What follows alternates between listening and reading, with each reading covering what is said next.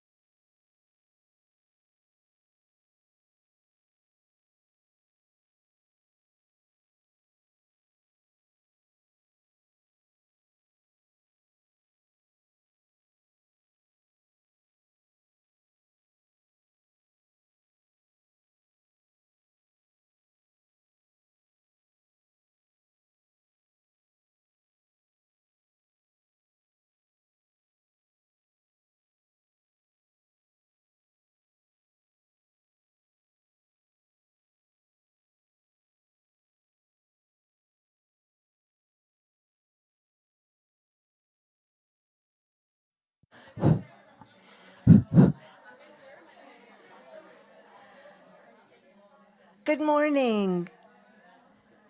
If you could find your way to your seats, we're going to get started.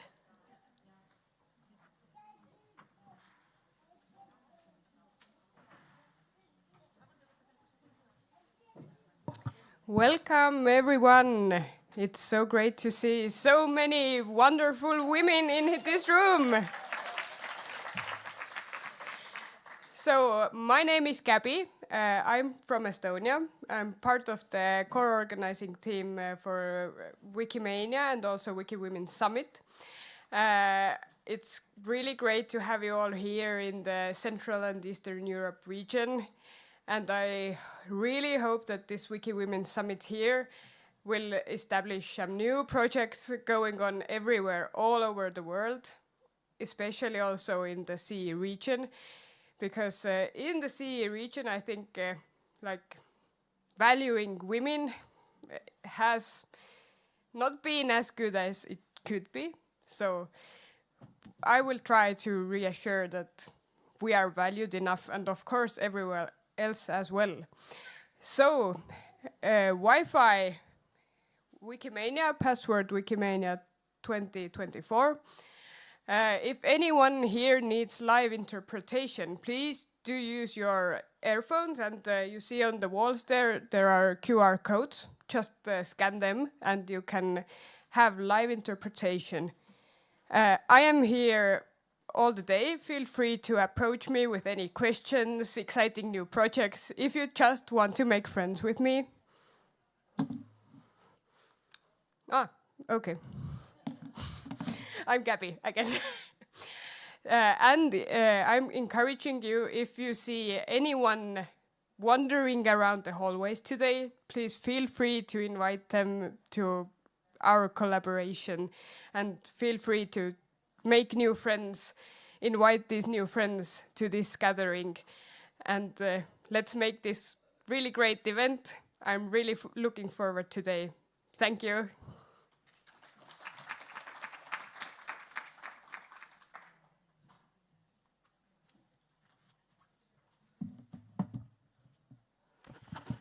Hi, everyone. I'm Rosie Stevenson Goodnight, and I'm happy to go over with you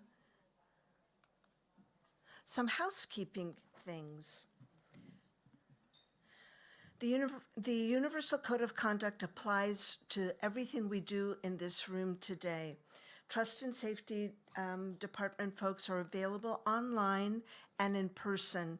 So if something makes you feel uncomfortable, be assured that if you contact one of the people sitting at this table, they'll be able to help you.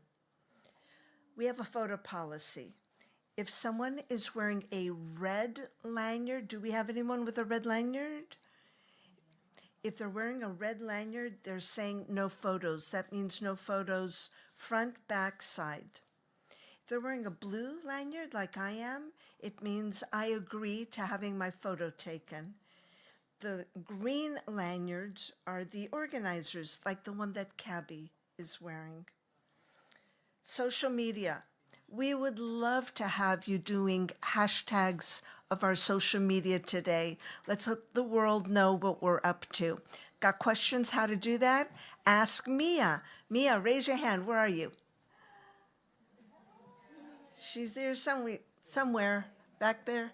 Okay, so ask Mia if you have questions, but you can see that the hashtag is hashtag WikiWomen24.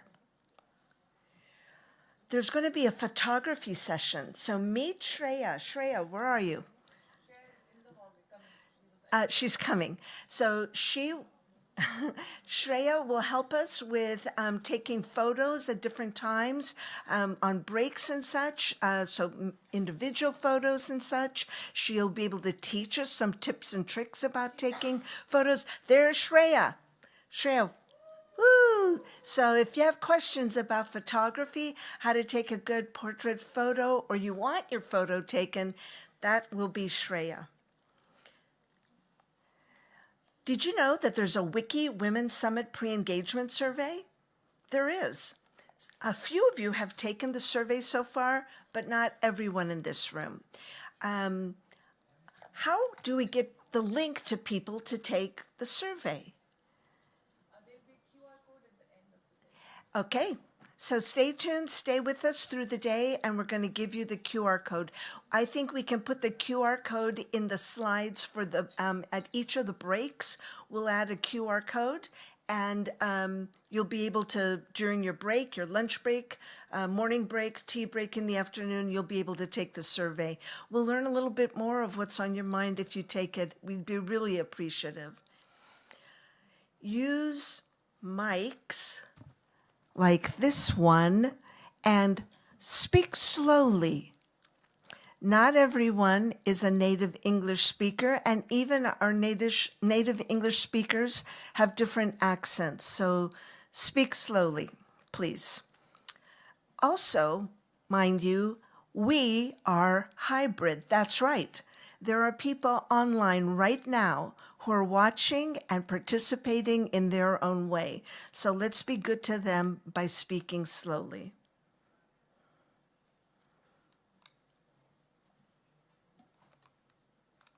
Wait. I'll get it right in a minute. Here we go.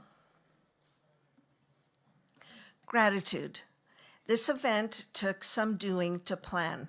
Even though this is our second year, it still took some doing, and we're not going to get everything right, so we'll ask for your feedback later. But this is the organizing team, including Wikimedia Foundation staff and the volunteers. What are we doing today? Our schedule is up on the Wikimania subpage for WikiWomen Summit, so you can keep an eye on that. But here it is. But wait, that's not all. During Wikimania, we're doing more. You can see that there's going to be a session on Thursday, tomorrow, in the Istanbul room. Check the schedule on Eventya to know exactly what time that is. And then do not miss WikiWomen Lunch. You'll learn a little bit about the history of it. The first one was called WikiChicks Lunch, but it will be fun. We're going to have a keynote speaker, our very own Barbara Klenn from the CEE Hub, and we're going to have some game playing, so that's going to be fun too. So please join us Friday for WikiWomen Lunch also.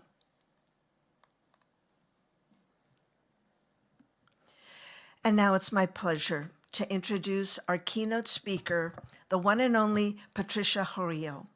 Patricia is a long-term Wikimedian, founder of WikiFesra user group, and she is the current project manager. She has organized more than, wait for it, 100 editatonas in Spain, and her work focuses on knowledge justice, the gender gap, and human rights on Wikipedia. Please, let's give a warm welcome to Patricia Horio.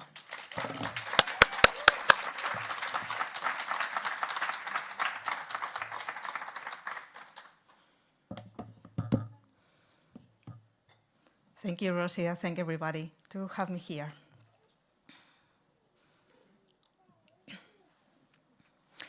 As a teenager, I was a big fan of the movie Labyrinth. I don't know if you remember it, or maybe you are all too young.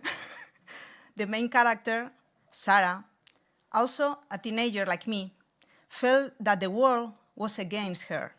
And every time something didn't go her way, she expresses her frustration by saying, "It's not fair." Without intending to, she finds herself immersed in an adventure that takes her to a magical world where she will have to overcome all kinds of challenges to reach the center of the labyrinth. As you can imagine, I felt very identified with her, fighting against the world and the frustration of not being understood. And I also used to say, "It's not fair." Years later, when I discovered Wikipedia, I felt like I was entering a magical world. a virtual place of collective documentation where anyone from anywhere could contribute to the narration of past and present events. For the first time in history, civil society could how could I not be fascinated by this tool? Doesn't it seem revolutionary? Doesn't it still seem magical? It took me a few more years to discover that this magical world has a serious problem: the lack of women editing content.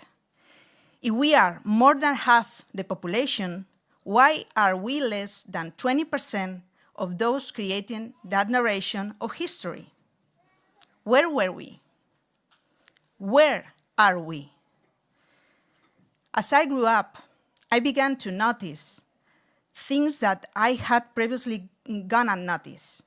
I have worked a lot in event and conference production, and always with women. However, we were usually not where the spotlight shines, but behind the scenes. We make sure the event goes smoothly. Communication happens, guests arrive, and even that there is no shortage of water. Event production is one of those invisible jobs that, despite being critical, does not get the recognition it deserves. The spotlight continues to shine on men in position of responsibility who get the photo, give interviews, and are credited as the architects of what happened. And in the Wikimedia movement, the same thing happens.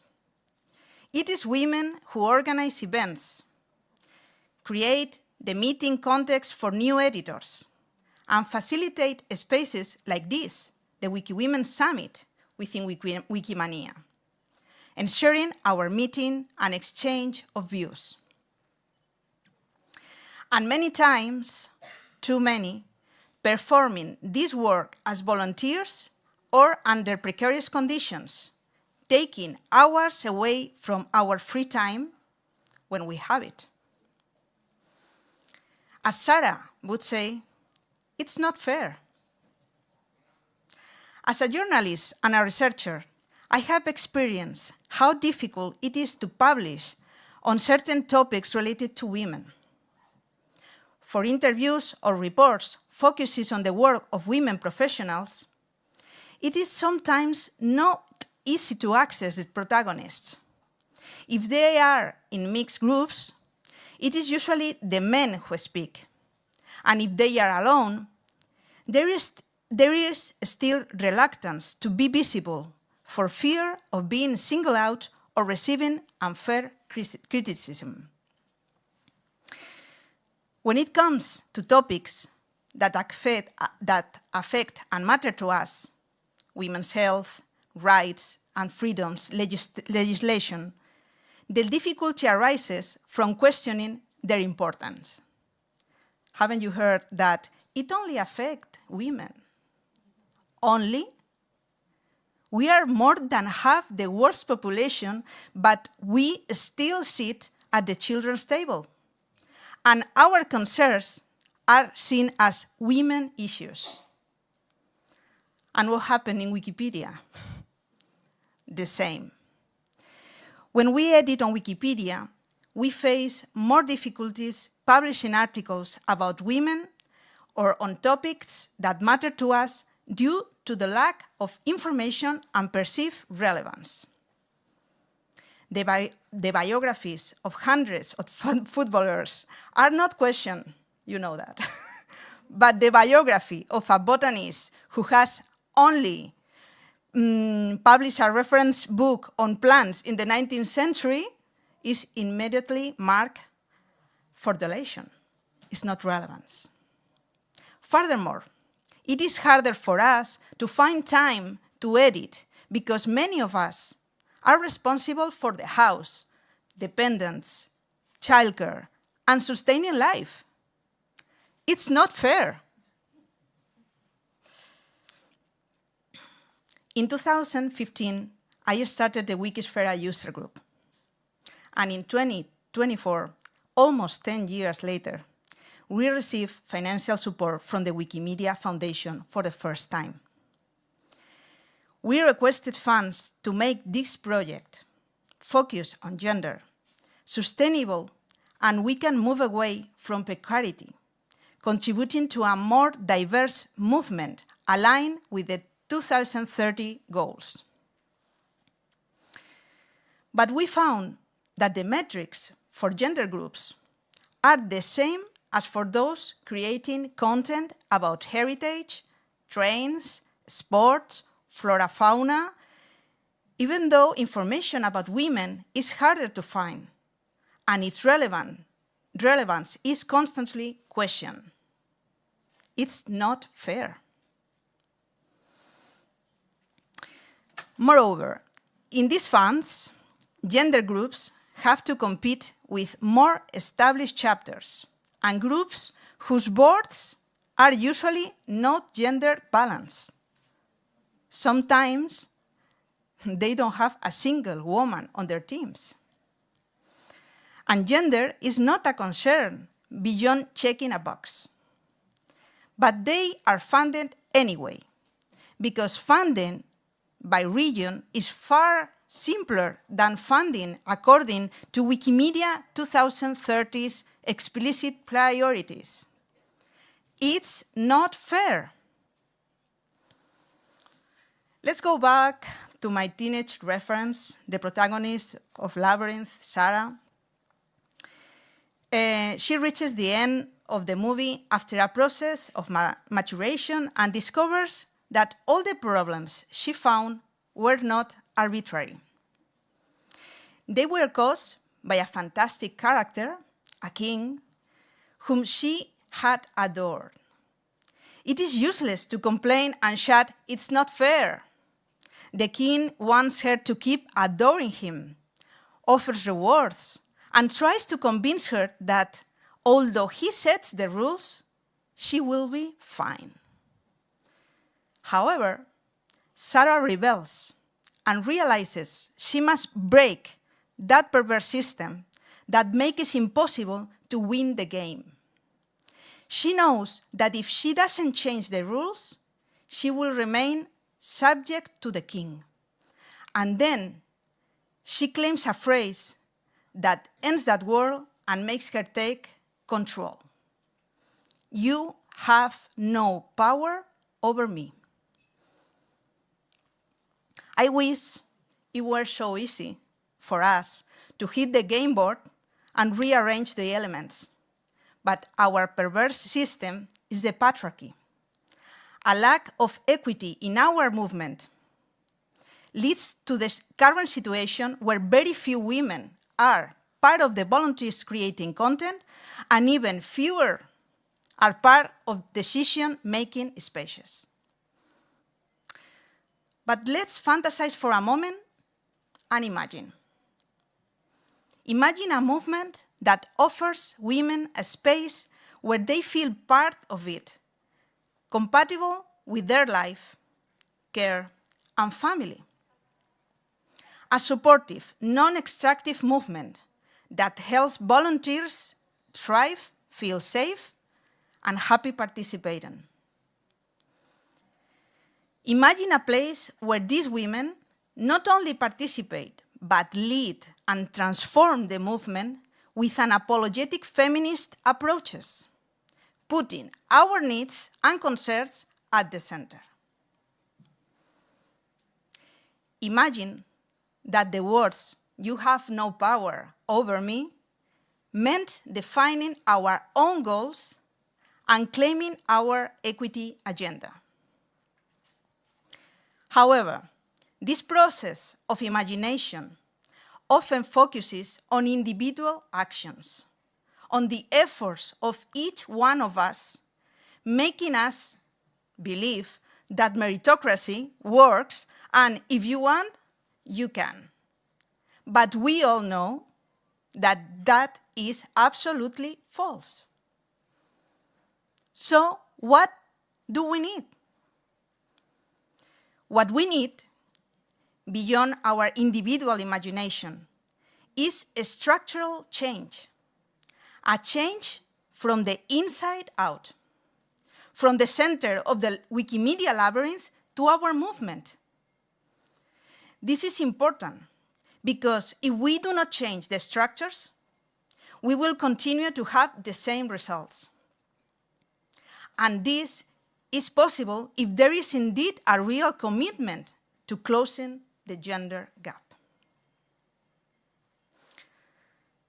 How can we reach 50% of women editing and participating in the movement if we do not prioritize actions over words? And prioritizing means allocating resources and presence with critical mass in decision-making positions. Women can and should be present in this movement under decent conditions. So, what do we need? We need that value event production in order to accessing decision-making positions, because edit counts is a male metric. It's not ours. Align grand metrics with the difficulties we face. An event with 10% participation of women is not the same as one with 100% of women. Link gender parity on boards to funding. Require a minimum but important percent of women in an organization to access resources. And last but not least, provide a specific and solid funding for gender groups. We should not compete within regional funding. That is the Wikimedia movement we could build together. We even support networks that strengthen us, building projects that highlight women's contribution in all spheres of knowledge, demanding and designing funding policies that not only promote equal opportunities, but celebrate equity as a pillar of our mission. Let's use together that you have no power over me against invisibility and against the actions of those who deny the existence of this bias that condition us and conditions the narration of history.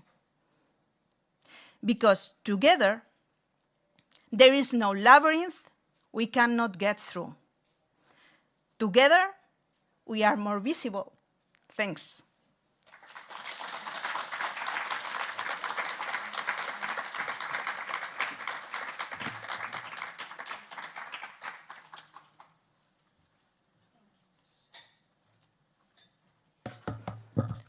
Well, that inspired me. I hope it inspired you.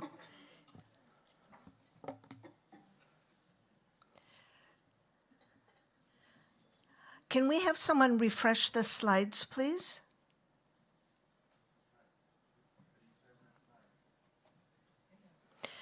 Next, we're going to have a welcome from the Wikimedia Foundation and then the group photo.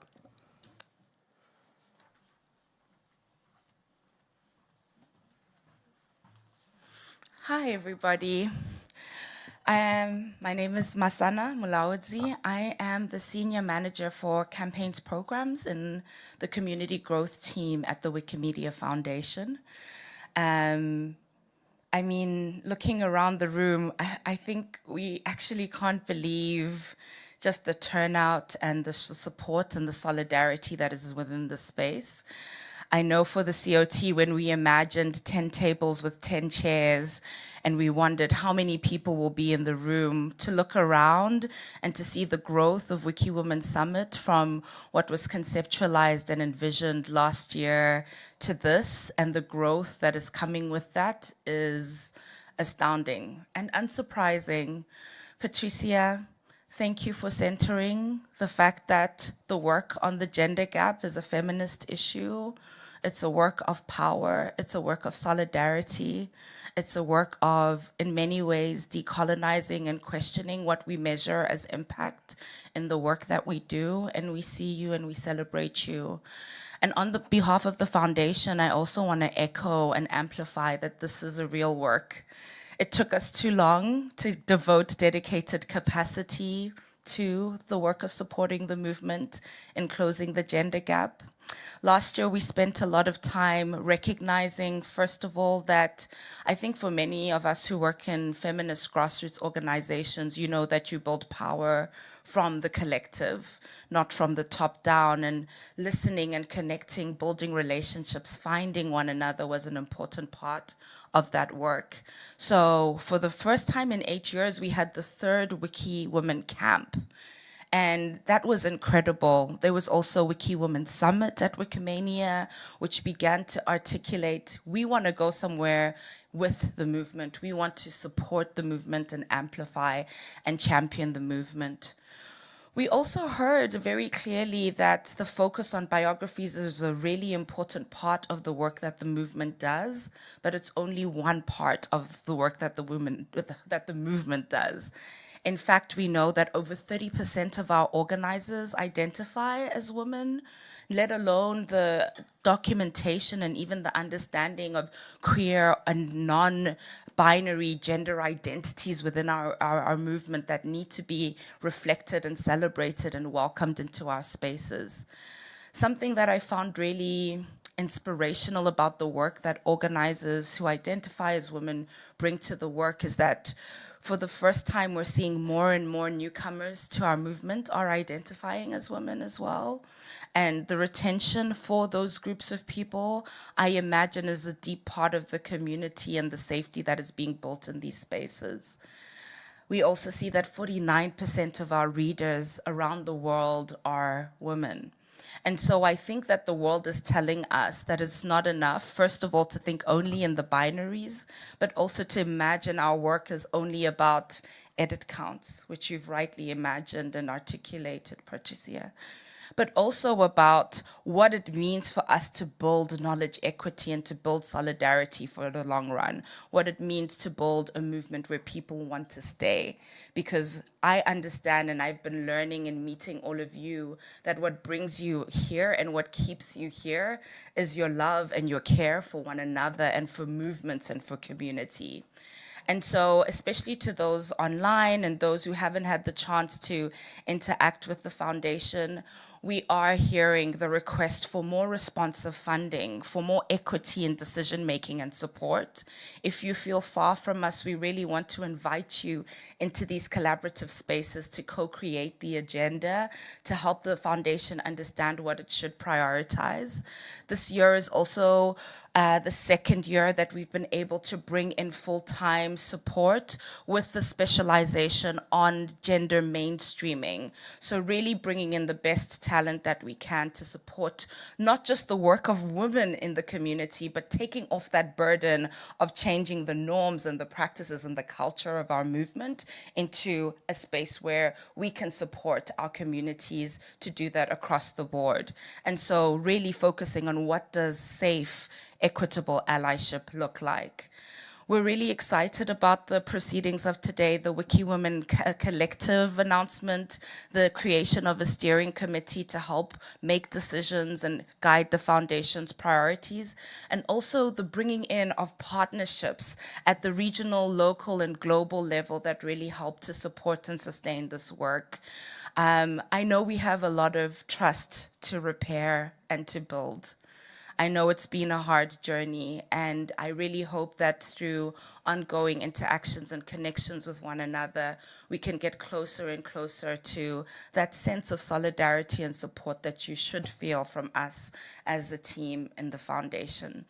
So thank you for having us here, supporting you. I am your runner for today, so if you need anything, put me to work. I'm happy to get you connected and supported. And one of my first tasks in that light is actually a group photo. We have a request from media to be able to take a photograph graph of the WikiWomen Summit proceedings for external media. The original photo was just for us, for our movement to go on Commons and to celebrate the day. But I wanted to ask consent before I bring in any external media sources. So I don't want to put anyone on the spot, but maybe by a show of hands, if you're not comfortable with that, you can let me know so I can alert you when they're in the room and you can decide to opt out. Would anyone not want to be on international press for a photo? Please feel free to come to me if you are uncomfortable with that. Okay, I see 2 hands. Anyone else, just let me know. We have our amazing branding team, Matuto. I know you've pulled all of the strings to make this possible.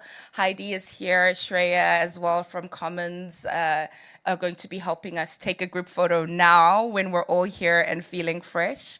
So can I hand over to you to help us get organized?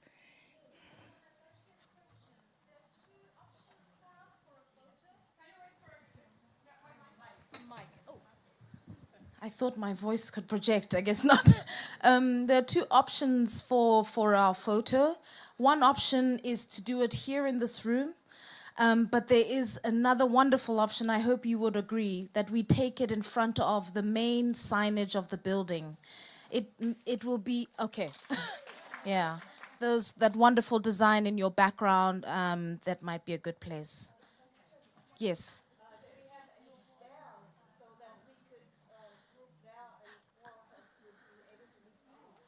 Unfortunately, it is not a tiered surface. It's just in front of the signage. So no, we don't have that option. But we have a really great wide lens. And Camilla here will be our photographer. She's going to do our best, to capture you. I have a question. If we leave the room, what about our purses, our laptops? Is it safe to leave our laptops, our purses, etc.?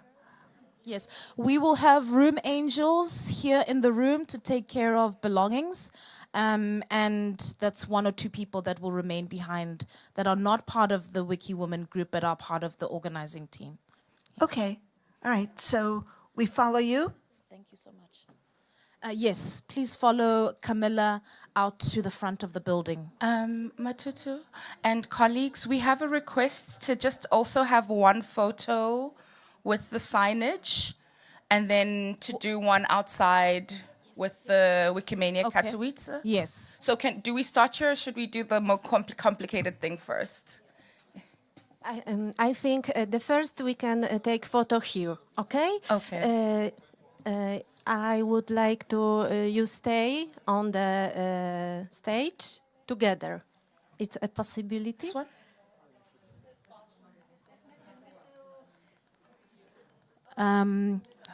So Okay. if we could gather around the front end of the room, Camilla will stay this side, and we can grab a picture with the signage on the slide and the pull-up banner.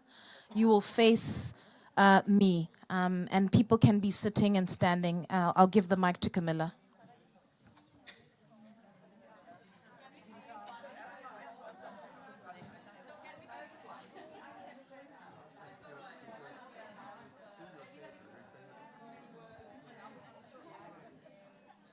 Sorry. Thank you. Suddenly speak Mandarin, sorry. Your hair is looking very nice.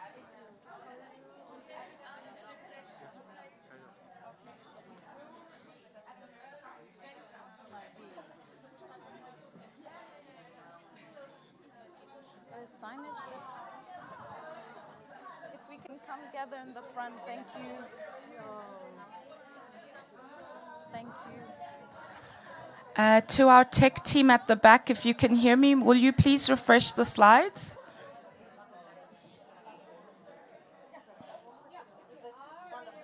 Okay. Morning. How are Thank you.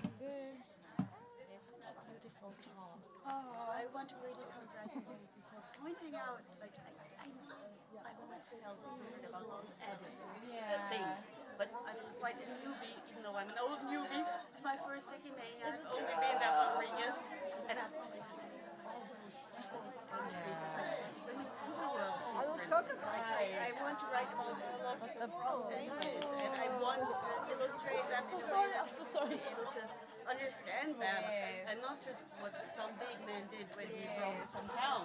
Yes. Oh, I'm so happy to hear that. And I think part of what we need is, because we hear a lot of voices at the foundation, a lot of the voices are usually men. Yeah, And they're like, this this is is the 100,000 edits. It's like, yeah, great, you have 100,000 edits. I What only does have that 5,000. actually Does that mean? make me small? No. No. And 5,000 is incredible. And 10 is incredible. It's volunteer work. Yeah. It's meant to be joyful. Asana, I'm Lydia. Hi, Lydia. So nice to Such a meet you. pleasure to meet you. I hope it's not the last Wikimania. No. Yes. What are you wanting? There's the banner. I'm so banner. sorry, Lydia. It's all Yeah. good. I think we can carry the banner down because the projector is actually creating shadows on people's faces. Okay, it's not gonna work. Okay, folks, I'm so sorry. We tried, but the lighting in this room is not great. The projector's creating a shadow on all of our faces, so we're gonna take the banners downstairs. So maybe if we have someone lead the way, do you want to assign Matutu? Here's a Okay, there's a hand waving there towards the bathrooms. We go together, or we don't go at all. We're gonna go to take the photo downstairs.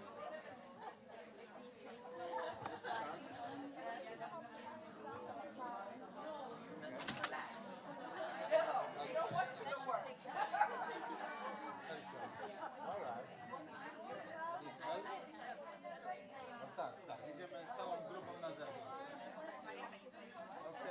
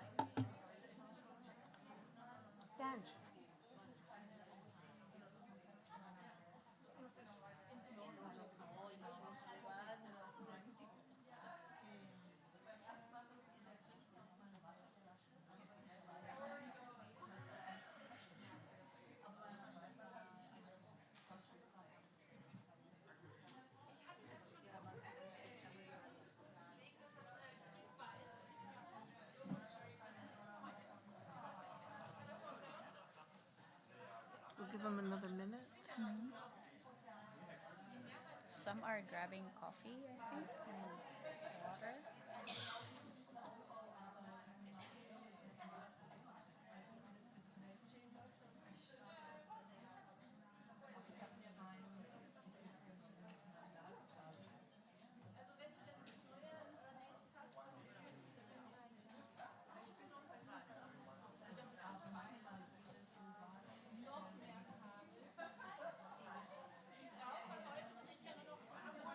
Okay, so I've got the speaker notes here. I'll say this, then I'll go to this slide and you'll say this. This is all of your stuff. You want to add something on the previous? I'll say 3 words, 3 sentences. Then this is all yours. I just pasted it. Okay. And then I will say this. Yeah. Is this big enough? You want me to make? This is 14. This is 14. I'll say more.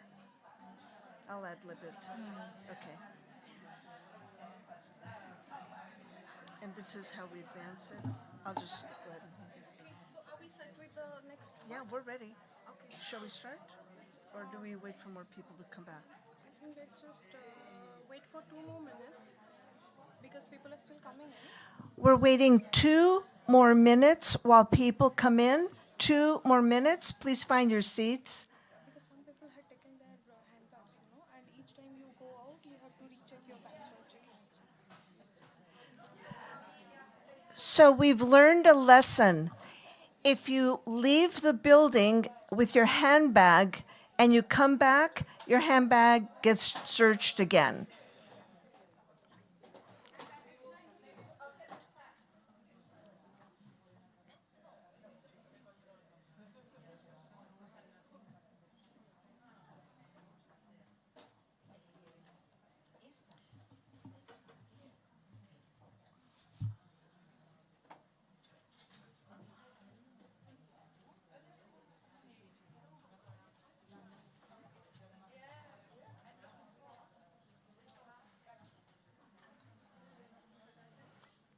All right, let's go ahead and get started. In the interest of time, your time. Welcome back, everyone. It is our pleasure now to present to you the WikiWomen Summit commitment. Let me start by saying the WikiWomen Summit was founded last year by Vanj Padilla and me. The history of that is that the core team organizer, Butch, said to the 2 of us, maybe 6 months in advance of Wikimania 2023, do you think you could pull off putting together a WikiWomen Summit? You don't have to deal with getting people to apply for scholarships. They're already doing that. You don't have to deal with finding space, a room, preparing for lunch and such. That's already been handled. You just put together a program and run it. Do you think you can do that? Oh, what do you think we're going to say? Of course, we said, yes, we'll do it. Yes. And so that was last year. And here we are in 2024 again. And as you will find out in the next few hours, we're headed to Nairobi too, next year. Woo! Here's our commitment. So for our commitment, the WikiWomen Summit, I have put together a simple words of commitment stating that we, the global WikiWomen, harnessing our collective strength, commit to fostering a community culture embodied by inclusivity, respect, equality, and support. We pledge to contribute our talents, time, individual and collective perspectives to drive growth, solidarity, and harmony in our common goals, as well as the goals of the Wikimedia movement. We will actively support our community and mentor other WikiWomen, empowering them to reach their full WikiWomen potential. Through collaboration and open communication, we will build strong relationships and create a positive volunteer environment where everyone feels valued and supported. By working together and building partnerships, we will strive to create sustainable and impactful change. We also commit that we will support WikiWomen Summit at Wikimania, making it a traditional gathering of Wikiwomen from across the globe, connecting and engaging with each other in person or any other such means possible, and institutionalizing WikiWomen Lunch in our respective communities as a means to strengthen our commitments. We are dedicated to inspiring and motivating others to join us in our mission to build a resilient, better, and stronger Wikiwomen, leaving a lasting impact on our communities.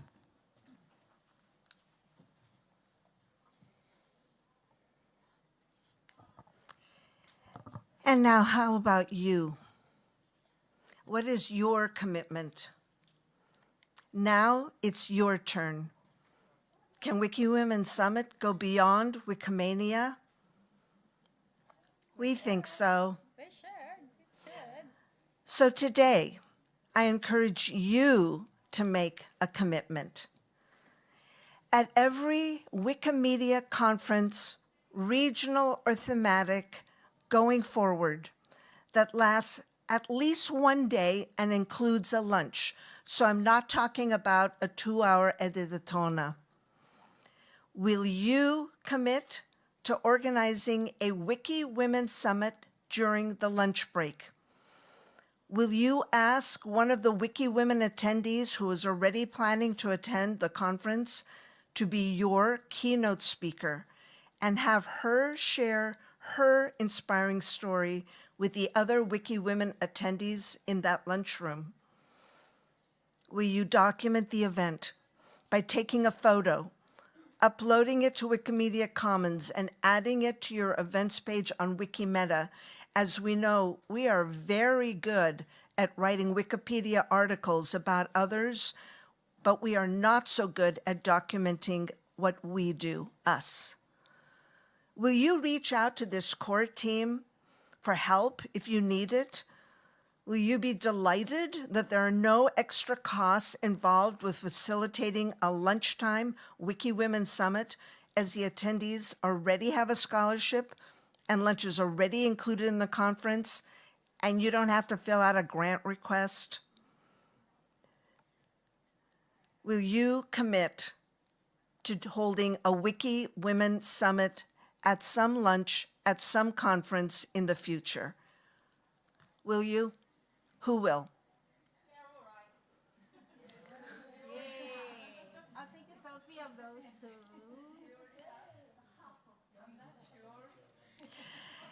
Thank you. Thank you.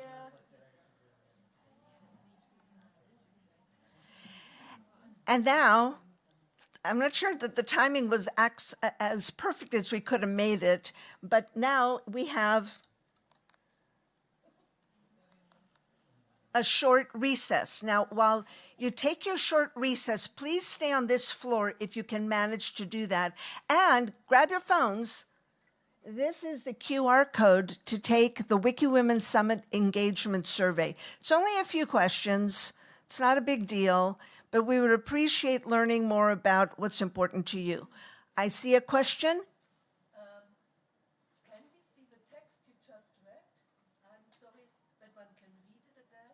Can you give some Yes, QR yes. code and something so that we can We read it up? will give it to the slides later so you can access. All right, you have a few minutes break now. Please stay on this floor if you can manage that. And let's be back at, oh, the time is off there, so sorry. At the 1/2 at 10:30. We'll see you back at 10:30. We'll update the slide, apologies for that. 10:30.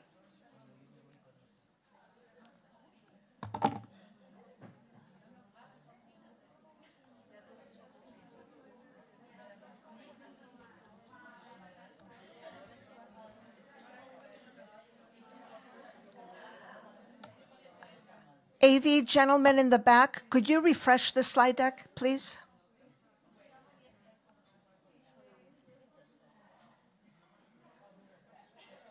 All right. See you at 10:30.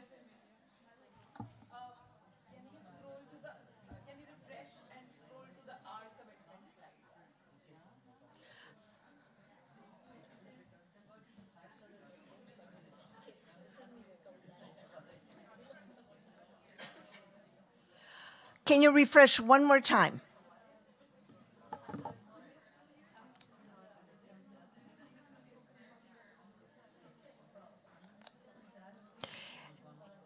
Here's our commitment. One more time, refresh. Refresh one more time. They made it smaller print, I think.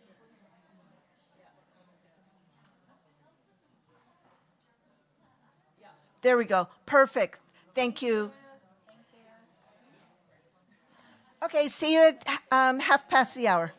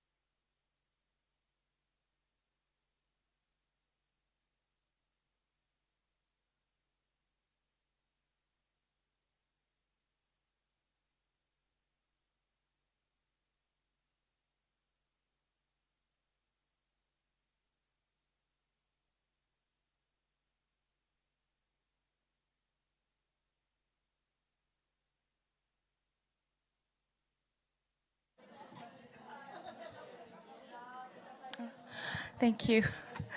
Hello, everybody. As we come back in for our next segment, we have, just to let you know, the journalists are in the room. They will respect the photo policy, but if there are people who don't want to be in the photo, please feel free to temporarily move to the side. We have a colleague, I didn't get your name, I'm so sorry. Amza. Amza at the back, who's going to be facilitating the space. If you have any concerns, please come to me or Amza. And I would love to hand over to our WikiWomen Camp Strategy and Next Steps colleagues, Chinmay, Camelia, and Manav Preet. Thank you.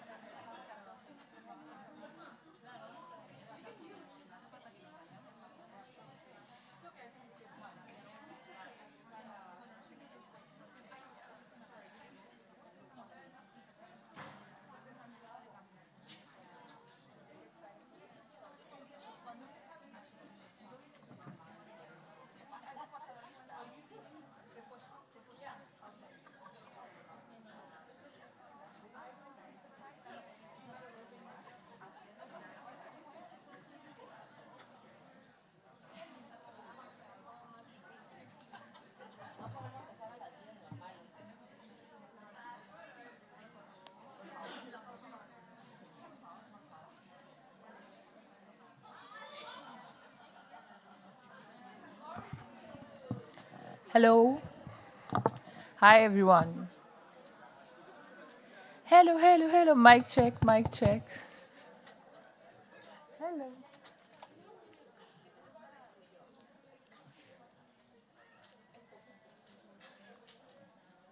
Okay.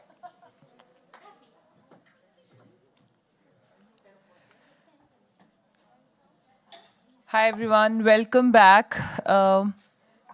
I'm going to start while I'm waiting for my other team members to finish off their coffees and be prepared for this session. Hopefully, this is not going to bore you, but even if this sounds a little boring, I'm sure the coffee is going to help.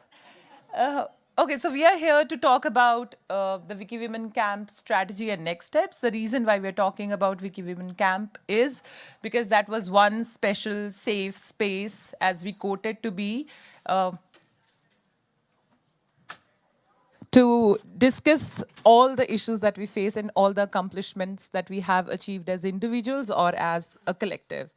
So the one of the purpose of discussing the strategy here is that there was a lot of discussion about different themes about strategy of advancing this movement forward, the movement related to advancement of women in the movement. And then we wanted to take that conversation from a closed group of people who were able to attend the camp to the larger set of audience. And this is one intentional step in that direction. But this is not the only one. This is not the only space where we are going to talk about the strategy of the WikiWomen camp. There are going to be multiple conversations around this, and we hope that we'll find more people in the room who are interested to be the liaisons for this work, who select or who decide to join the WikiWomen Collective and be the forces to take this to the global level. So as a part of the research cohort at the WikiWomen Camp, there were 3 things that were discussed. It was research, hubs, and engagement plan. While we'll start talking about each one of them, we'll share why we specifically focused on these 3 and not anything else, and how we actually managed to cover everything that impacts our engagement and our projects in these 3 thematic areas. But before that, I would like to show you this video from the strategy cohort. How should I play this?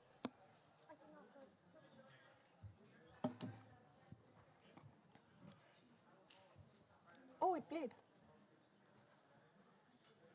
Sound? Help with the sound.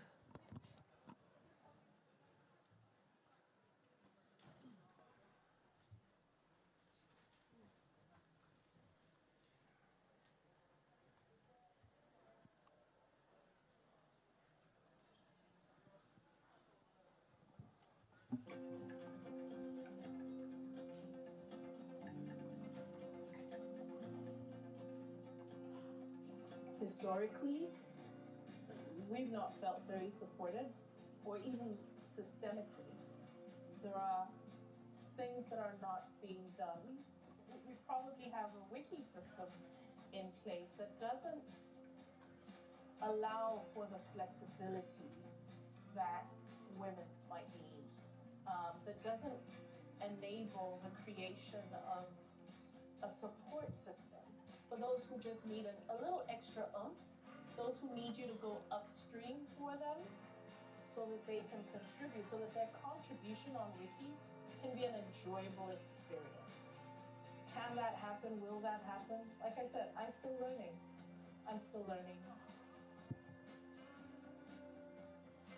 We need more research, we need documentation, and we need to centralize what all the different projects in all the different languages are doing concerning gender gap. So we need to centralize and also to regionalize, because there are language issues. There are many people and projects I know in Africa, they don't master English, and it's making a divide throughout the movement. A lot of our projects have been based on the research that has been done. And that's why we realized that it is important that we keep on mapping the current status. That's the main theme of the strategy cohort this time. There are 3 sections. We're talking about research primarily, and the past and future expectations. We are speaking about creating a steering committee or a hub maybe. But yeah, a unit which is focused on providing support to women, and also we're going to consider gender equity as a priority area. And all those people who have been instrumental in shaping our projects are actually aware of the relevant needs that we have and are able to provide us with the relevant data, so that we are actually able to move beyond the current projects and able to design something new. I am in the strategy cohort, and we have had intense discussions about strategy forming, but specifically catered to gender gap and women. How can we bring in more women to our movement? How can we empower women in ways whereby they feel comfortable to be editors, to be contributors, and be a part of this movement? I need someone to have a framework that I could just take and do something that I need to do. We experience different types of challenges as women on Wiki, and the hub conversation is about understanding, mapping what those issues are, what those challenges are, and how do women and non-binary folk in the movement currently receive that support? Are there avenues and structures that currently provide that support? And where's the gap?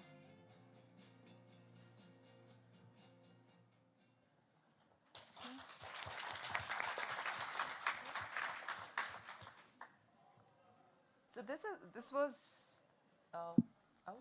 it's playing again. Yeah. So this was a brief overview of what we did there in the 3-day camp, but also one of the discussions at the camp was that 3 days are not enough for us to actually come together and brainstorm about all that needs to be done, because the last camp happened 7 years before the 2023 camp. So we can't afford having this kind of gap between the 2 iterations of the camp, and that was where we actually realized that an event like WikiWomen Summit can be a buffer thing where we are coming together, discussing the progress we have made, the work that we intend to do in the coming year, and it can be a constant point of touch where we meet and we collaborate, we discuss, and we learn from each other. So one of the basic concepts of the strategy cohort was research. So the idea was that we want to do a background research, understanding and background review of the research that has been done. As we've heard in this video as well, a lot of the projects are based on the research which is not only done inside the Wikimedia movement, but also by the external allies, by the researchers that are not necessarily part of the movement. And this research is not only about how they are studying the gender gap, but various aspects of gender gap as well. So they are studying the different categories of gender gap that exist, where there are studies about the content gap on different language projects, different projects like Commons, Wikipedia, etc. as well, and their language versions. Also, the gap that we have in participation, how we participate in different events, the number of people that receive scholarship, the number of grantees that we have in the movement, all of that. And the third one was consumption. How do we really consume this information? How do we really have access to all the resources and information which is there? And how effective collaboration do we have here in terms of creating an impact for resource generation in the movement? Sorry, sure, I'll do that. So one of the outcomes of the discussion was to share a research design. So basically to facilitate awareness. So one of the things that was realized at the camp was that all of this is happening in their individual spaces, in their local level, and there is no connection in between. These research studies can improve a lot if there is a network of people from the movement engaging with everyone who identifies as a researcher in the gender gap, so that there's exchange of what is needed to be studied and also the focus area and the expertise that the researchers bring. So with this, the two overall questions which were discussed in this session were, what are the different streams of research that exist in the Wikimedia movement, how those research, if not directly, indirectly impact how information is being generated, how information access is simpler, and how that impacts the participation of women in the Wikimedia projects. The second section was, what are the intersections and collaborations between all these? And then, yes, we definitely talked about hubs. One of the key areas where which we discussed during the hubs conversation was, should this be a gender hub or should this be a diversity, equity, and inclusion hub? Because this was an ongoing conversation. Both of these hubs are needed if we talk about how the hubs are being proposed and how they're expected to be the support units within this movement. So when we had this conversation, we also realized this was something which was shared by majority of the people in the room, that in order to have a conversation in regards to setting up a hub, we need to have a task force who can actually be responsible to hold that conversation, to bring different perspectives to the table, to understand what is being shared by different people based on their different experiences and their needs, and then lay out a plan on what needs to be done. This session was closely done by Barbara, who's also going to be the keynote speaker during WikiWomen Lunch and is also a key member of the CEE Hub. So we wanted to utilize the existing experience as well in the movement, and there were other people involved in the conversation as well. One of the key outcomes from research was also to create a group who can actually facilitate conversations with the larger audience in the movement for any researcher who wants to study gender gap. So there was a realization that of the need to create a unit, a task force.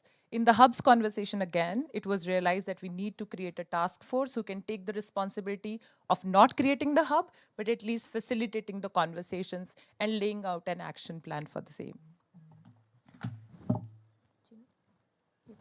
So the hubs also are going to be based on research, because there's a lot of existing information from the experiences that people have from the hubs that they have set in their own regions, their failures, their learnings from the experience as well. We don't have to reinvent the wheel. We can utilize what is available to us.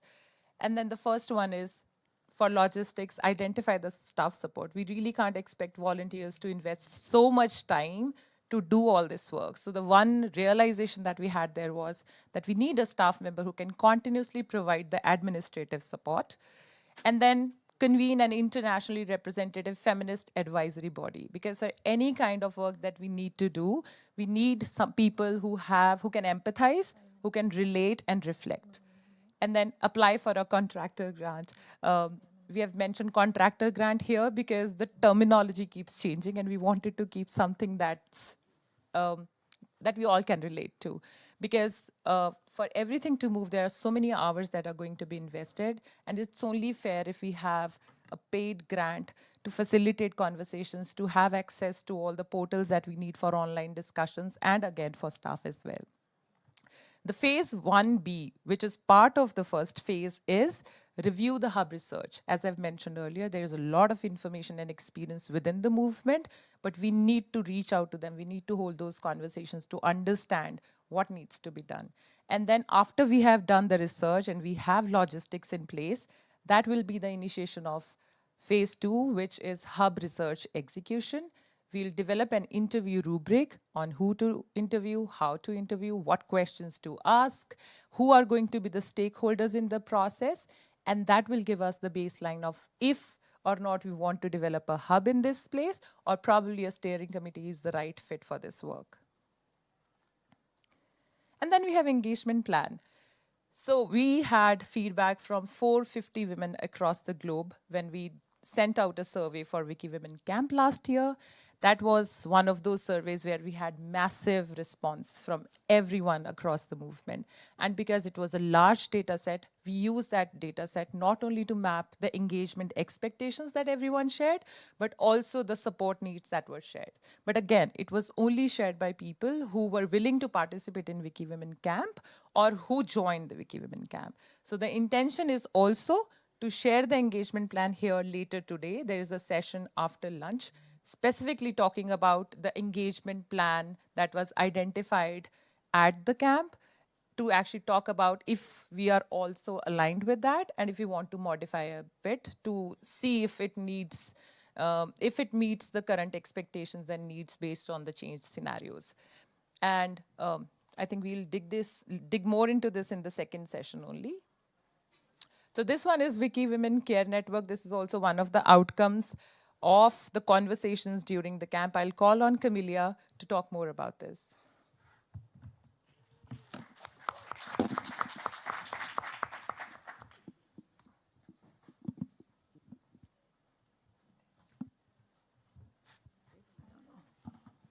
Let me see. So, hello. During the WikiWomen camp, we talk about having a care network because we are talking about diversity since 2016, maybe. We're starting to talk about diversity, and we know about a lot of cases of harassment in our projects in a lot of languages. So during the strategy, we talk about a lot of these issues, the issues that the gender gap, who is working on the gender gap has. And we identify a lot of situation of harassment, a lot of situation of health, community health. So one of the 10 recommendations is about providing security and let me see, which is the provide for safety and inclusion. So during this recommendation was talked about having support networks about harassment, having a path of where people can bring situation of this kind. We talk about having all together in order to avoid this situation. And we know that in this moment we don't have proper networks to do this because we have a trust of safety department, but it's not quite immediate in helping situation of these cases. So we talk about having a care support, a care network, in order to have a hotline, to have psychologists to help people in case of harassment, and even talk between each other sometimes helps. So we need the concrete things to have and to do it. We have some, yes, can you please scan this and we have some questions for you.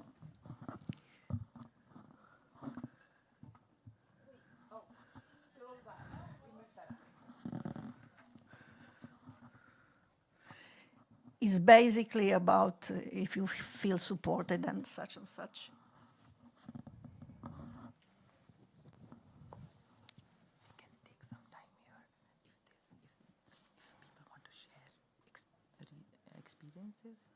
When we talk about challenges faced, we should take time. We can take 10 minutes every slide for them to reflect on what challenges they face. Mm-hmm.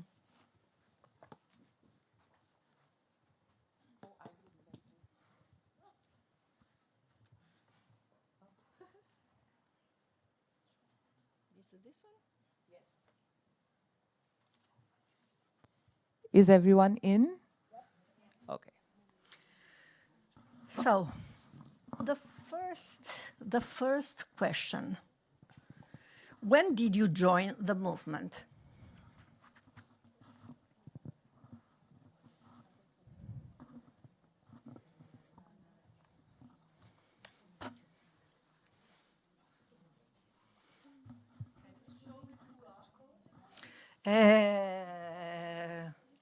From that side, can we show again the QR code, please?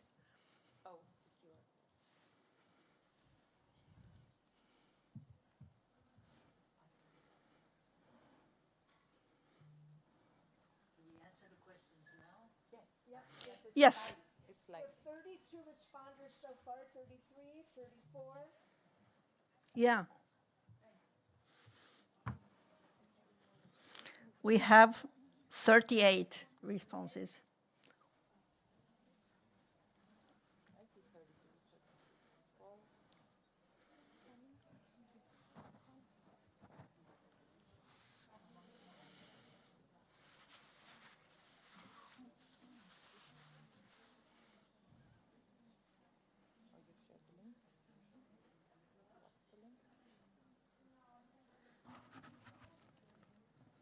Someone is surprised. Can you raise hands if you have not been able to enter this room? We have two people. Nitesh, can you help them with the QR code? Someone can help. They need to join this slides. Which group? Okay. But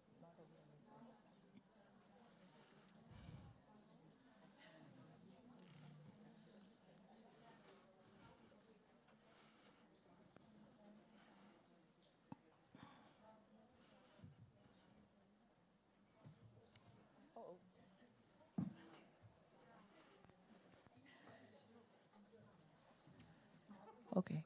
Can you move to the next slide? Can we go to the next? Yeah. What should I do? Yeah. To the previous slide again. Please show the QR code again.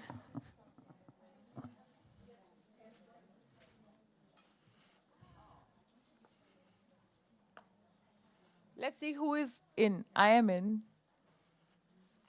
Who all are in? So everybody did it? We are all in? Okay. Any problem? No, we are 48, 40, 50 people in the room. Yeah. 50 responses so far. 53. Yeah. 54.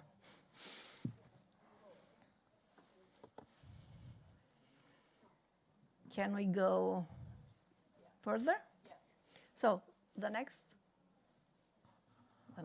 slide.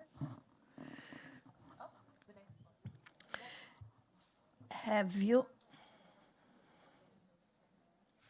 So the join the movement is passed. Okay. When did you join the movement workforce? WikiWomen workforce.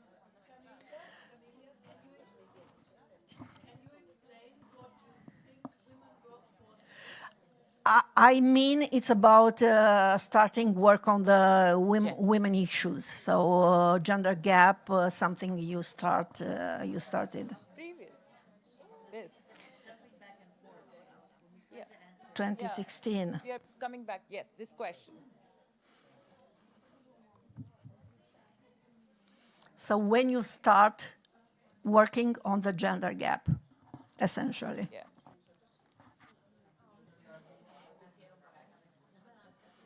Oh, mine.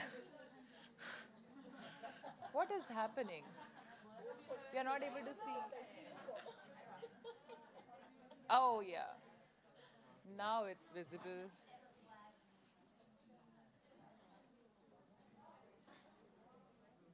Okay, we have people who joined in 2004, 2006. We have the results. Yeah. Okay. Third questions. Women. Are you okay? We can go. Okay. Have you ever faced challenges because of the gender identity while contributing to the projects? So do you have problems on being a woman? Please be sincere. What? Oh, time. Challenges, I don't know. challenges that- Deleting an article, being harassed.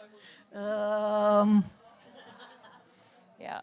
Such Being and told such. you can't do this. We know that everybody Oh here my God. So the reflection is a sad experiences reality. this one. Oh God. The 40 women who are saying they face challenges. So, and someone has something to share.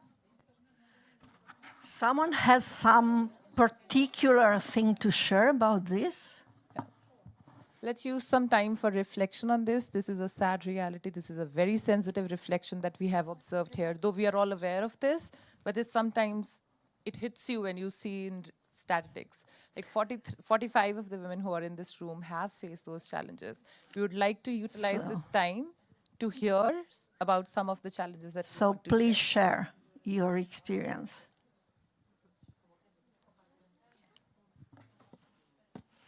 I think most of us are paid less than men everywhere we're working, and we start from here, and it affects all of us, right? Yes, I am present in Wikimedia, Amical Wikimedia, in Catalan Wikipedia for Administrated. I was censored because I am feminist.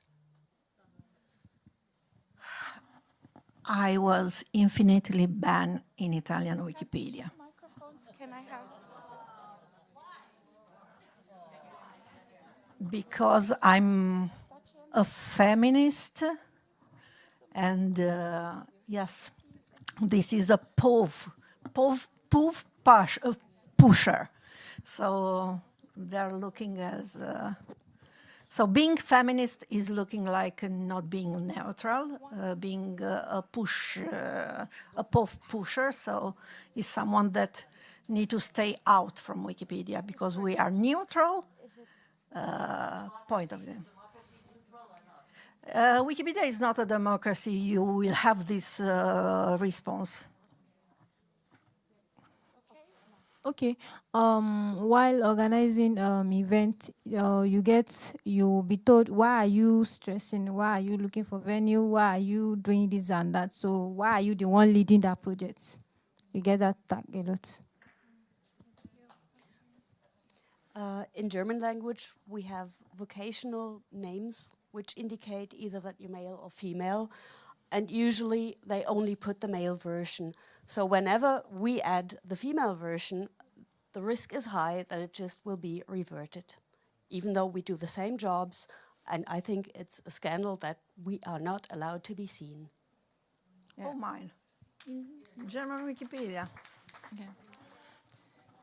Okay, I left my local chapter because the men didn't enjoy my personality. So we love it. Oh, you have one?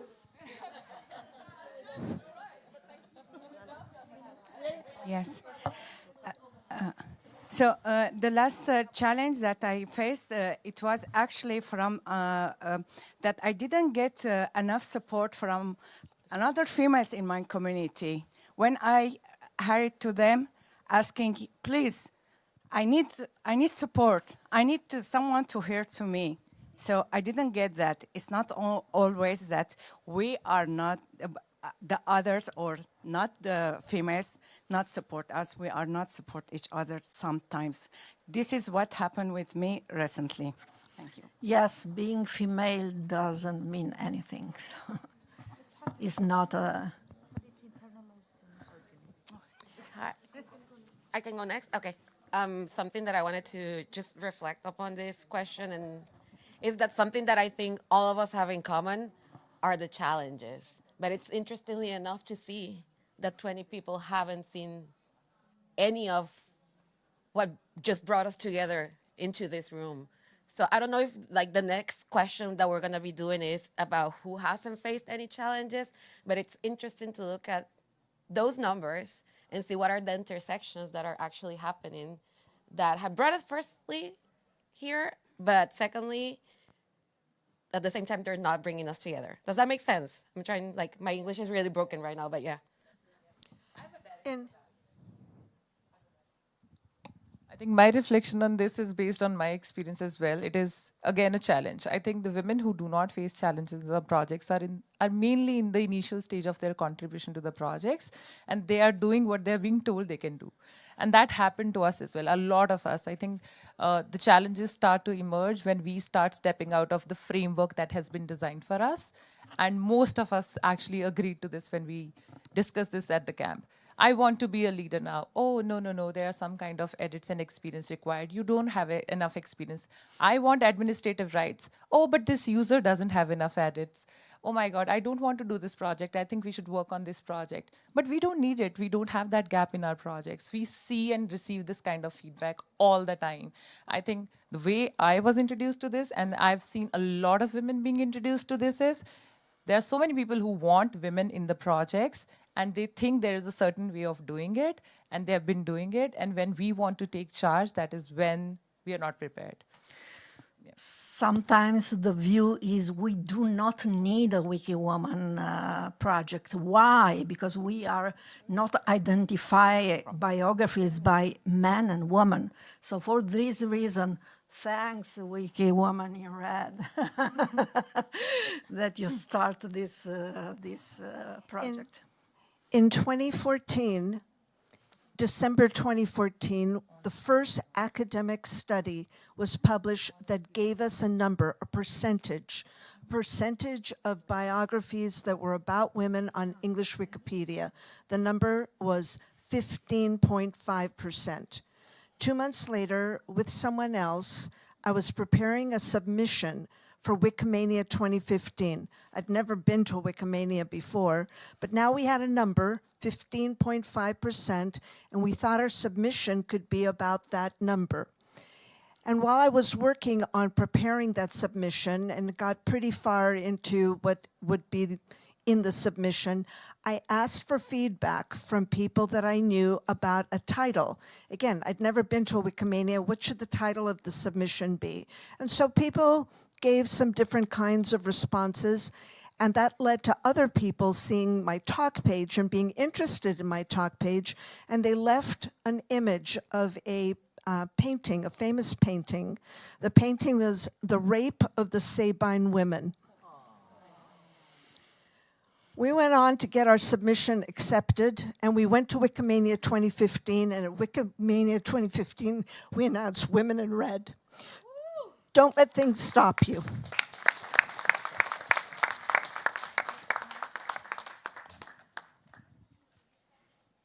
Hello, I want to tell a story about Hebrew Wikipedia. Hebrew is a biased male language. If you want to say for a group, you have to say it in male, not as a woman. So now we have an election for a checker, and the title was from male and from woman.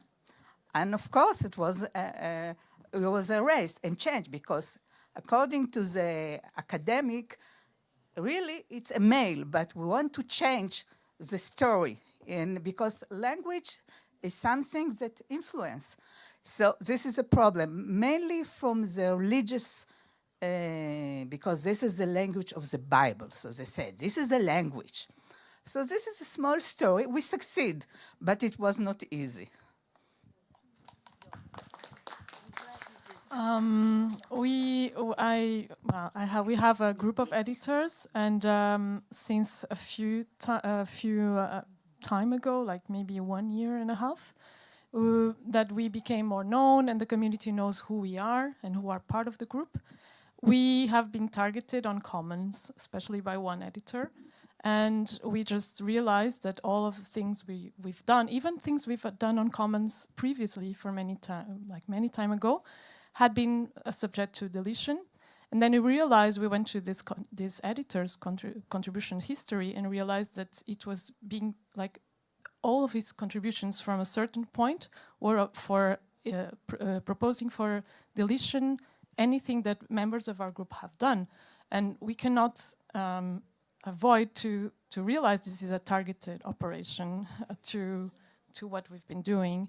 And I think it's exactly because we're challenging, we are organized women and non-binary people doing gender work on Lusophone Wikimedia, and that is just bothering people. But we will be strong and we will continue, because that's what also motivates us in the end, is to actually to keep doing this fight. Thank you. Katsumo online. So we have a very vibrant community online joining us and sharing comments. And we have one from Katsumo that says, many articles in Wikipedia systemically neglect women, their work and their achievements. Women often appear as a man's wife, mistress, or girlfriend.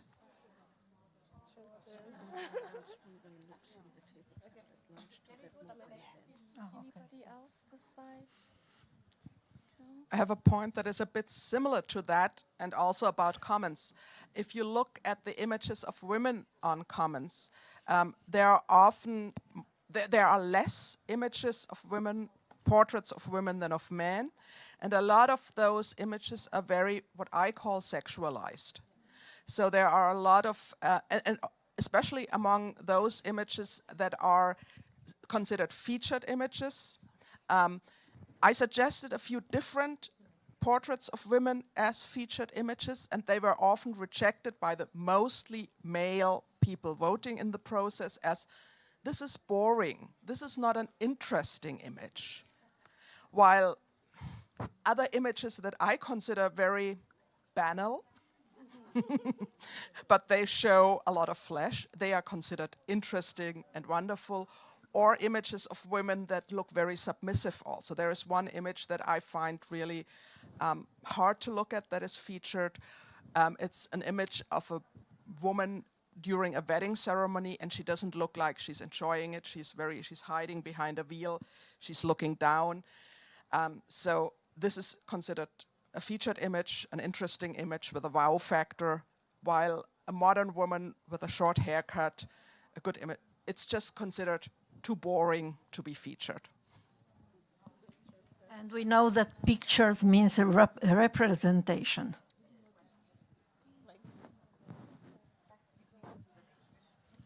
The last comment, I saw a hand there. Yeah. Then we. Yeah. In January, we face a big challenge because in the French Wikipedia, there are very transphobic sondage polls about the day naming trans people. And with Les 100 Pages, my association, we are risking the banishment the same like Camellia, and we are very happy to be supported by the community, and it was very, very important for us. Thank you. Yes, it was hard to read these discussions. So let's take the next question. Okay. For the challenges you faced, did you feel supported?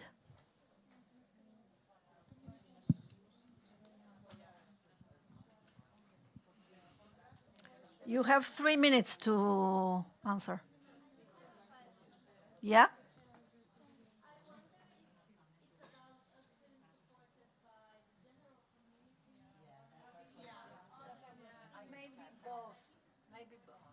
I think the reason why we have framed this question this way is because more than what is being offered, it's about how we feel. So the question is, for the challenges you face, did you feel supported? It could be anything. Yeah, there could be someone talking to you endlessly about your experience but not contributing a bit to it.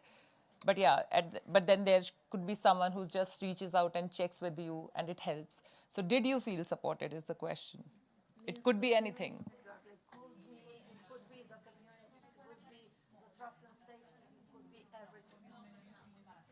So could be anything, community, trust and safety. This helps us to understand if we can have a network to support behind. So if you have this kind of support before. Okay. 2 minutes.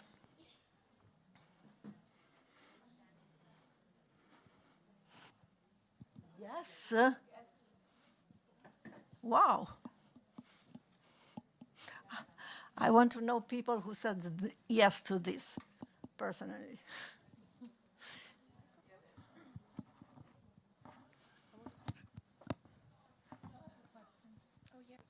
It's just a question. You don't want the microphone?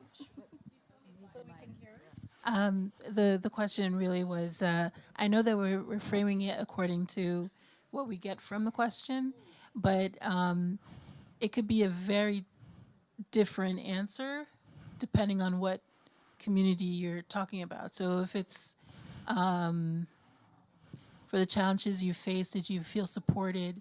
Depending on support from whom, it could be completely different answers. So I'm just curious if we can break it down. Okay. Okay.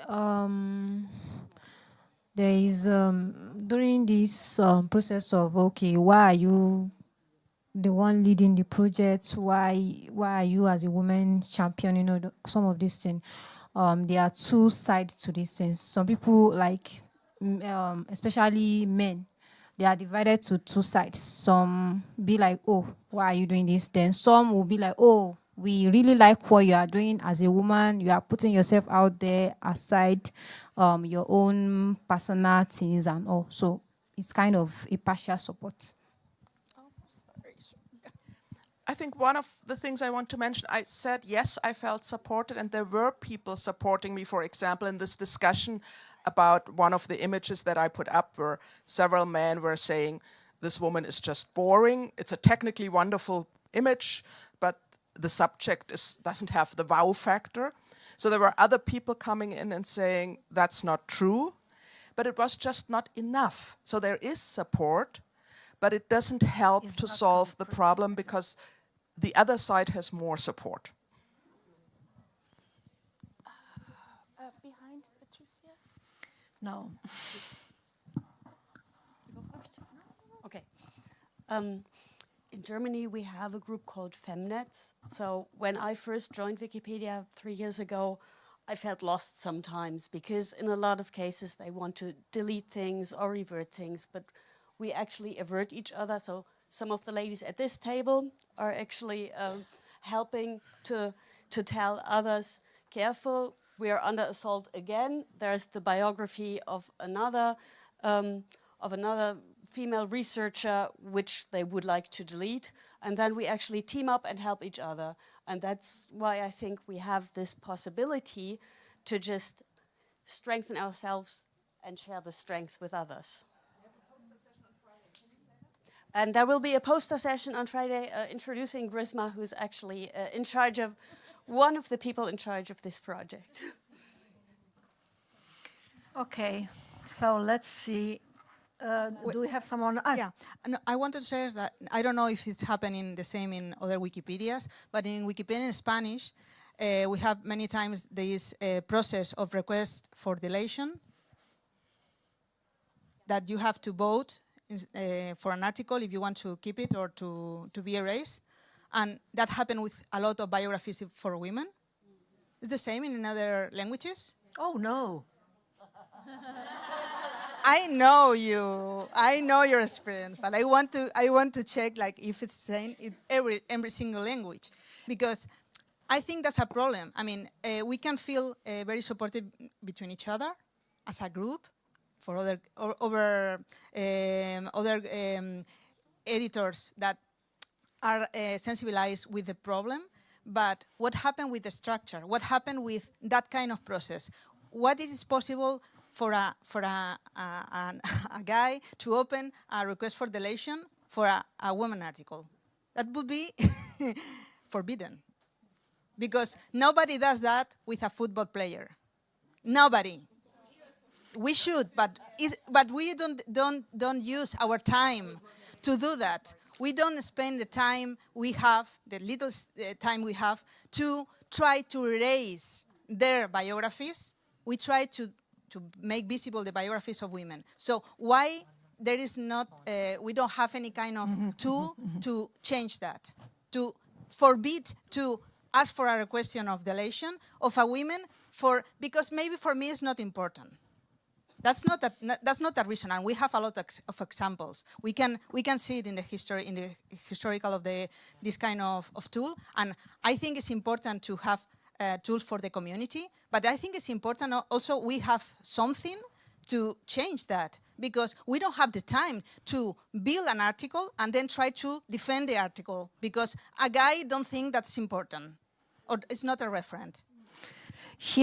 It's a request for the tech people. We need tools that say the percentage of deleting articles for women and men. I'm so curious because they say it's not true that women are more signed for deletion.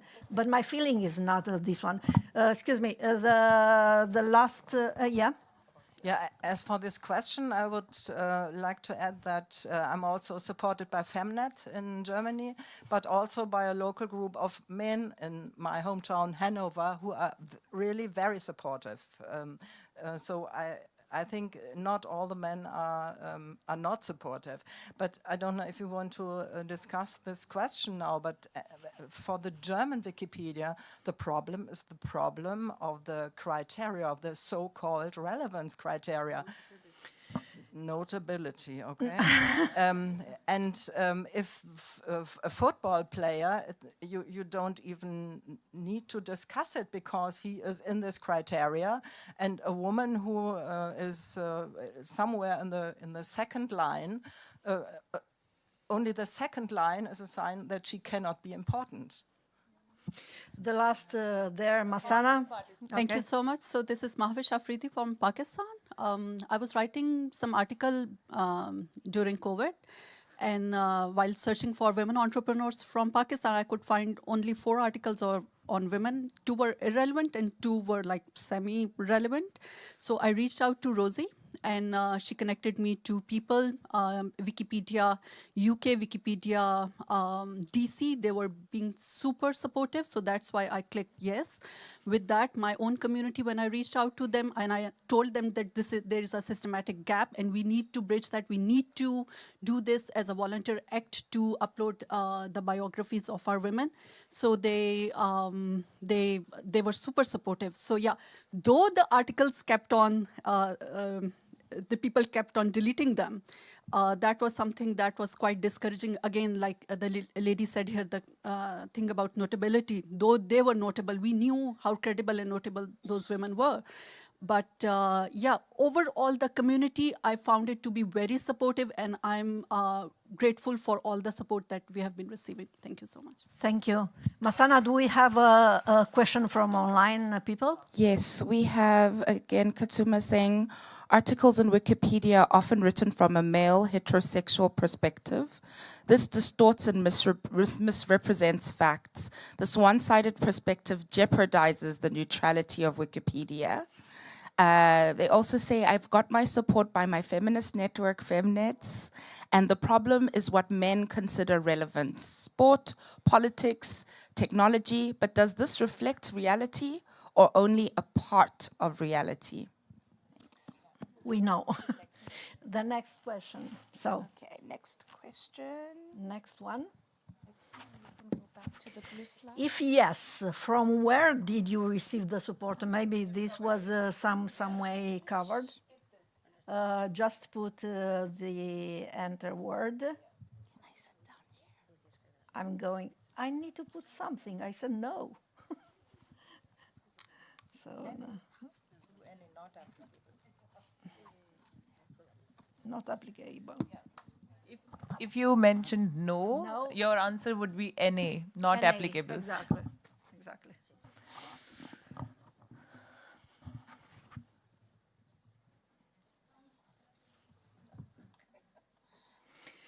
Wonderful to say 80 people, 80 responses, 90.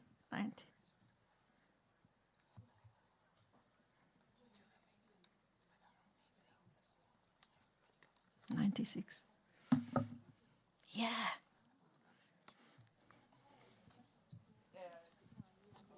I cannot see. Yeah, just want to read out loud from what's mentioned here. I think there are friends, Wikiesfera, Wikimedia in Residence, International Community, My Wiki Network, Wiki colleagues, female users, Wikimedia DC. from fellow Wikimedians, our own gender gap group, and people have mentioned the names of their affiliates that they work with. Though I think this is a great learning from here, that even if we face a lot of challenges, even if like most of us said yes that we have faced challenges, we are still able to acknowledge all the support that we receive, irrespective of the gender who's offering the support.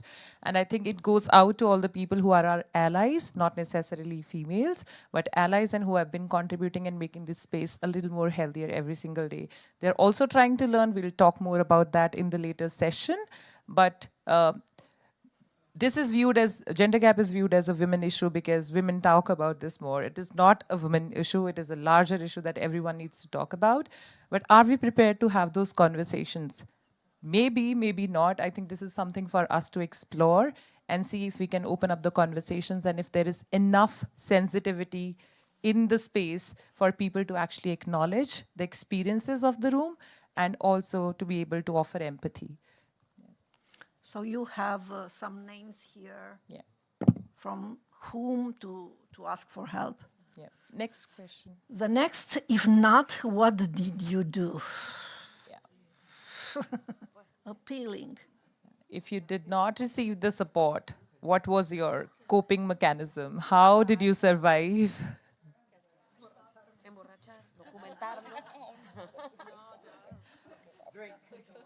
Oh yeah, that can be a good response here.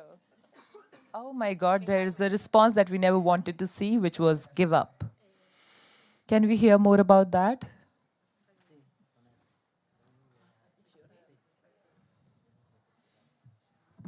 Can I take an online one from the back?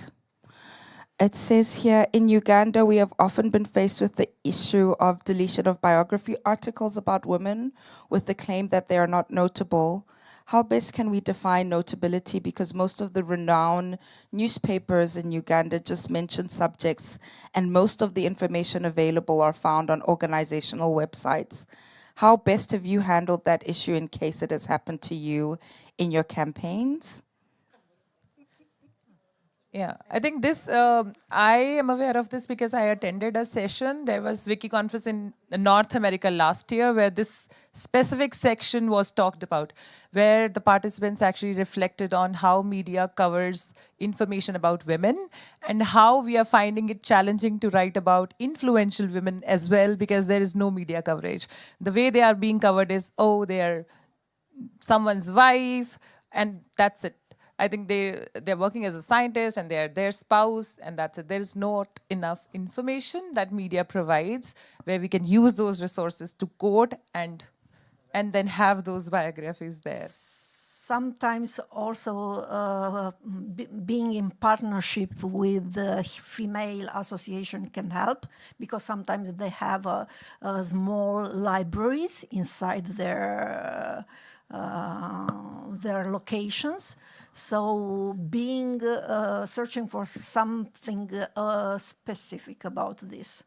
So sometimes, yes, outside of the mainstream media, you can find the resources. Yeah, there is one response that says, still hesitating. I think we should make an effort to make you feel comfortable. So please, whosoever shared the response should share their challenge with us so that we can help you work on those hurdles and then take the next big step. Drink wine is great. Best remedy ever. Yeah.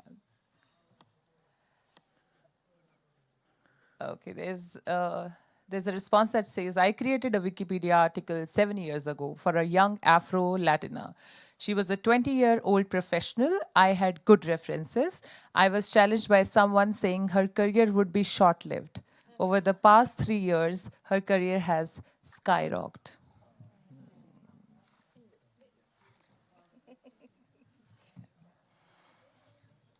Okay, can we move on to the next question? Exactly, the next. What kind of support is expected? What do you need? Let's be creative.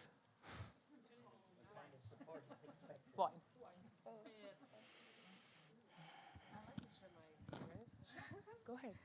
So, my name is Ruby from Ghana, and I've been part of a group in Ghana. And in Ghana, most of the campaigns are context, like winning awards. We want people to participate. But one thing that we saw is that a lot of women's contribution are very small. And so whenever we want to say, oh, let's give women a category because they can't compete with these men, it becomes a challenge because when we go into the edits, the women's contributions are always small and they feel like it's insignificant. Why should we give them an award for such a small contribution? But then again, if we don't do that, whenever the women see a lot of the men on these dashboards, they don't want to participate in the contest. And that's what we see. And it's become a struggle because those on the committee who are given the awards don't feel like the women deserve the awards. Yeah. Yeah.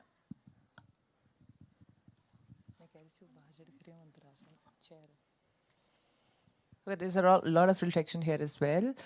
One of the things is join me on the discussion. Probably there is a lot of discussion that happens on meta pages and some of us are too hesitant or probably we are not even aware of those conversations.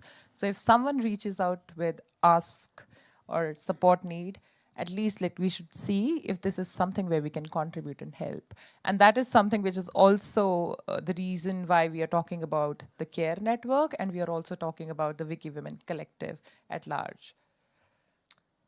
Can I add something? Yeah. It's based on our experience. I think we also need to bring men into the discussion and because we talk a lot among ourselves, exactly, yeah. And then they have no clue of what's happening. And this year, me and Flavia we organized an equity workshop during Wikicon Portugal. And that was mind-blowing for most of those men in that room. Exactly. And that was really incredible. Also for us, because I think we were surprised with the response.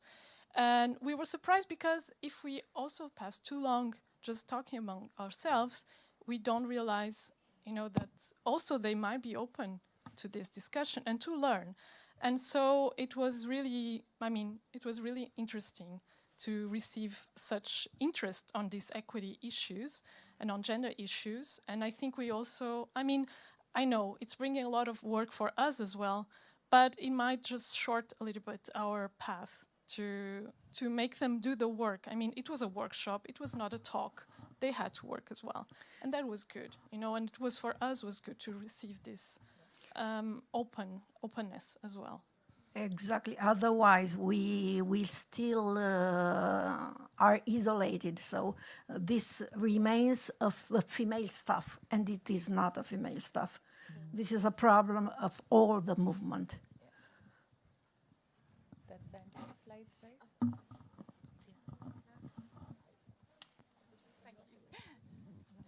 I think it's also, so when it happened to me, I wasn't sure whether it was a gender attack or whether it was an attack on just me and I was the problem. I think, some people who've grown up with a lot of gaslighting, it's sometimes very difficult to see it and see whether that's actually intentional bias or whether it's like just social kind of, they just think they, they get away with it. So they don't actually think about what their problems or what the consequences of how they react to you as a woman and whether they're actually reacting to you as a woman or not.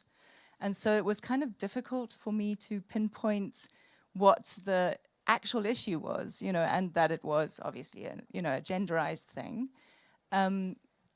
but I think it's something that bias is insidious, you know, and it's very, especially in Africa, which is where I come from, it's very kind of it's very process driven. It's like very much how you grow up, and it's very difficult to recognize and separate like you from it being a personal to it being actually part of the kind of like systemic issue. And I think that might be more helpful. And also, like if you, in the ways that you confront, but with Wiki Loves Women, we by necessity had to have men involved right from the beginning, purely because that was the level of how much editing and people who knew about the movement at the time. But it also was, the mandate was to bring women in. And if you gender sensitize men from the beginning, it has a big change. Like really, I agree with the whole thing of making sure this is too siloed in a way, you know? It's good for us to feel safe to share these conversations, but we need to also share the impact with them and the consequences. Thanks.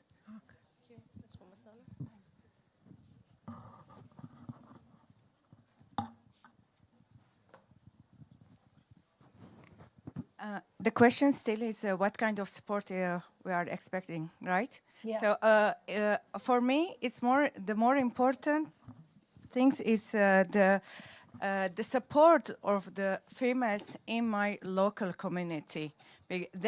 I want to feel that the other females that they share this feeling with me, and I share the feeling with her when something happened. Something wrong happened, something that it's not above the policies of the project or the guidelines. No, it's just a different point of view that we are discussing here.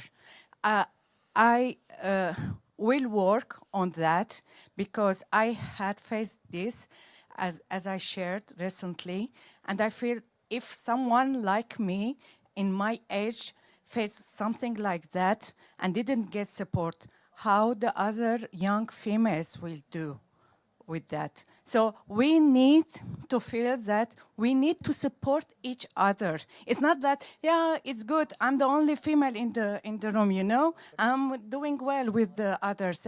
No one is saying nothing to me. Or, yeah, I'm working with them and let's keep it for the difficulties. No. When the female facing any difficulty is our problem. Yeah. Because we know that we are facing it because we are females. Thank you. Thank you. One last comment and then we'll move on to the next section. There are more. I think we should also point out that not just we need support, the men need our support just as much, because we write about different things and we highlight different things. There are some subjects they do not want to touch, and especially if it comes to like violence, certain health issues, certain emotional issues, they are not that present in these subjects. So they should also understand that we both need each other to make this a good project for everyone. So the last thing, we have a page about this care network, WikiWomen Care Network on Meta page. Please sign this statement. You will have the link with the slides. On the title of this session, you will find the link, direct link to this Meta page. So. Okay. Sorry. It's me. Hi, everyone. I just want to make a brief comment. I'm Flavia. I work with Anna. We work in Wiki Editoras LCs. It's a gender-focused user group. I'm from Brazil. And I'm listening all this time. And I think what we're talking about, collaboration, a peer-to-peer collaboration in a global movement, it's a very big ambition. I'm very excited about it. I just want to add something that I'm not listening to much in this room today. I'm a woman from the Global South. I'm from Brazil. I'm a queer person. And I see a lot of different women in a lot of different intersections here. we all stand in a crossway with our womanhood or whatever. And I think we need to create a type of collaboration that really involves all our differences in this aspect. And we are also in different levels of discussions about gender equality, right? The reality and the discussion, the feminist discourse, or some people don't even feel comfortable with the use of the word of feminism, but we're talking about equality. But we recognize we have different levels of discussion when it comes to gender equality or race equality in countries and continents. So I just hope that we are able to push each other, that we use. It's not just only about collaboration, but also to push each other to another level. And we have a very strong network in Portugal. And I see that a lot of colleagues from Germany were talking about their network. And I can imagine, because I also work for art and feminism, so I work with people from all over the world. And I know this kind of network does not exist in every space, in every country. So whatever is the future for us, I hope we were able to create this type of autonomy for this other user group, and not to replicate the type of, how do we say, dependent, to make others depending on the groups that are already pushing forward. I hope we could be seeds for others, we help each other in that way. So I just want to add that. That was all. Wonderful. Thank you.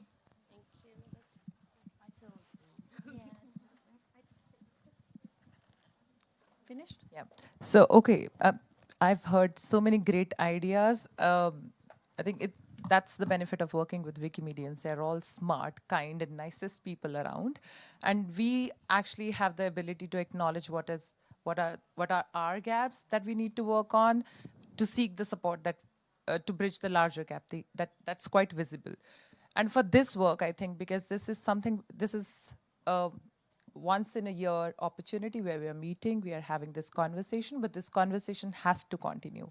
And that's why one of the outcomes that was proposed was to create a WikiWomen collective, a representative body of women who can actually be the task force behind making sure, okay, we are talking about this, we are sharing this information with all regional people, we have a care network, so that irrespective of whether you are a new Wikimedian or a long-term Wikimedian, whether you are based in Global South, India, South Africa, or anywhere else in the world, there is one group which is there you can reach out to for different kinds of support.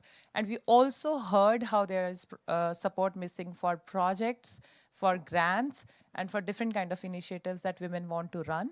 So this collective can actually offer that kind of backing and support to all those women who are not finding that support in their regional communities and groups, because not everyone is as lucky as Germany to have Femnet, but we hope to create a Femnet on a global network, and we're calling it WikiWomen Collective, WWC. This information was shared with you via email by Mia some days back. There is a Telegram group. We'll be sharing all this information later today at the end of the session, summarizing what all we discuss and where you can find more information about this. We have been in touch with Wiki in Africa, WikiWomen in Africa team to talk more about this, how we want to create a platform where we can meet, if not monthly, at least every alternate month, so that we are in sync about what is going on and how we are continuing these efforts in future. There is a lot more information about this. I will not take more time. We'll share those resources. Please read through that document. It is on Meta. This is the title, WikiWomen Collective. And you can find information about the care network there as well. As of now, as we speak, there is a call for nominations to join the WikiWomen Collective as members of that committee, as advisors. So you can choose which role you want to be in. It's not necessary that you have to invest hours to work on that as members. If you have experience to share and you can contribute in designing, you can join as advisors as well. If you do not want to join the WikiWomen Collective, but want to offer support now on how we are deciding who joins that committee and how they work on the priority workflows that we'll work on in the next section, there's a support group. Again, on the same page, There are already nominations that we have. You can join the support group. You can join the WikiWomen Collective. Yeah, and please consider joining. We want as much representation as possible so that we can reach out to the wider audience and wider participants. So that's it about it. We'll talk more about the needs and engagement. I think the one reflection that we have heard today is that we want to open this conversation up, and that was also one of the intentional outcomes that we wanted to work on. We no longer want to do it in isolation. We want to open this space for a fair, healthy discussion. But are we prepared for this? Maybe, but we need to test that out. But for that, we can't take that risk. It's a huge risk to take. So sensitization is something that we worked on for WikiWomen Camp. There were male members as well who were on the COT, but they went through all the trainings that everyone else went through so that we can sensitively address all those issues, listen to the feedback, and also be able to reflect well on that. So that's about it. The next slide is the declaration. So this is a WWC declaration from camp to collective. This means... I just wanted to add a point to that. Sorry, I don't have a microphone. Just a 1-minute announcement is that we have now brought in a gender lead at the foundation who will be supporting communities with, well, I would say feminist mainstreaming, so equipping communities with resources and support to do feminist mainstreaming. We also want to hear about how we can resource this work more equitably going forward, but we are really looking to the WikiWomen Collective and people who participate in that process to give us guidance because we're a big movement. And so hearing from one voice, one consultative, democratic space will be really important. But if your community is looking for that support, that level of gender mainstreaming, gender sensitivity, DEI training, we're starting to consider some of the ways in which that should be the role of the foundation, including in the affiliate strategy, including to the regional committees, including in all of the other committees that have been set up. But we don't know where to start, and we really want to hear from you on where do we start, what do you want us to prioritize. So I just wanted to thank you for making that space open, and again, for the trust that you're giving us to support this work. Thanks. Thank you, Masana. This is amazing that we have actually staff support available. Masana is amazing. She has offered us extensive support to design this program as well, and she has been running around in the room too. We appreciate all the support which is being offered, and especially on top of that, having a staff member helps because we don't have to take the burden of execution. We just have to be able to contribute in the least amount of time and effort that we have to invest as volunteers so that we can focus on our primary projects and can also work on strategy without exhausting and burning ourselves out. So really appreciate this information which has been shared. For the WikiWomen Camp Declaration, after all the discussions that happened during the camp, there were certain things that were declared. This declaration meant that this is the ask that WikiWomen Camp participants have, that this should be a good starting point of how we will feel supported. But that was a declaration of the camp. Our intention is to turn this into a WikiWomen Collective declaration, a declaration that reflects the needs of the larger women participants on what will make you feel supported and heard in the movement. I'll pass the mic on to Chinmay to take us through this whole declaration and also how she wants to engage with the feedback. Okay, I can speak from here.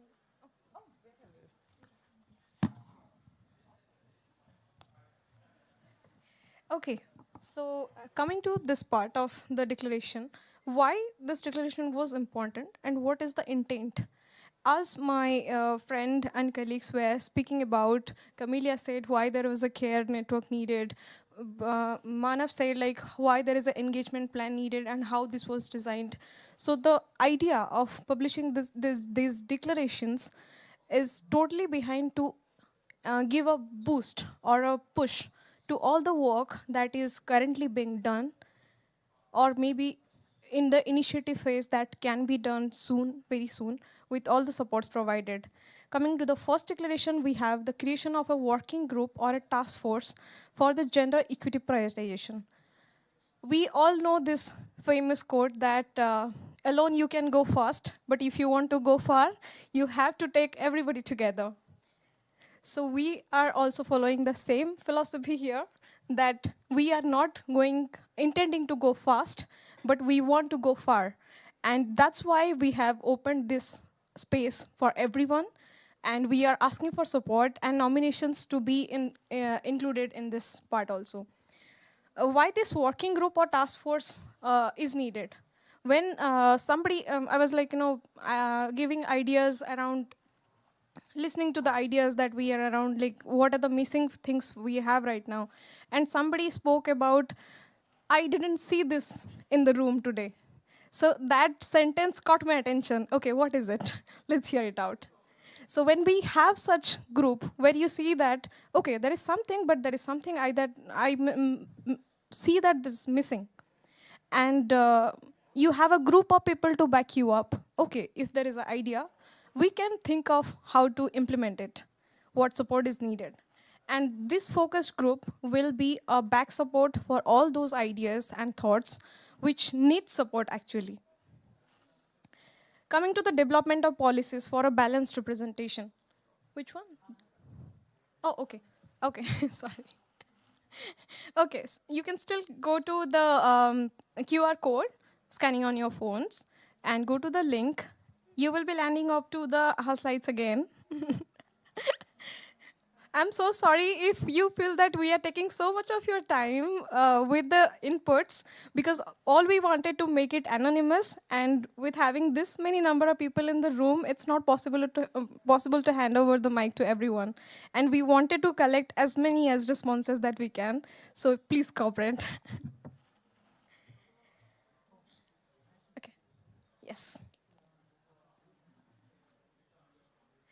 Do we need the slides on the screen? The AHA slides? The AHA slides, yeah. Yes. Okay. Okay, here I request the production team. Can we please have the AHA slides on the screen? Yes, thank you. Okay, you can see, this is the first declaration that we just presented. You can share your responses, ideas, thoughts, feedbacks. You think this is the right one to be framed here? Something alternative can be proposed? Or what are your thoughts when you look at this declaration? You can just put the responses here. Yes. Or you can just, no, this is not. Oh, this is the scale of agreement. I'm so sorry, I forgot. Okay. So you can just scale it in the term of 0 to 5, I guess, yes. This is not that.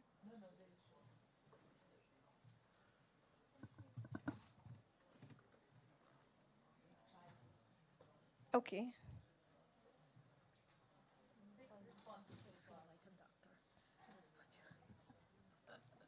Okay. Just a quick check-in. Is everybody able to scan the QR code and land on the AHA slides? It's working? Yeah. You need the code again? Yeah. Okay. Thank you.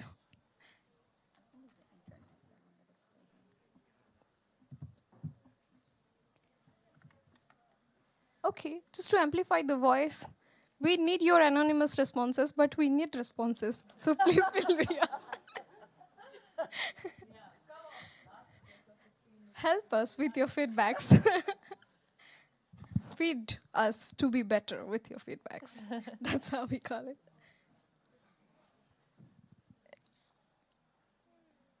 Okay, the current rating shows it's 4.5, 4.6. Okay. Yeah, but we need more responses.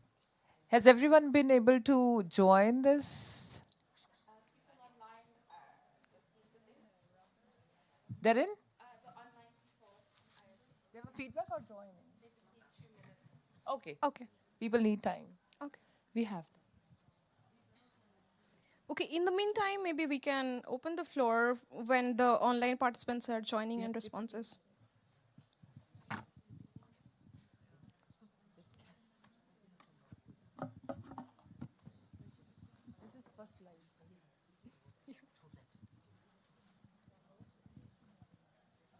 Yeah. So we have 5 people. So the idea is that was WikiWomen Camp Declaration. Whatever feedback we'll have today, will help us modify that declaration. And this is one session. There will be different regional calls. For example, we are working with WikiWomen Africa team. There will be call with ESAP. On every single call, we'll be talking about all the declarations and feedback. Same way. Do you agree? Do not agree? Additional things that will make you feel supported and reflected in the declaration. And after that, the declarations will be modified and published, released on Meta as a collective declaration from WikiWomen. So please share your feedback so that we have substantial data to share that, yes, this was the outcome of WikiWomen Summit. Also, I heard that somebody mentioned that it's too much of English to have in one day in the summit. So we are also working on the translation of these resources and declarations to be distributed equally into different language regions so that everybody will feel safe and happy and belong to contribute to this discussion. Can someone share how many participants are in? 49? 49. Okay. Okay, shall we move to the next one? I think. Can we move to the next question? Next question, please.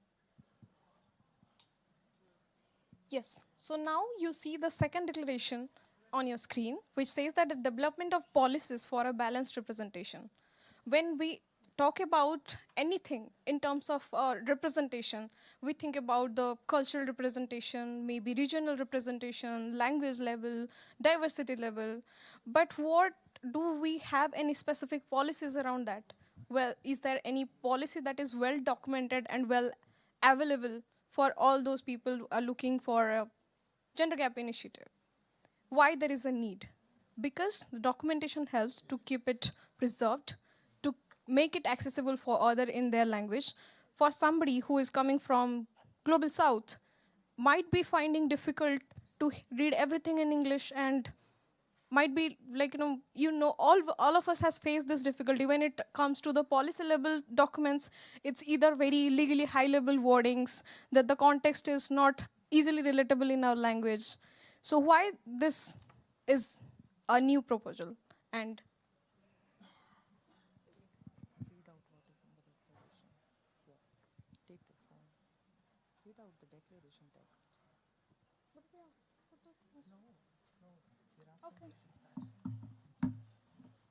okay, so going ahead with that thought, we will be requesting you to share, again, your skills course on this, that why this development policies and balanced representation is required. As I said, we endorse the creation of very clear and measurable policies to advocate all the initiative that is being carried out for gender balances in the movement. As we see, for instance, we recommend in the current scenarios, there are 33% of the representation which appears in terms of women and LGBTQ participation in the movement in different projects and initiatives, and also for the thematic organizations. So we request your inputs here. What?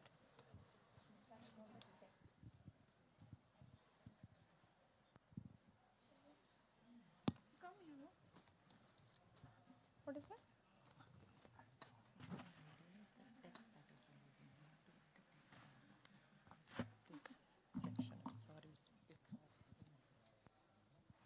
This declaration talks about this. I already said that. So we are asking, we recommend setting a standard of at least 30%. Okay, so one thing which we want to clarify here is that in the declaration, there is a specific ask that has been mentioned, and the ask is that we recommend setting a standard of at least 33% representation of women on boards for chapters and thematic organizations for recognition, which means that if there is a user group who's applying for recognition as a chapter and thematic organization, it should be mandatory for them to have at least 33% women on their board. So that's what is in the text of this recommendation.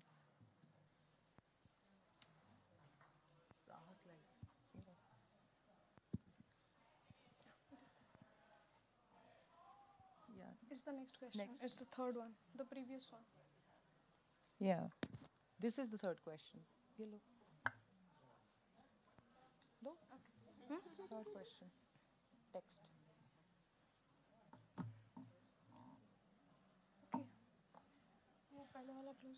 पहले हो गए, third है. Okay, so moving ahead to the third declaration, which says that a mandate for grantees to include women plus in their teams. Why this women plus concept comes into the picture. So when it is a recommendation that grantees should be required to have women star or women plus as an integral member of their core committees or their organizing teams. It is mandatory for maintaining the inclusion and the diversity and the balanced representation in their organizing team for a broader spectrum of all the perspectives and ideas which enriches the enhancement of the initiative.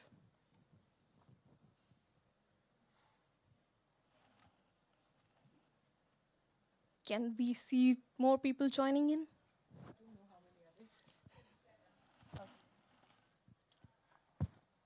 What's the time?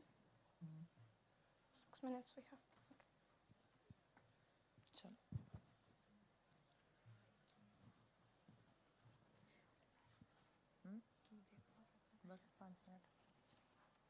Do we have anything on the Eventia platform? No, there will be no comments. It's just feedback. Cool. Okay, so moving ahead to the support structure for the individual contributors. Next. So to foster this encouragement and to support the individual contributor working on different Wikimedia projects or specifically the WikiWomen Star initiatives, we have also proposed the creation of a dedicated support structure which will ensure that individuals with such aspiration receive the community support and proper guidance and mentorship when there is a need in terms of skill, in terms of organizational support, so everything in a well structure.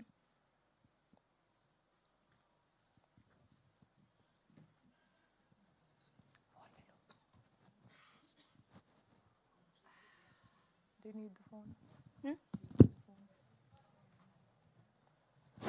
No.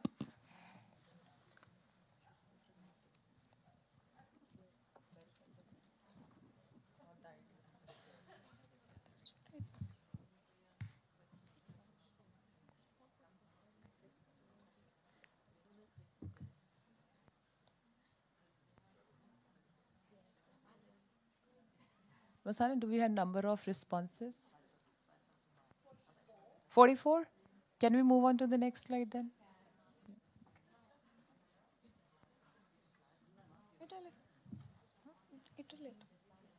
Till the next one. We are already at the Where are we? 5 and 6. Okay, the next one is development of guidelines and support for sustainable resources. The declaration asks, we advocate for the formulation of comprehensive guidelines and supportive frameworks that empower gender equity initiatives with sustainable resources. This includes financial, technical, and community support.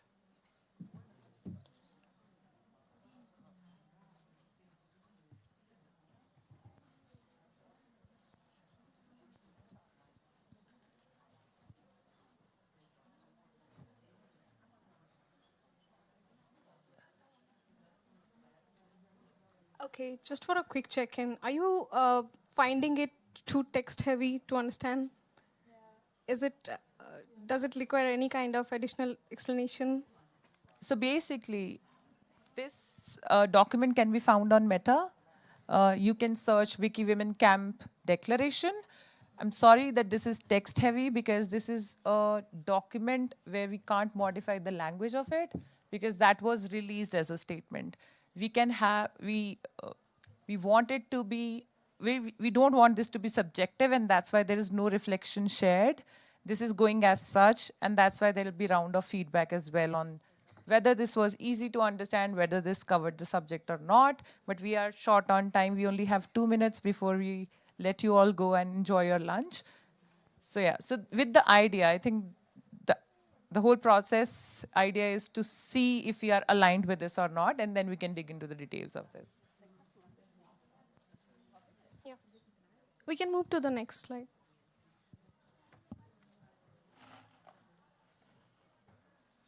Yeah. Next one. Yeah. So the last one says the commitment to the global coordination. All these details can be found on Meta, and we would really request you, when you go back, visit the pages, visit these resource pages, and give your feedbacks there if you want to.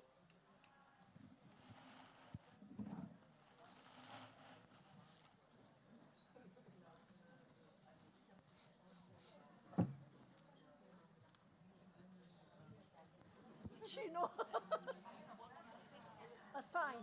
Are you there? I'm focused. Give a sign.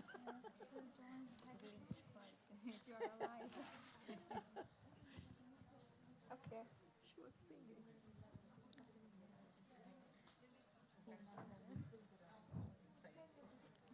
Okay, so all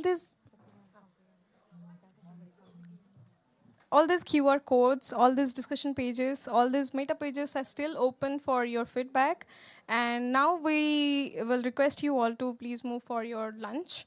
And just considering the incoming flow of people in the room, we have requested the organizers to have some extra chairs in the second half in the room so that we can accommodate all the people so that nobody has to stand outside in the gate. And thank you for your participation today. And oh yes, and we will be playing the videos during the break, like in loop. Also, those who want to take their portraits, please contact Shreya. Where is Shreya? Shreya? Okay, she's outside the room. She's there. So she's our in charge who will be make sure that you have all good, beautiful portraits wearing your blue clothes supporting WikiWomen Summit. So please contact her. We're going to make a change in this room during lunch.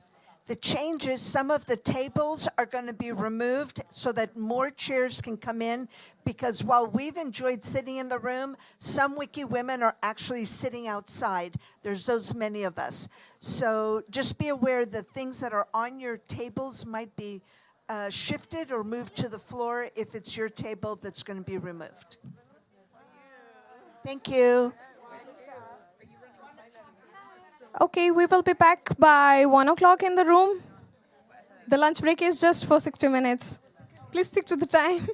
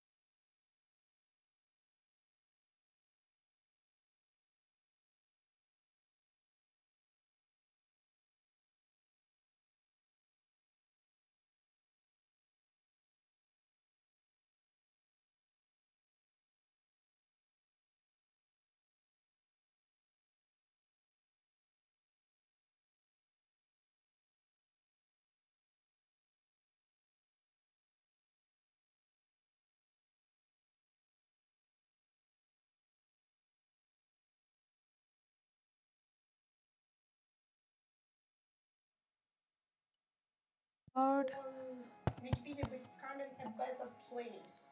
And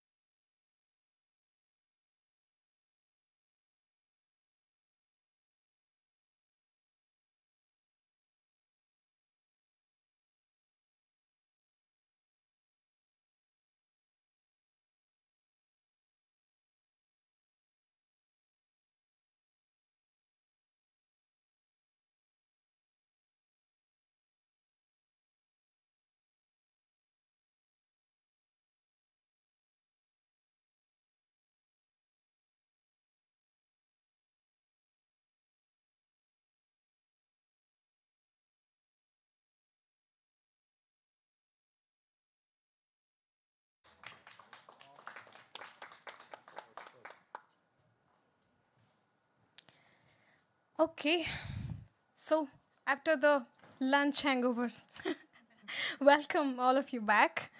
And thanks for coming back on time. Anyway, I would request if anyone can volunteer to bring the rest of us members to the room back, that would be awesome. No, you finish your stuff first. I'll go after.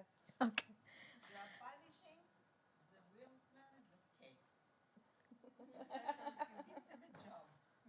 Um, Not that way.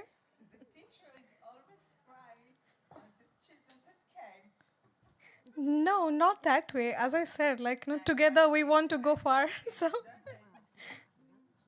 okay. Okay. Thank you. Thank you for volunteering here also. So we would wait for next 2 minutes and we will start.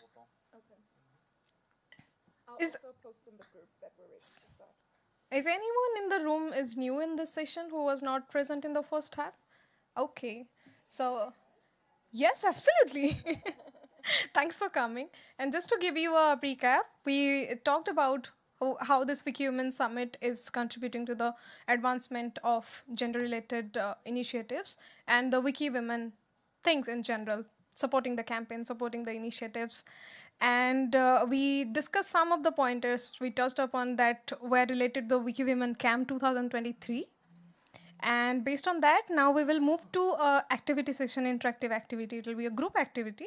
So where we will be discussing about what are the mapping that we have already done, what prioritization that you can contribute to, and likewise. So we will move ahead with that.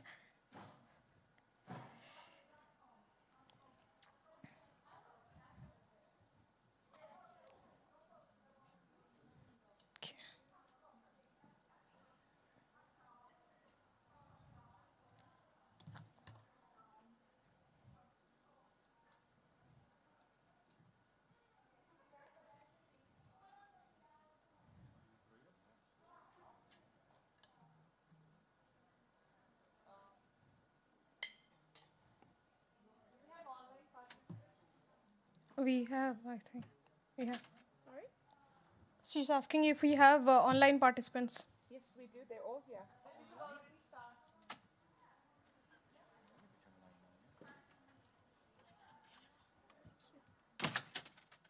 I thought somebody's trying to come from this side. Sorry. Okay, we should start. You should come this side. Okay. Okay, in the first half, we discussed what are the existing engagement plans that we have proposed and what are the ongoing discussions that are currently open for everyone to participate. And now, followed by that, we will jump into activity which comes from this theme, from the vision to action. What we have envisioned and what are the action calls that we can take. So the first step of this activity will be mapping it out. So we have already achieved these 3 pointers that we have added on the slides. For example, collective brainstorming of ideas and activities with multiple stages of evaluations. Just like we heard from Manav in the first half that there were 450 women who took the survey initially back in 2023, and all their needs were well assessed by the persons who were accountable for that action. The second thing is the diverse range of proposals. We kind of bucketized them into some of the categories like social, training-based, project-based, and strategic. There are a lot of things. It's not easy to evaluate all those one by one and categorize them. But thankfully, the team who walked it behind, they did an amazing job, and we ended up with these 4 categories. Just to give you an example, how the book clubs get designed and the adminship related things. For example, somebody is more interested rather than contributing to Wikimedia projects to learn the adminship skills, how to be the bureaucrat, how to be an admin. It's a matter of interest. Then also the content delivery initiatives, research projects, likewise. So this mapping out part contributes to the actions that we have already done. It's like an existing resource base for all of you. When you will be assigned with that activity, you will be involved in that activity, we will ask you to divide yourself into groups, and you can have an interaction among yourself that apart from these, if you see there is any kind of other of the sources or other gaps that you are aware of which is not mapped here, because we are still mapping it out. Majority of the part are already done, but it's still open for refining process. Then you will so the mapping out process will take 10 minutes. You will have 10 minutes to map out these activities and priorities. Then comes the prioritize and dream. Okay, again, you will have 10 minutes based on whatever the brainstorming in the mapping stage that you have done with your group. You will be having 10 minutes to identify top 3 priorities. Okay? Do I have all the ears here? Okay. You have the eyes. Thank you. Okay, so the prioritization part aims to have top 3 goals or top 3 priorities from your group. Somebody has to stand up in the last when we will ask that to summarize the goals or summarize the priorities. And what it contributes to is the future vision, the identification of key steps to achieve this desired goal in a future, near future, long-term future, that way. And the last part contributes to the rise up and act.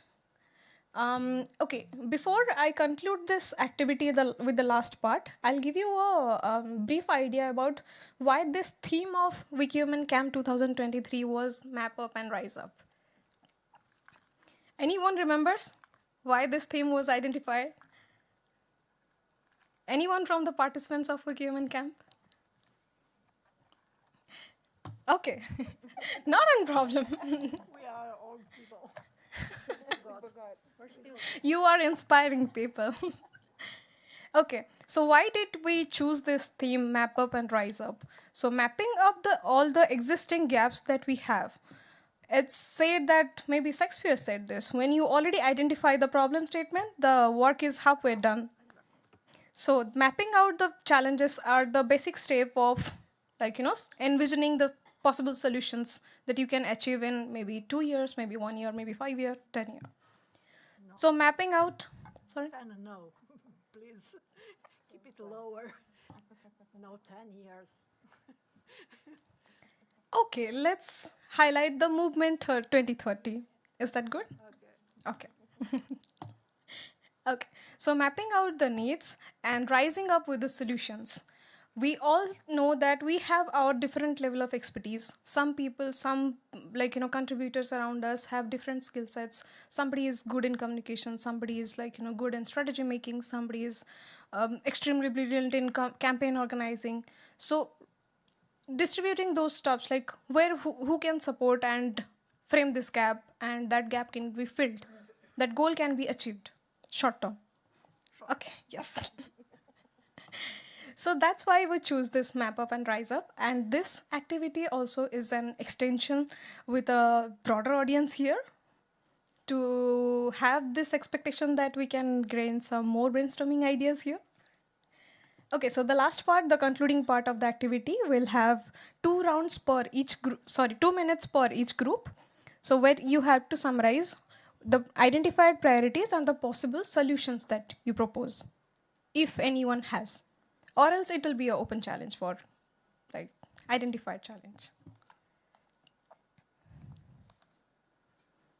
Okay. So as I highlighted here, we divided the diverse range of proposals to different categories. The first one that comes here is the social. During the WikiWomen camp, there were some of the social inclusion proposals that were highlighted. Some of the repetitive ones are mentioned here on the screen, which says that there should be a WikiWomen video call in different time zones. Likewise, we do for any other thematic project groups or affiliates in the region. We should have a WikiWomen Star video calls, a regular meeting where people from different region can join and share their issues, or maybe just be socialized with each other. Then next part comes to mentoring or body program to train and offer support. Likewise, I said, some people have different level of expertise which can be shared or should be shared among the people who are in need. So that kind of mentoring or body programs to support the regional leaders or the trainers, that comes under the social category. Also the meetups to appreciate volunteer contributors, also the formation of different clubs like book clubs around the interest of Wikimedians in the movement. Also an anonymous network or the support space for people for doing the sensitive work and have a sensitive need. Just like Amelia expressed her part of the WikiWomen Care Network. Then the support network, the last one, the various transitions proposed, including the cross-project and for the female admins. Likewise, we discussed in the first part also, we are aiming to have a dedicated task force for the activities that we are aiming to accomplish, and to support that network, to support those activities, we need this stronger network of women around the globe from different regions. Moving towards the next category, we will see training-based. The first point here comes as an exchange program for experienced community leaders planning projects in less experienced communities. For example, when we are adapting some of the global campaigns in our small wiki communities, Wiki Loves Folklore, Wiki Loves Women, all those campaigns, somebody tries to implement in their local wiki or local communities, they need some kind of guidance, the best practices, the easygoing tips to make it accomplished in a proper way, proper structure, how those knowledge can be transferred from one subject matter expert to the person who is just starting, a newcomer. Also, the annual training for all the admins to get gender sensitivity. Why I'm being a little bit slow here, because this comes under one of the most demanded, most identified, and requested training that we all have gone through. For example, when we all, being the organizers of WikiWomen Camp, we all attended, including the male members in the supporting groups in the COT. Everyone, we went through this gender sensitivity training, and this kind of enhanced our level of understanding to respecting each other's pronouns in professional spaces, how to understand each other in a better frame of mind, how to socialize in different environments in the Wikimedia movement also and outside the Wikimedia movement also. So this is very helpful. If you want to implement if you want to take this training forward to your home wikis also, or your community members, then please feel free to contact Masana and she will take the request ahead. I'll also add here why this training itself is essential for admins, not only admins, but in those bureaucratic roles. For example, stewards, patrollers, all those people. Most of us are familiar with the great power comes with a great responsibility. Being an admin is not an easy task at all. It's not just that you block somebody, you delete some page. It's a lot beyond that. And gender sensitivity is one of the strongest pillars that can make any admin go beyond their limits. Also, the training session with journalists on how to write women and cover the women's stories. Most of us have seen that the stories around women or women-led initiatives are not highly publicized in our local regions, be it with Wikimedia projects, be it with entrepreneurship. As it was mentioned in the first half, only 4 entrepreneurs were recognized as a notable women in Wikimedia projects. Is that possible? No. So for the training sessions in terms of improvising how that public notices should go out, that's also essential. Also doing the WikiWomen podcast, highlighting the essential elements, essential contributors that are existing in the moment.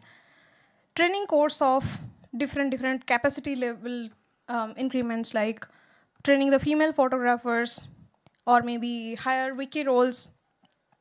Learn Wiki as a platform also, it offers a lot of learning courses based on best practices for following adminship, for partnership building, for communication as how to be an effective public speaker. All those courses are available as a free initiative on the platform. So all these trainings were identified to empower more women star contributors to the movement. The third category contributes to the strategy. What are the strategy level enhancement that we are currently doing and aiming to do as the advancement of research on higher gender gap to inform the improvements and action towards the gender equity? This was one of the top identified in terms of strategy category. Also, convene a steering committee. The formation of the steering committee that we just covered in the first half. Why there is a need, what are the specific roles, what are the targets, what are we trying to achieve. And the last category that contributes to this is project based. So we have idea about some of the globally recognized projects like WikiWomen in Red and Every Book Has a Reader. These are like one of those one live, one rev. These are very popular and successful projects where people have contributed to. They have localized those projects in their local languages. Also, it built kind of different level of interest among the traditional contributors rather than just being on a Wikimedia project and contributing to some other article or data going from the recent changes or random pages. Okay. So with all this, we will start the activity. I'll go back to the slide where we have explained the steps. Yes. Any question? Any clarification? Yes, please.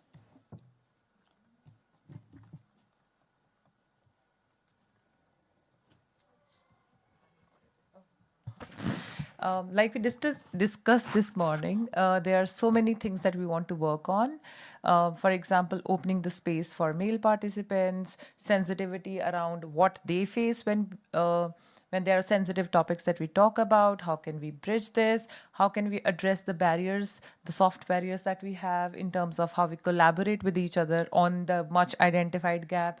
So I think this is the space where we are going to identify creative ideas beyond the ones that were shared by Chinmay very kindly, to actually think about how can we change the current dynamics of how we talk about gender gap. What kind of change do we want to see and how we can actually help bring that change. So the first exercise where we're going to give you 10 minutes is going to map what all we can do. You have to be creative. You don't have to be rational with your ideas here. This is the place where you can be like, oh, we need to do this. We need to bring more men in. We need to set criteria for who can call themselves allies. There's so many gender leaders in the movement. But is this the right time to now start thinking about who can identify as a gender gap lead? By merely organizing a campaign, an edit-a-thon, are you truly a gender gap leader? I think it goes much beyond organizing a campaign. It goes to your ability to understand it, to empathize with it, and to also voice for the change. So yeah, just think about what are the ideas, what are the actions that we need to do to improve the situation that we are in, and to also improve the way we talk about it and the way we actually brainstorm about it. Because it's not just a women issue, it's a larger issue. So yeah, we'll give you 10 minutes. Just think about all those ideas. And out of all those amazing ideas, we'll then think about how your group feels about prioritizing tasks. And once you have identified 3 priorities, each 3 priorities per group, we will then have reflections from each group on what all you discussed and how you reached on your 3 priorities. You'll have a facilitator on your table to help with the notes or to help with the sticky. We have Nitesh in the room who's going to help one group. Chinmay is going to be here, but she can support this group. And then we'll be around there. So I think let's rearrange our chairs. The people sitting in the chair, if you can turn around your chairs and make a small U there, it'll be easy for you to have conversations.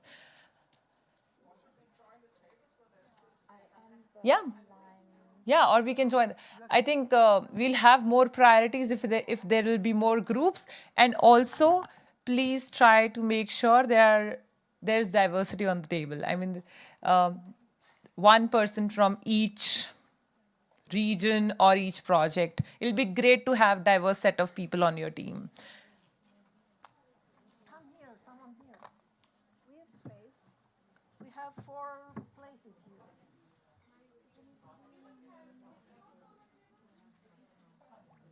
You are welcome.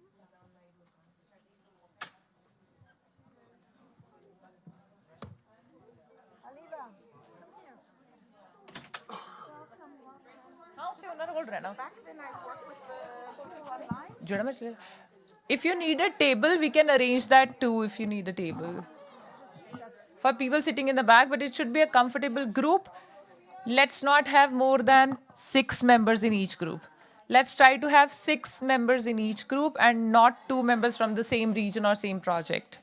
We need 2 people here. 2 more. Aliva, come here, Aliva. One more.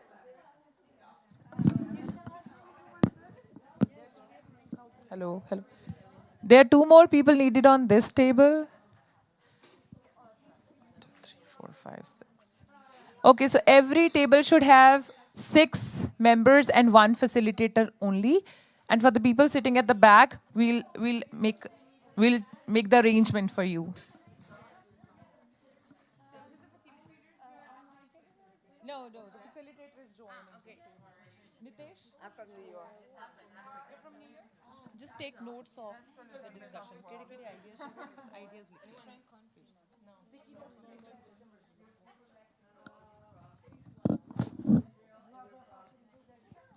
Yeah, I'll.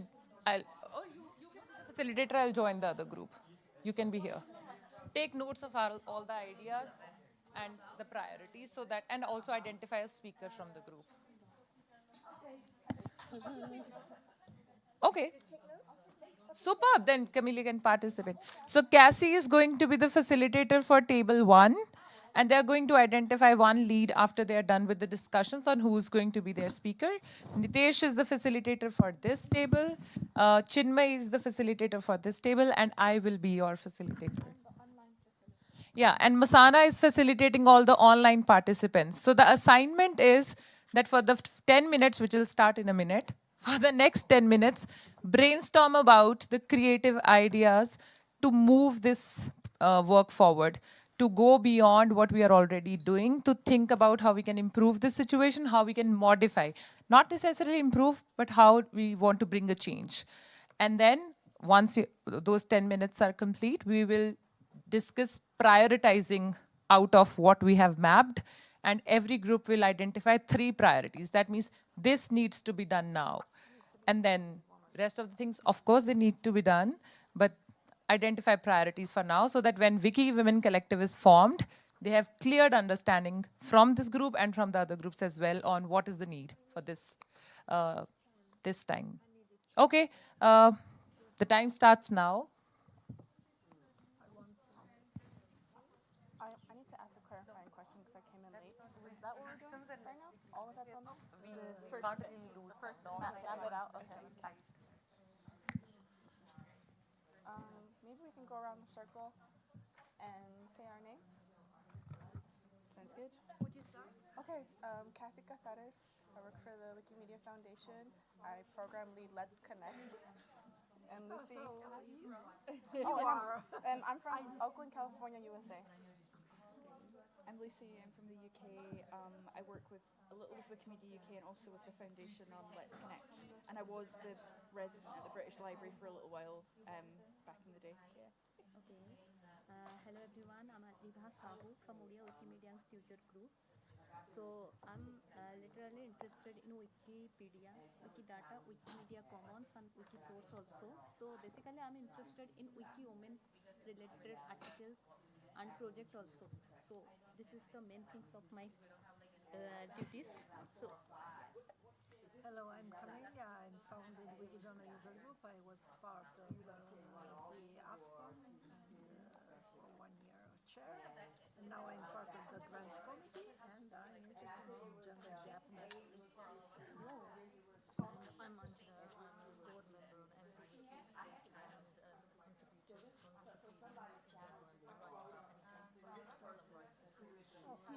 I'm sorry, I didn't hear. She said MD Wiki? What does that stand for? Okay. I'm from the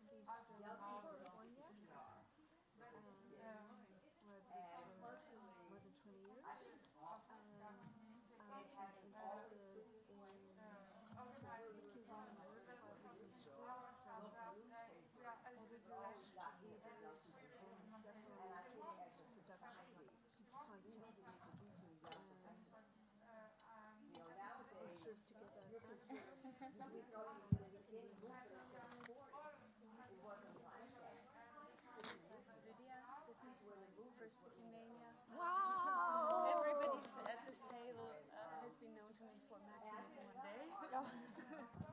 And yes, I found out that I was a feminist because of Wikipedia. I just joined 3 years ago, and the thing is, I just wanted more equality. I didn't think this was so bizarre.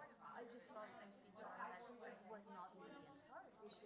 So I would like to encourage everybody to have a critique view of the world, and it's beyond biographies.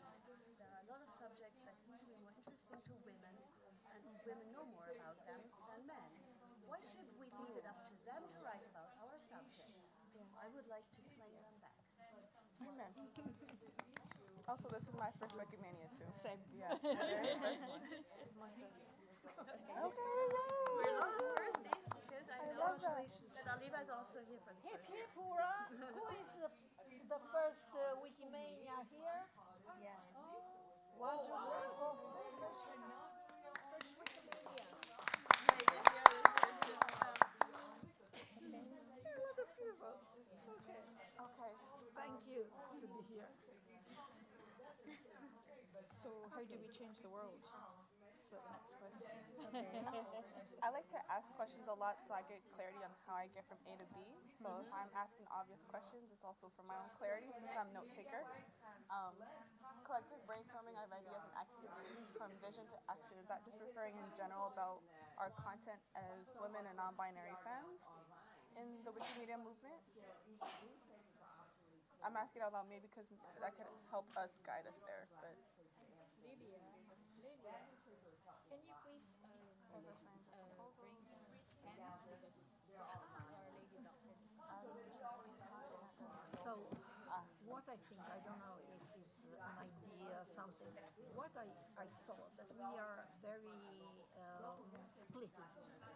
We are split groups, they are doing different things, and it's okay, because it's impossible, as I see, that you can bring all the groups about the gender gap on the same project. So everybody wants to do their projects, and it's okay. But where we need to be together, it's on policies, harassment, governance, organization. So here we need to have a unique voice, I think. So about contact, about activities, it's okay, everybody's doing what wants to do, but I think that we have to have a line, a unique and right line to talk about this, in order also to take action if something happens. So, I've seen new website, new pages on Nairobi today. Collective, so on and so on. There's now WikiWomen Summit. You have another page. I'm seeing new pages on Nairobi, and I think that speaks to great. We're doing different things. We need, like you said, a place where we come together and talk about it. And there's a page we do every year in March. We come to page on Edical, celebrate, and we're there all month of March with all these different events, and we know what language will be in, we know what dates they're using, we know if they're online, what the kids are, and that page every year, in the last 2, 3, 4, 5 years, more events are here, more people know about it, more people come here to feel other events. Exactly. We don't need to do it only 1 month in a year. My thought is, what if we use that page, Celebrate Women, to have tabs Exactly. that take us to WikiWomen Collaborative, WikiWomen Collective, WikiWomen Camp, WikiWomen Summit. With one place where you go, where you find the tabs for all these different things that are happening back home, one place where we go. Celebrate Women has been around for a while. It's only 2 words, and you can translate into other languages with Celebrate. Translates pretty easily. So it's a thought that would that be like a central place? On point.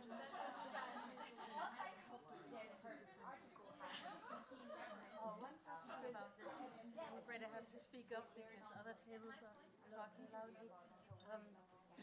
Would you also want to list all international individual projects which already exist in support of women, besides Women in Red, like the national ones? I was wishing there would have been a Femnets before they kicked you out.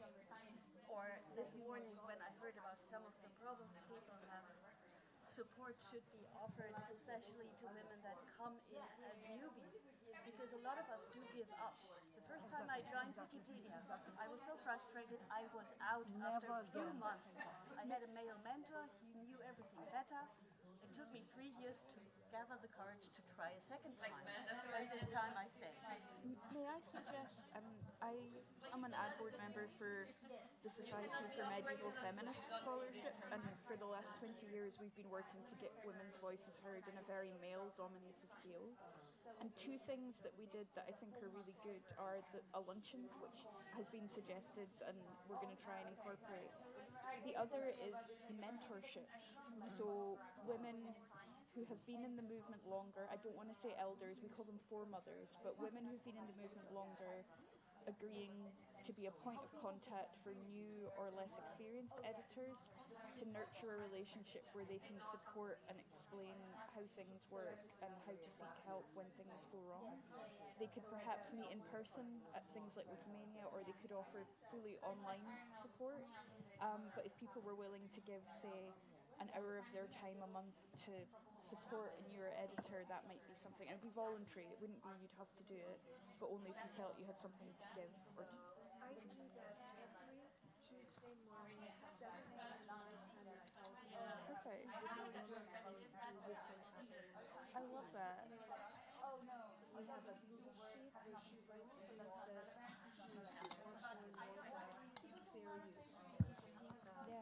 Uploads to comments about notability on Wikipedia. She writes notes. So can we replicate it? It works.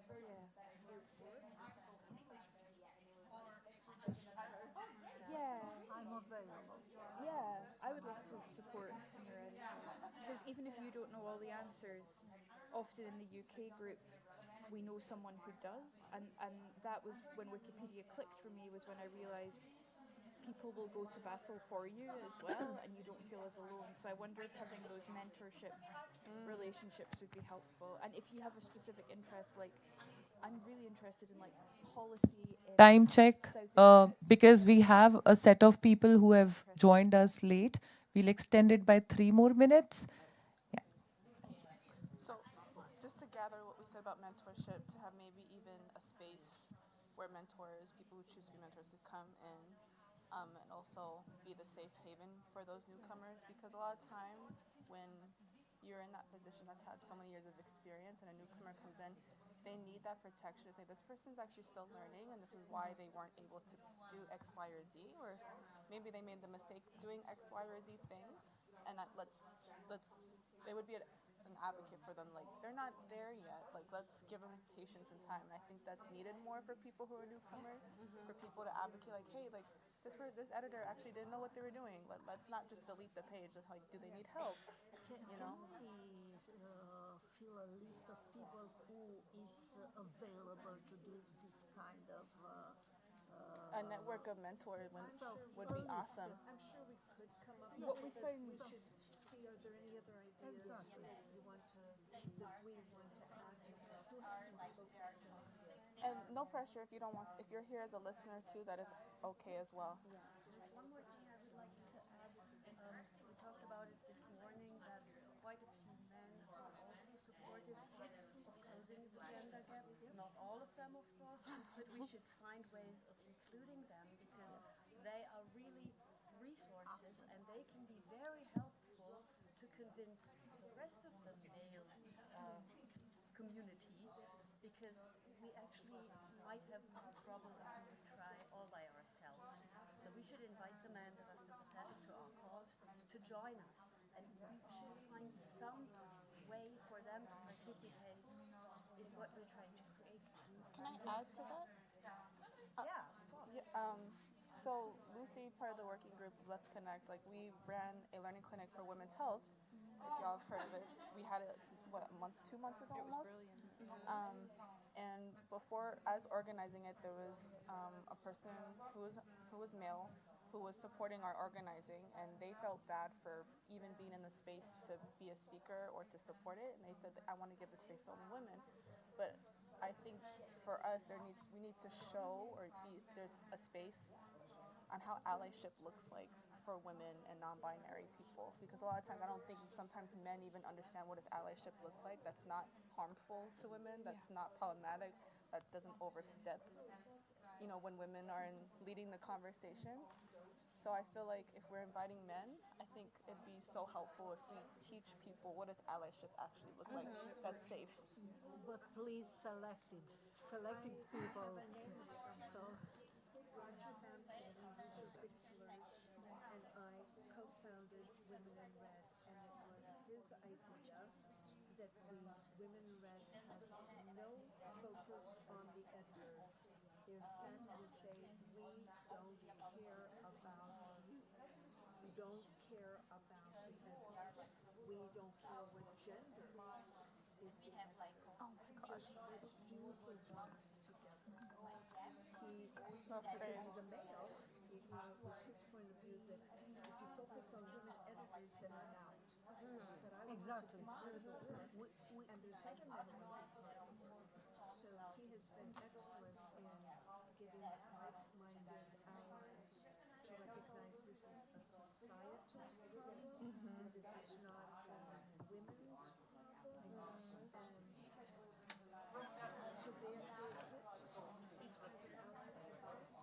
If only 15% of the editors are women, more or less, 15% are at capacity with work on adding content versus if we are encouraging allies to stand beside us in this work. So also, in order not to give the impression to being an exclusive group, because accepting only women gives the impression that we are exclusive. So this is a situation that isolates us from the other. So Hi, everyone. I know you're enjoying your conversations a lot.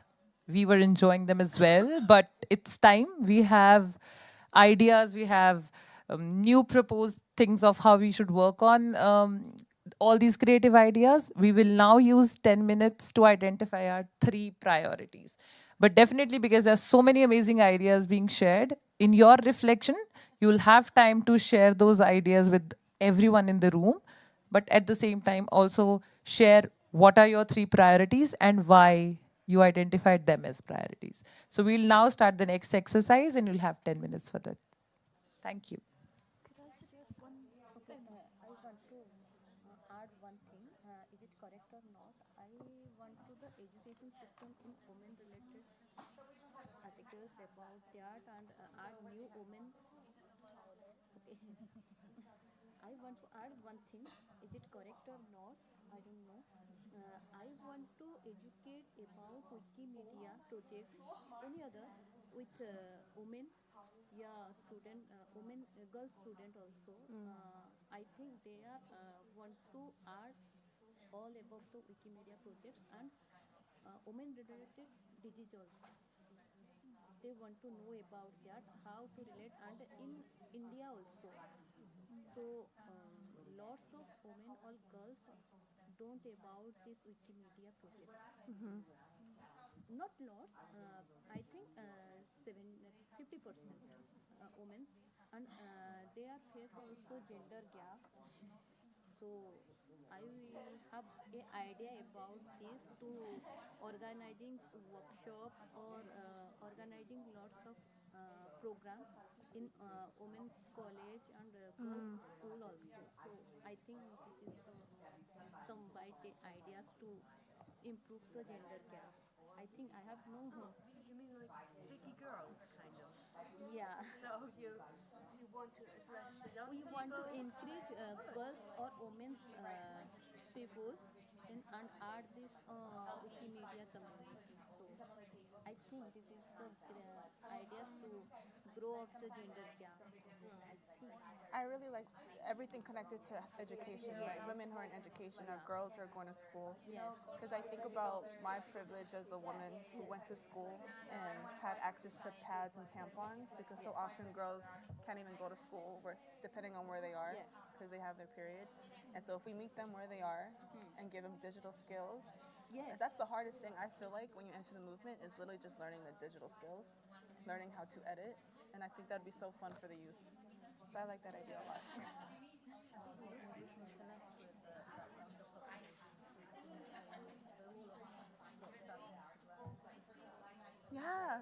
Yes. Yes. The TikTok channel. Yes. You said 13-year-old granddaughter who is very into whatever is popular. Taylor Swift. Yes. We know through the studies that are being done by researchers that leadership is declining. Leadership is declining. And so I think we need to change, I think a priority should be to change our mindset. Our mindset has always been to that Wikipedia exists and that people come to Wikipedia to learn. People who are 13 are coming to Wikipedia, they're going to TikTok, they're going to wherever it's at. What I think about is we need influencers, I think is the right word. Help me if it's not. We need influencers who are in TikTok or in Instagram or whatever the right ones are. And they can say, hey, new article about this woman scientist. Click here to go look at her article on Wikipedia. Hey, like so people, when it comes to us initially, we need those people from TikTok, but from TikTok they come to us. So instead of just sitting back thinking, oh, everyone's going to come to us, we need to be where they are, and influencers can help with that. Young people, like you said, we need to harness them. We've never thought about doing that kind of promotion before. It's never been on our radar. I think we cannot wait. I think we need I to agree. find a way to do it. I don't know how to do it. I would love to lead that project. But don't some of you know people who are like, my granddaughter's 13, so she's out. But don't we know people who are 18 and older, like college students? Well, there's people like Annie Roerda, Depths of Wiki. She's got an audience already. 1,000 Annies. Yeah. Okay, I forgot about that. Because she came to WikiLibCon. Because we need to not to bring people, to come to them. We need to go to them. And, so this join them exactly. and do this. Like, We need new languages on which doing a book. Nurture them and take care of them. I was at a workshop in January, how to attract young people, and we had some of our young Wikipedians there that are just 18. So I wanted to know which motivation they had when they were doing it. And I said, we have so much free time. Once you've played enough games, been on your cell phone enough, and masturbating, you just want to do something useful. And I'm like, well, this is interesting, because we cannot attract them, I'm afraid, by saying, well, we have this nice new article, but we could by saying, wouldn't you want to write an article about your favorite rapper yourself, or about something that you're interested in? You have some knowledge we don't have. We would like to invite you to come and share your knowledge with us. My daughter says no. Your daughter- I don't care. I don't care. Could I suggest something related to what we were saying about incorporating male perspectives? On that web page, what if we had a tab that was an allyship toolkit, links to good resources about how to be an ally, and because a lot of men will self-identify as allies, but if we could find some soft resources, not like a university degree in how to be an ally, but things we could point people to say, if you want to start being an ally, here's some resources you can start with, start learning. Roger would write some, like a wiki essay or something like that, and add it as a link in there. Yeah. Could we have another tab in the thing? I think so, yeah. That's for, is the social, what's that word? Social influencer? Social influencers, yeah. Influencer tab and help wanted. Yeah, I think so. We have this guy from Portuguese Wikipedia, which is also an admin. She's an ally. So this kind of people who also have some roles. Because being an admin is something more than. And regarding the Celebrate Women project that was updated by Florence. That needs to be a link. We need a link to Wikidona, we need a link to Wiki we need a link to Wikimedia. Celebrate women can be like a Bible. Yeah. All Yeah. things. And allyship, if we want to add that to it. It should be like a Wikipedia of women. Women groups, women projects, women events, women mentorship, wiki girls, whatever. Women's health. Yeah. Women's health. Wiki care. I would Also, I have suggested name about wiki women related. So I think we are organize a project about wiki loves women education. I think this is the idea to involve all of the women and girls, including in this project, and educate them about this project and Wikimedia. All related articles, all health issues, all about this thing. Harassment, including social security schemes, all about it. And also related biological child, including boys or girls also. Some of the Let's Connect things you're doing could be linked there. To Hello, hello. Time is up. And do you need more time? 5?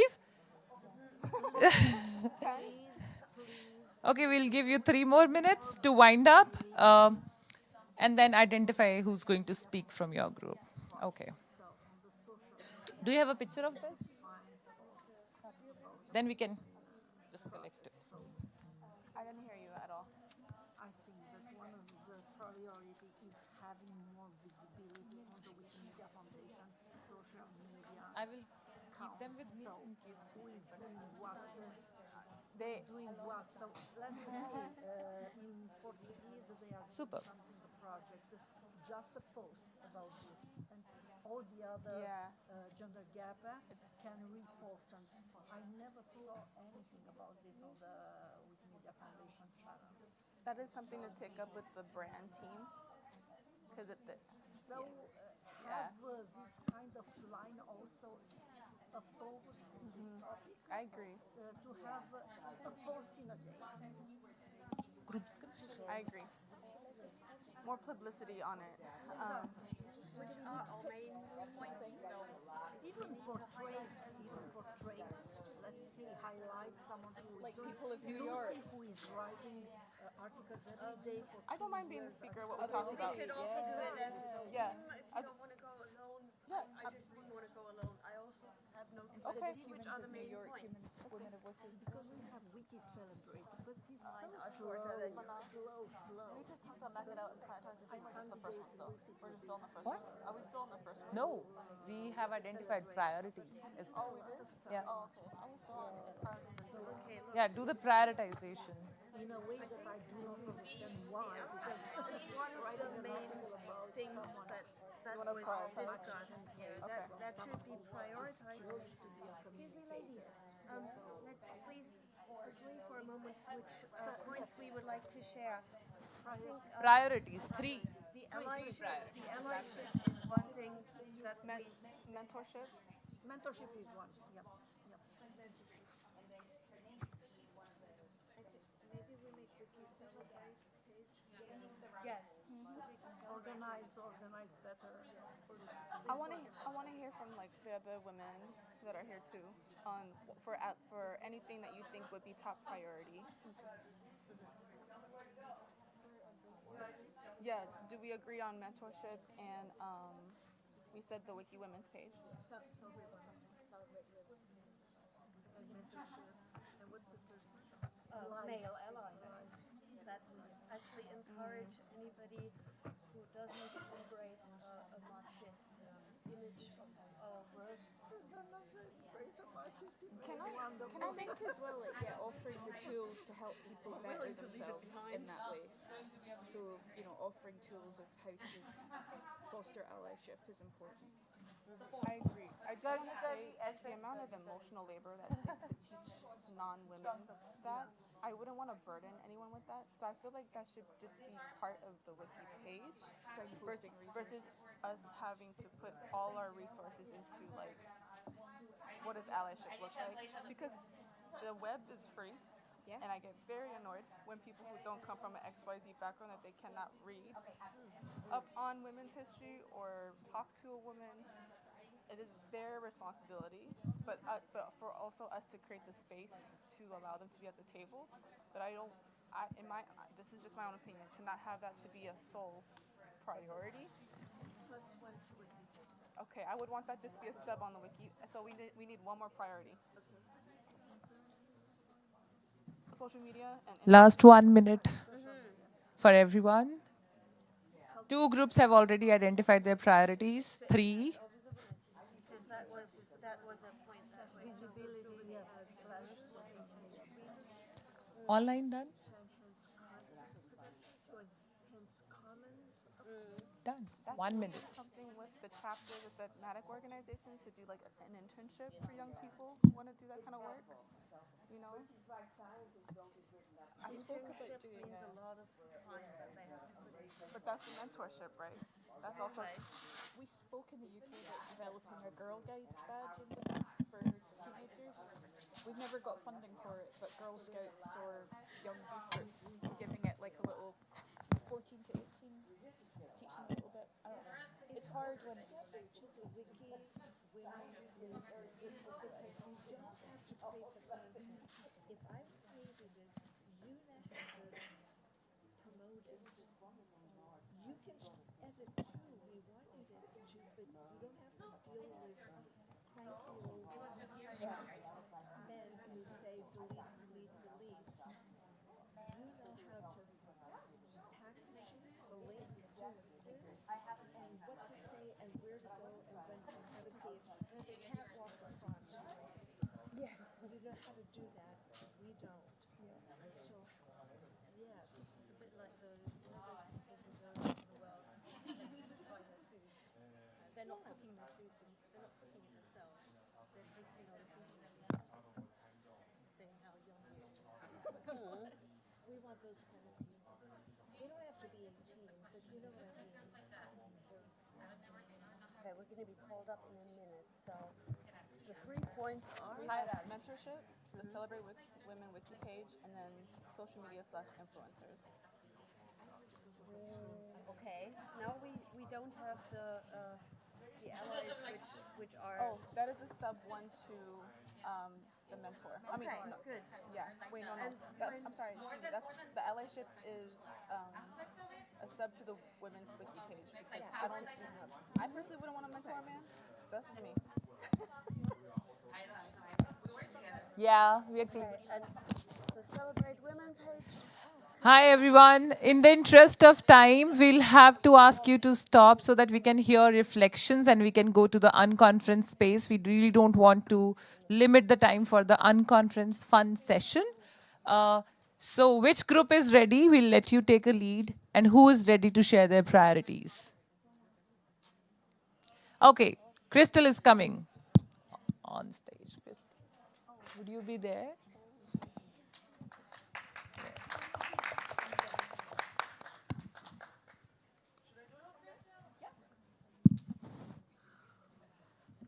So we had several bigger topics, and one of the topics that we thought should have priority is to do celebrations and to celebrate the work of women. And the idea was to move from taking March as the month where we do editing to the month where we do celebrations, and to collect everything that is happening throughout the year and give out awards, have parties, celebrate the work that has been done over the year to close the gap. The other thing that we thought was very important is generally peer learning, and it's a bit connected also. So you can see we discussed not separately the ideas, but all those things that are going on throughout the year that we are going to celebrate in March are also learning opportunities. So to share throughout the year what are we doing and to give others a chance to learn from that, to expand their capacity, but also especially to expand their capacity in the area of technical stuff, because that is something that is often lacking in the female spaces. So we can create our own tools in the way that we need them, and also a lot of capacity in the sense of organizing. And lastly, we said, we had a lot of talk and a lot of these little stickies around how do we include men. It's not our top priority as such, but it's an issue we can't get around, and we thought within that big thing that we discussed, the main things that we want is to have separate spaces at the one hand. So we have spaces that are women-only spaces, because they just feel different, and some women need the security of these spaces, and to have clear designated other spaces where men who also want to support equity can be part of the effort and will feel welcome and included and not excluded. And at the other hand, also to create resources for gender sensitivity training so men can also prepare themselves to be part of this movement and to be part of the WikiWomen initiative. Thank you.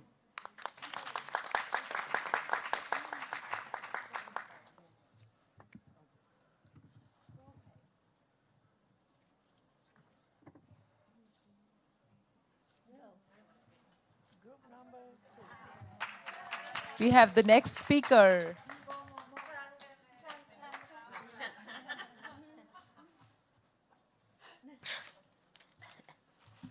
Okay, so just as Crystal said, we also had a lot of, yes, I'm short. 1.5 meters short. We also had a lot of stickies. We also went through a lot of ideas, conversations, and we ended up having these 3 that are not necessarily in order of importance, but for our table, these are our priorities right now. So one of them is trying to have intersectional peer support with other organized groups that are not only necessarily like either the foundation or affiliates specifically, like talking with other user groups and create that kind of system between all of us and have these conversations and discussions that can be more open with them. Also, having a care network, like systems of care in place that are active around supporting women editors in terms of, like, for example, retention and newcomers experience and having them. And the third one, policy level modifications respecting better governance. This is around the role and representation of all of us in like strategic communication, in like strategic spaces, in decision-making spaces, in strategy conversations, and how we're going to be building the future of all of us in this movement. And with that, yes.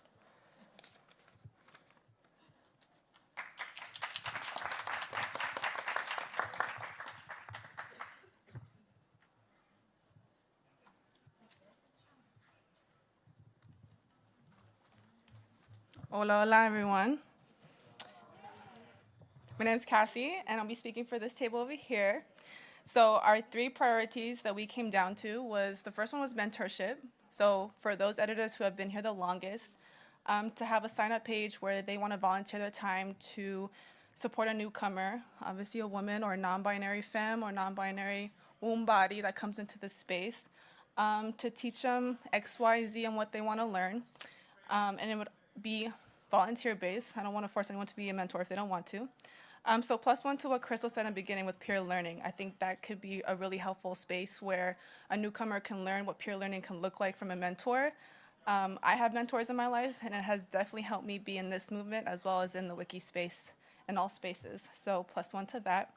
The second one was celebrating, having a wiki page / it would be called Celebrate Women Wiki page. So everything that all women and non-binary femmes and non-binary womb bodies can go to see what's happening in Sub-Saharan Africa, what's happening in Latin America, what's happening in ECAP for those women in those projects, thematic organizations. It would just be in one location and easy for a newcomer or for anyone who just wants to access resources, WikiWomen related. So And a subpart to that, so we kind of have 4, would be the allyship part.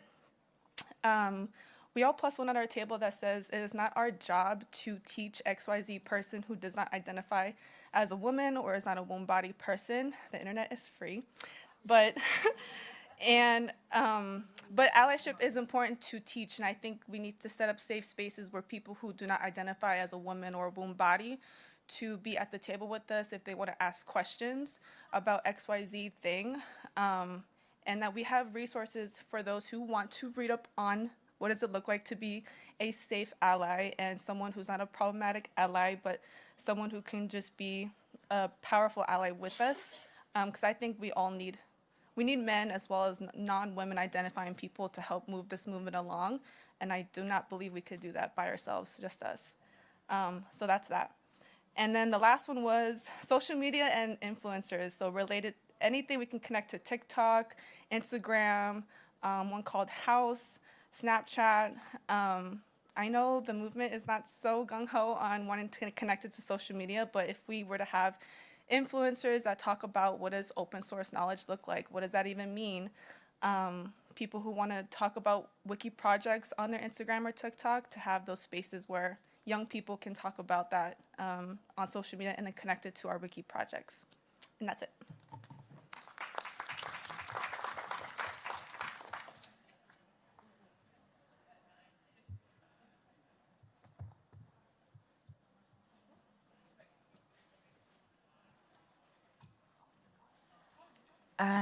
So hi for the folks online. Thanks, Sele.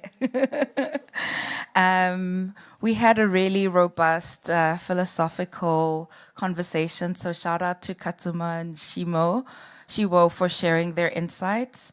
One thing that came up was having a way to critically check bias perspectives critically.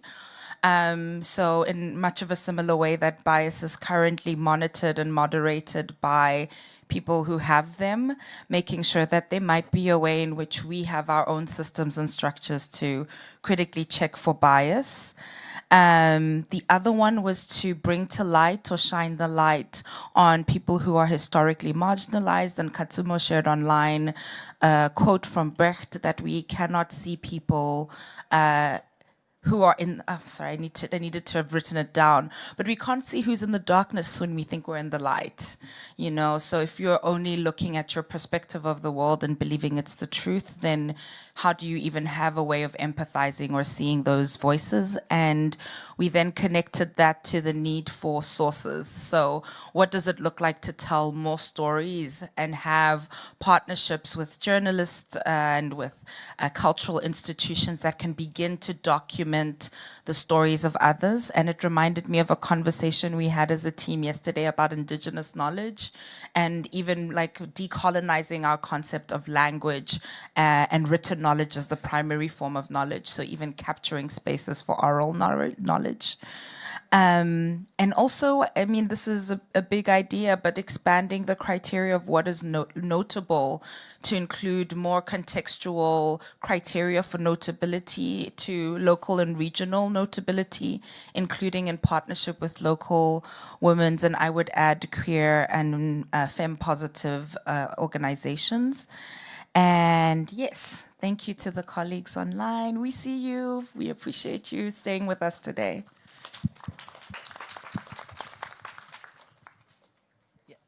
Okay.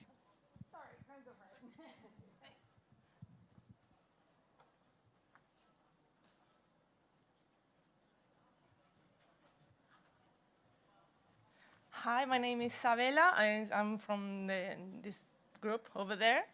And well, some of our priorities are just similar to the ones that were commented here. For example, this notability on this to protect the relevance of the articles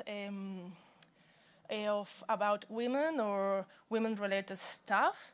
And maybe one thing specific and concrete thing that we can do is to train women to know and be able to defend with the tools in Wikipedia to do the discussions and be able to defend those articles. also not only to edit the articles. Another thing that is also repeated is more spaces and opportunity to share our knowledge and experience, like peer learning, like today, but also beyond the Wikimania and the Wikicamp. Preferably in person, because in-person contacts is very, very different.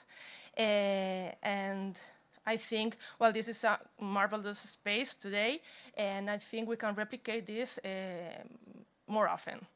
And last, for us, it will be a great idea to encourage the Wikipedia in rural areas. I know that sometimes it's technologically difficult because in some rural areas we don't have a good internet connection, but maybe some strategy was like, I don't know, a tour to implicate the people that lives in rural areas to edit and to know the Wikipedia. And this is very related to collect the oral knowledge that is in rural areas, the oral transmission. And also, we need for this strategies to validate in some way these fonts, I don't know, the knowledge, but also to be able to quote them and to cite them in I mean, not only the sources, the written sources are valid. Oral sources are also valid, and we need some strategies to be able to validate and to base our articles in oral knowledge. Okay, thank you.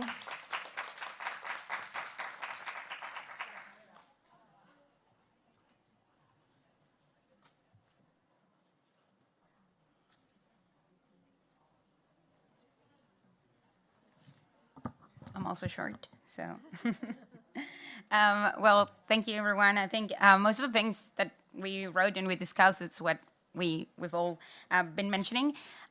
So one of our key points which we spent quite some time discussing was how we do research to support our articles. Because most of the time we're told, like, okay, your article needs more references, but not everyone knows how to do these research to get more references. And sometimes we focus our editathons or our events on teaching people how to edit Wikipedia itself and how to write here, how to add a hyperlink. But how do we do this research? How do we get more references on this person? So maybe adding this part of thing, teaching people how to use keywords, how they can maybe go into one of the references they found and then from there jump into a new one and then get more things. And then this will make our article a bit more solid so people can, I mean, as some people mentioned, this will help the article stand and defend the article later, tell other editors like, our article is relevant because A, B, C, and D, you know? So we went a lot discussing into that. And we also went into discussing about the support groups, having people that support our article. But it's important that these people belong to our Wikipedia or to our regional Wikipedia because they are the ones who understand our issues. I was mentioning my particular case that I edit both Spanish and English Wikipedia. And the issues I face in Spanish Wikipedia have nothing to do with the things I can face in the English one and vice versa. So these things are really important. Know who to communicate and say, oh, the people from Mexico, Argentina, or Spain can help me defend articles in Spanish, whereas the people from DC or New York knows how to defend articles in the English Wikipedia. So having the support groups that are also in our time zone, because in our group we have people from Southeast Asia, and they were like, we cannot meet with people at 3 a.m. because, you know, we want to sleep. So just having people that support our own language Wikipedias in our own language and that have faced the same issues that we do, this can be quite helpful for all of us. So that's basically it. And thank you so much for everything.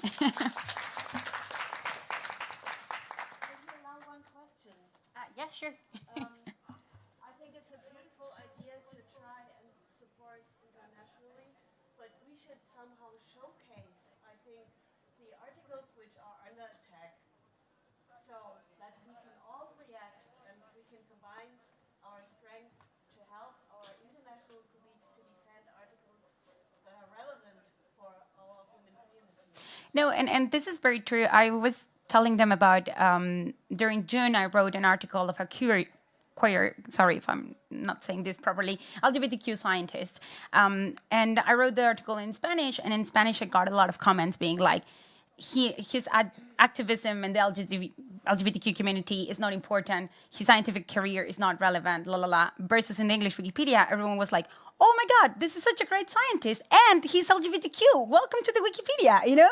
So facing all these challenges was like, why everyone in the English Wikipedia is like, oh great, we have a queer scientist here. And in Spanish they were like, is he really, even some people were like, is he really a scientist, or he's just like an activist? It's like, what? Like, of course he's a scientist, and you have to defend all this kind of things. So yeah, international collaboration is very valuable in these things. Yeah.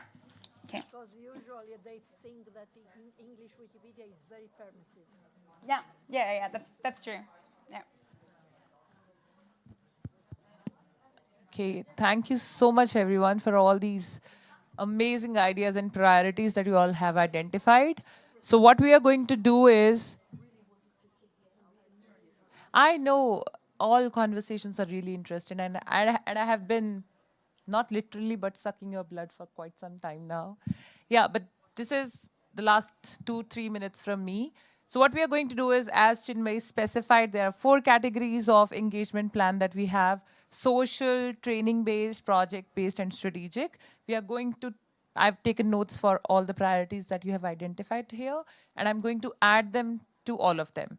They are all available on Meta, and after Chinmay's session, she is going to share updates from the summit on the engagement plan, how this is modified, on the declaration as well, and we are going to publish all this on Meta as well. So the Meta table will be reflective of what happened at the camp and what happened here. So it is truly reflective of the conversations around what we need to do. And once WikiWomen Collective is formed, they will have a clear baseline to start their work. They will, I know there are hundreds of issues in the world around gender gap, but they'll have a clear outline of what they need to focus on. And out of all those areas, they'll be able to identify the priorities for first year and for second year. And then the idea is that every year, this torch will be passed to the next organizers. So this year, we are working closely with Kabi on this. So next year, it'll pass on to the next organizers. I'm not announcing. So we have a slide for that later. So they'll do it. So how this will help is that the burden of this whole work will not lie with one set of people, and also we'll have diverse experience and expertise, and maybe it'll bring a different change to how we are running our projects. Thank you so much. And I think this was the last extensive session where we were engaging you and actually not literally maybe boring you. We have an amazing unconference session coming up now. So we'd like to invite. Oh, we have a 15-minute break? Oh, we are immediately going on to the next session, unconference space, which is so fun that we do not need a break.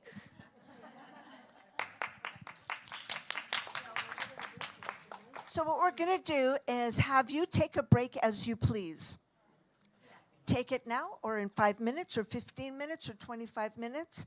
Take it as you please. But we're in the interest of time, because we're running late, we're going to keep going so that we end and give you enough time to get to the main conference for the start of the Wikimania.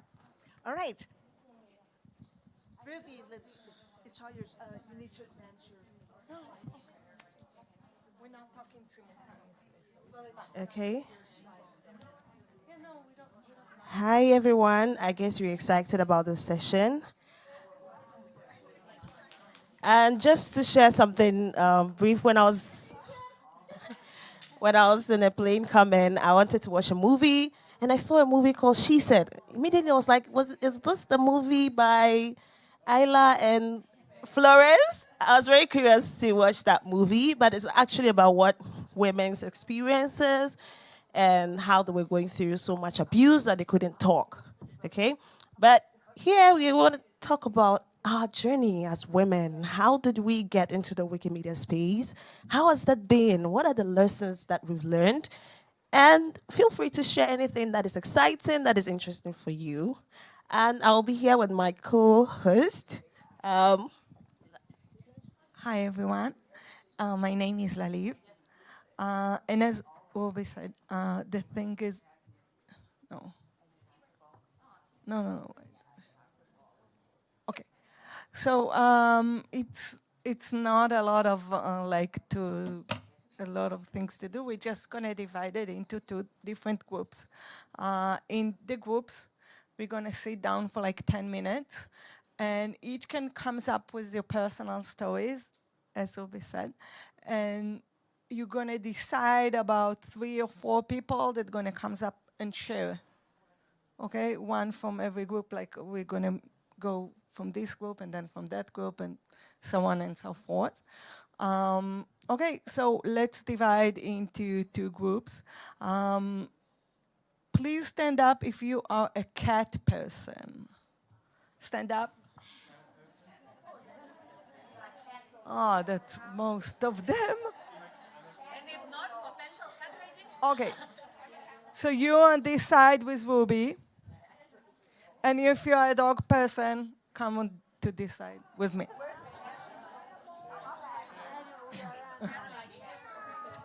ladies going that way. Or potential cat ladies. Cat lady is going there. If it's not balanced, we're going to move people, okay? So we need to see it's balanced. We now have 10 minutes to storm up ideas. Okay, so we will come back to 56. I'll be there. And I'm bringing my people.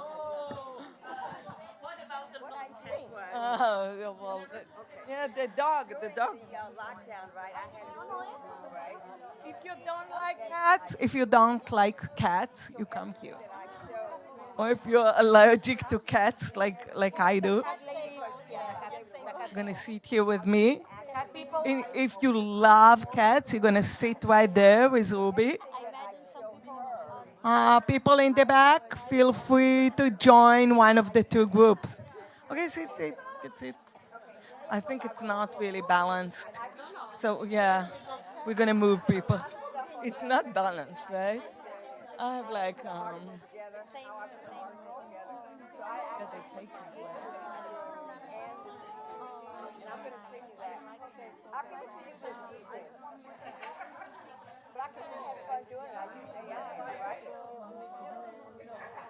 Do you want to join one of the 2 groups?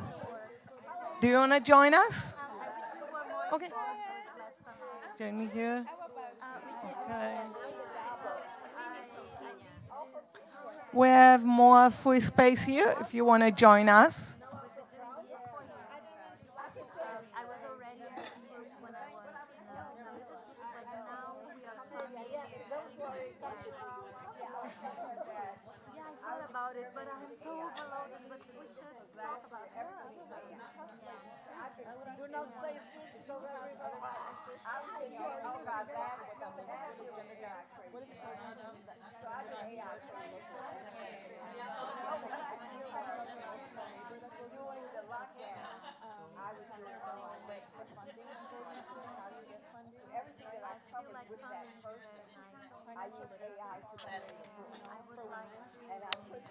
something that I feel that we are lacking in terms of capacitation training, talking about how to be funded, because now we have the general annual fund. But before that, we used to have Editathons fund. And most people who work with gender, because I also work with arts and feminism, we have the micro funding.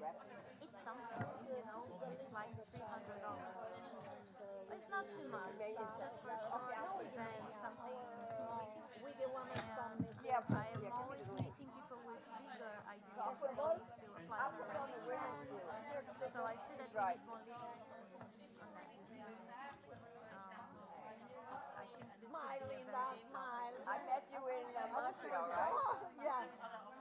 I'm still in the group. I Okay, I'll send it to the women because they need more. It's on there. Yeah, it's wrong. I'm going to have to go in 10 minutes to meet with Castiano because he's doing my ITC right now. But what happened was, I'm going to send it again because I took the challenge. No. But now I went to it's going to take like 15 minutes again. But se especializa porque voy a dejar mis mierdas aquí. So what I did was I went back. Ay, no seas necia, guardando mis mierdas. 5 minutos voy y vengo. Ay, yo quiero pedirle uno para mí. Sí, sí. There's a lot of stuff. Apenas pedírselo. I mean, I put in a lot of work. Okay. So and what I've been doing also is Last some of the articles I've done. Okay, so what we need to do? I created Cut people. Hi, Ruby. I'm going to sit at the Ruby too. About what? About how you got here. But I did a lot of that.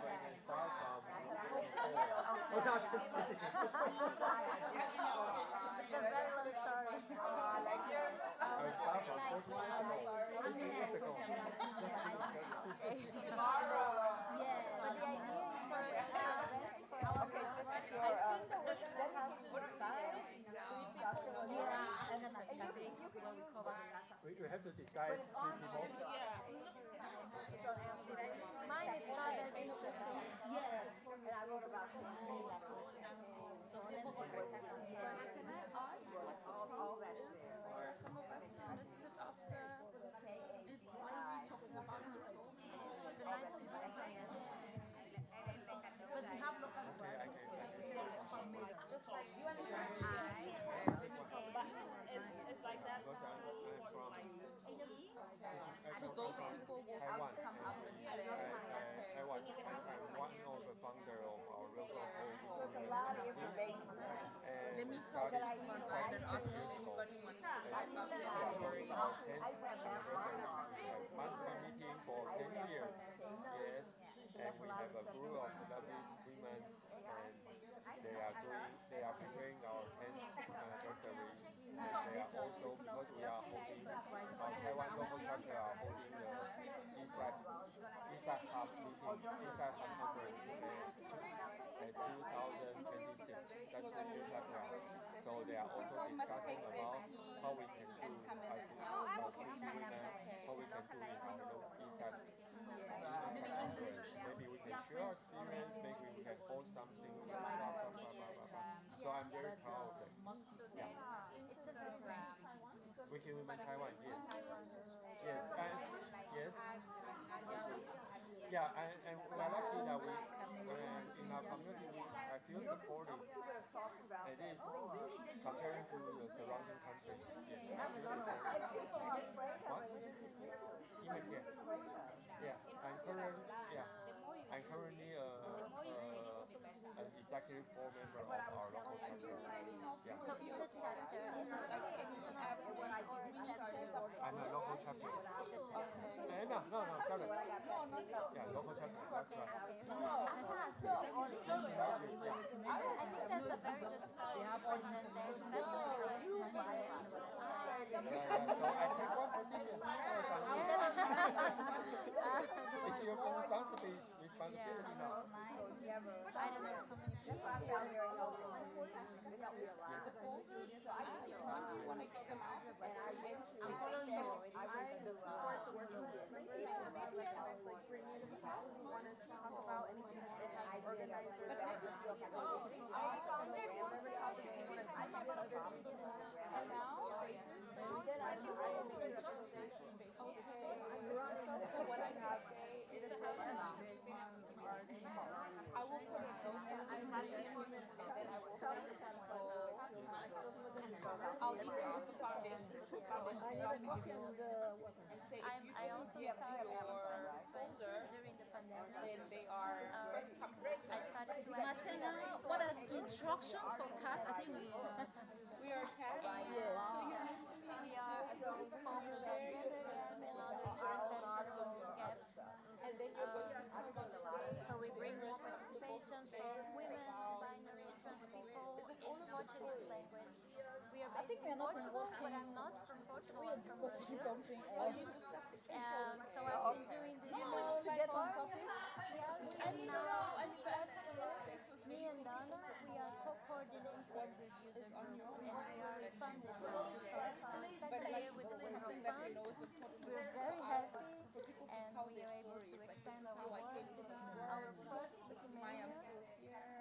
Actually, I participated in a Wikimania online. It was I used AI to write a book about my experience as a Wikipedian. Not so cool. I'm gonna send them the link. Okay.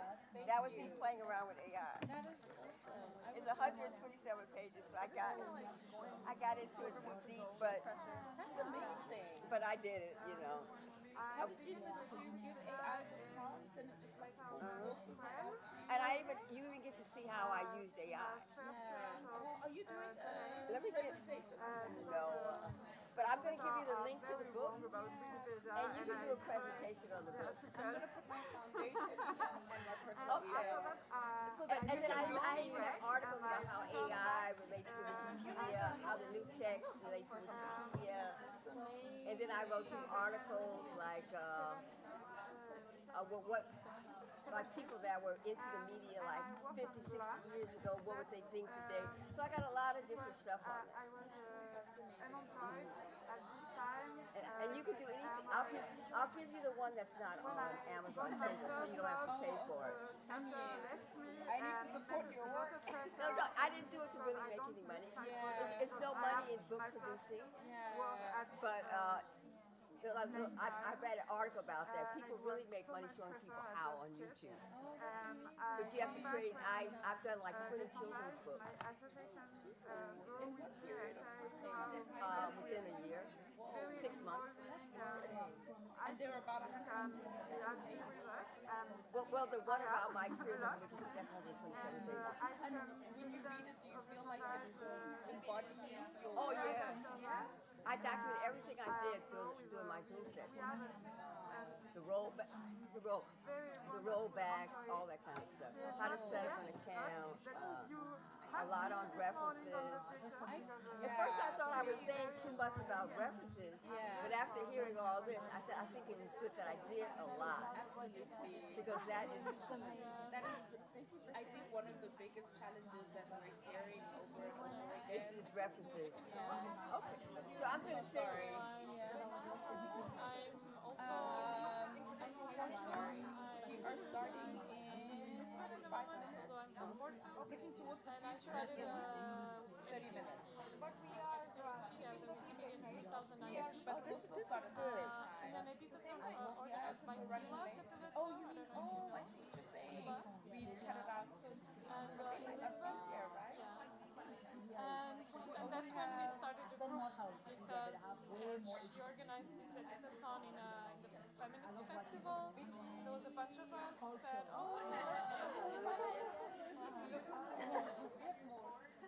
let's just keep editing because it was so addictive and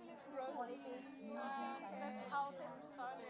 And it has been quite a trip because since the beginning it was about I've been a lot so I was never alone in this path, and it's very good.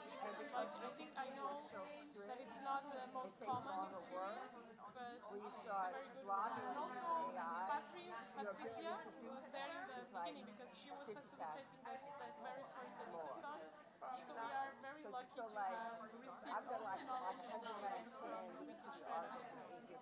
start our group. I stopped counting. But using AI and blogs. Now, yes, since 2 years ago, we are on this general support fund trip going. And it's really incredible to see how people are amazing. You know what I mean? That option is there. much these resources help us to expand the community and to do a more sustained work, strategic work as well. How I use AI for Wikipedia? Well, I created a Wikipedia book using AI. And what I went through when I mentored somebody. And I used AI to be playing around with AI. And we so I put it on. When did you start? When did you start? 9 years ago now. I can't believe it's been that long.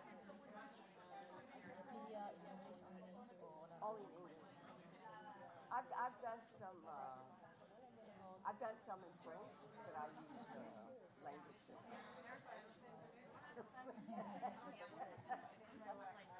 I did a couple of them.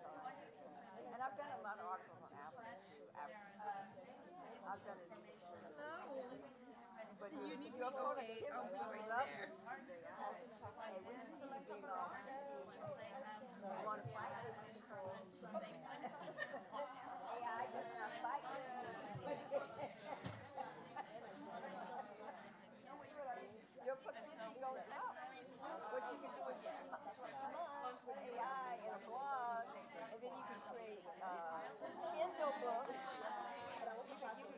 AI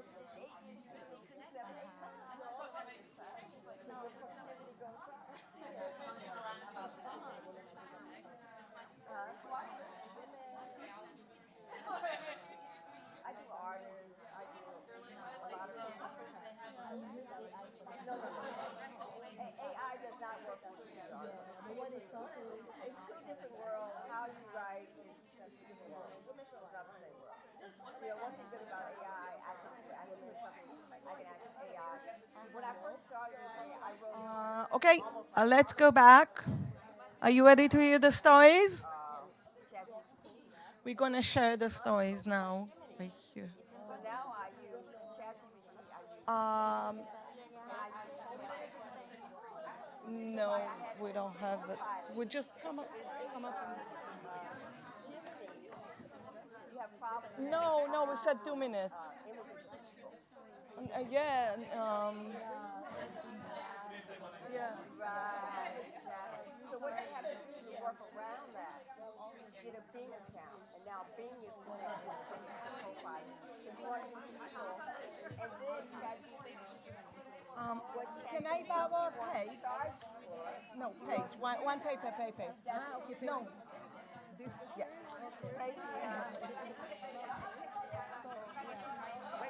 Okay, everyone, you can sit back, and we're going to listen to the stories.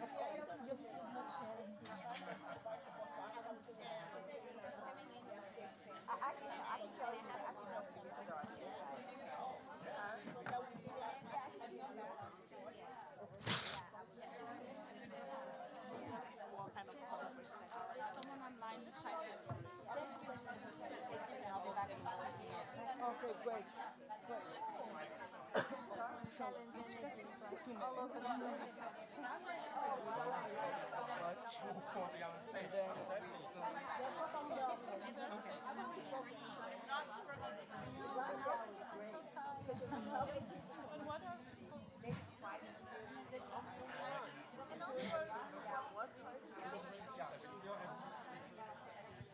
Okay.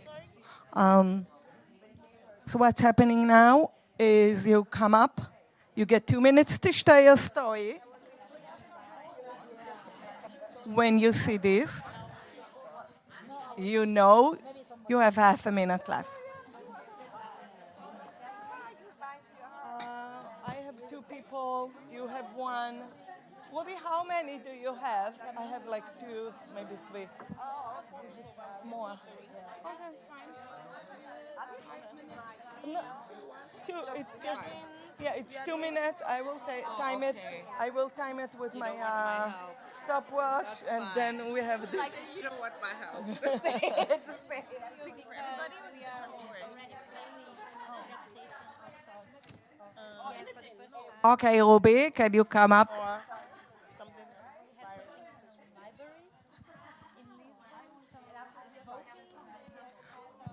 We're gonna start with someone from my group.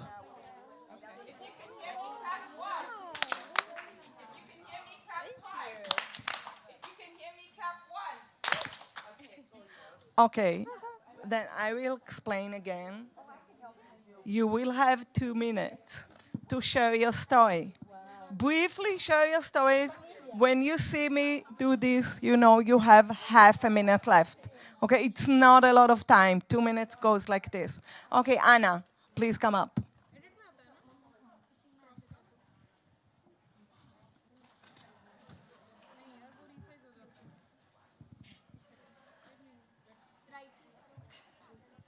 You can say whatever. It's fine. I see then I start.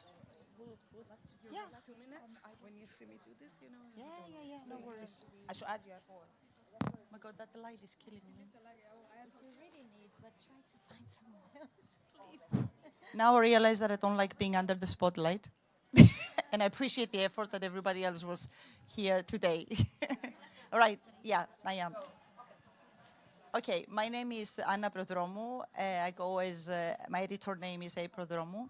So more than 10 years ago, I left the small island of Cyprus to go to the United States with my family.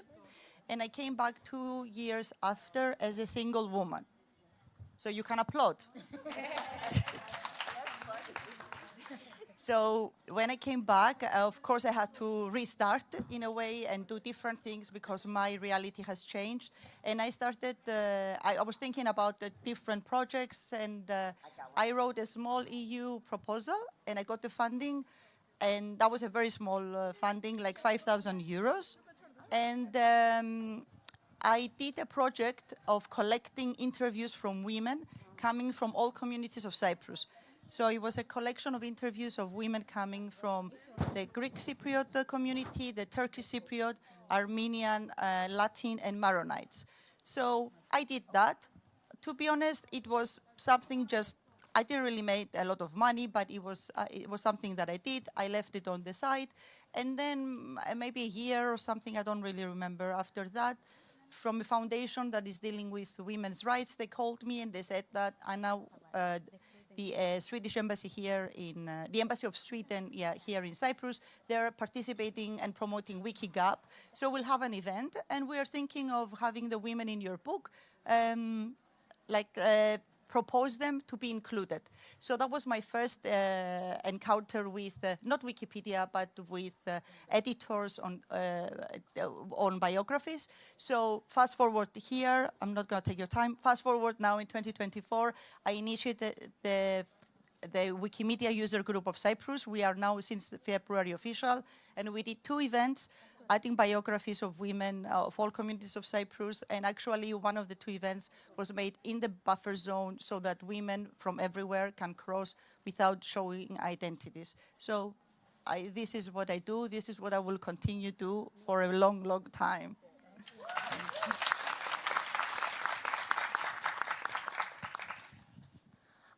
Who's next from your group, Ruby? Yeah, Anna.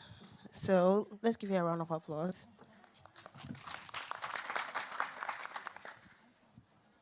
Thank you, everyone.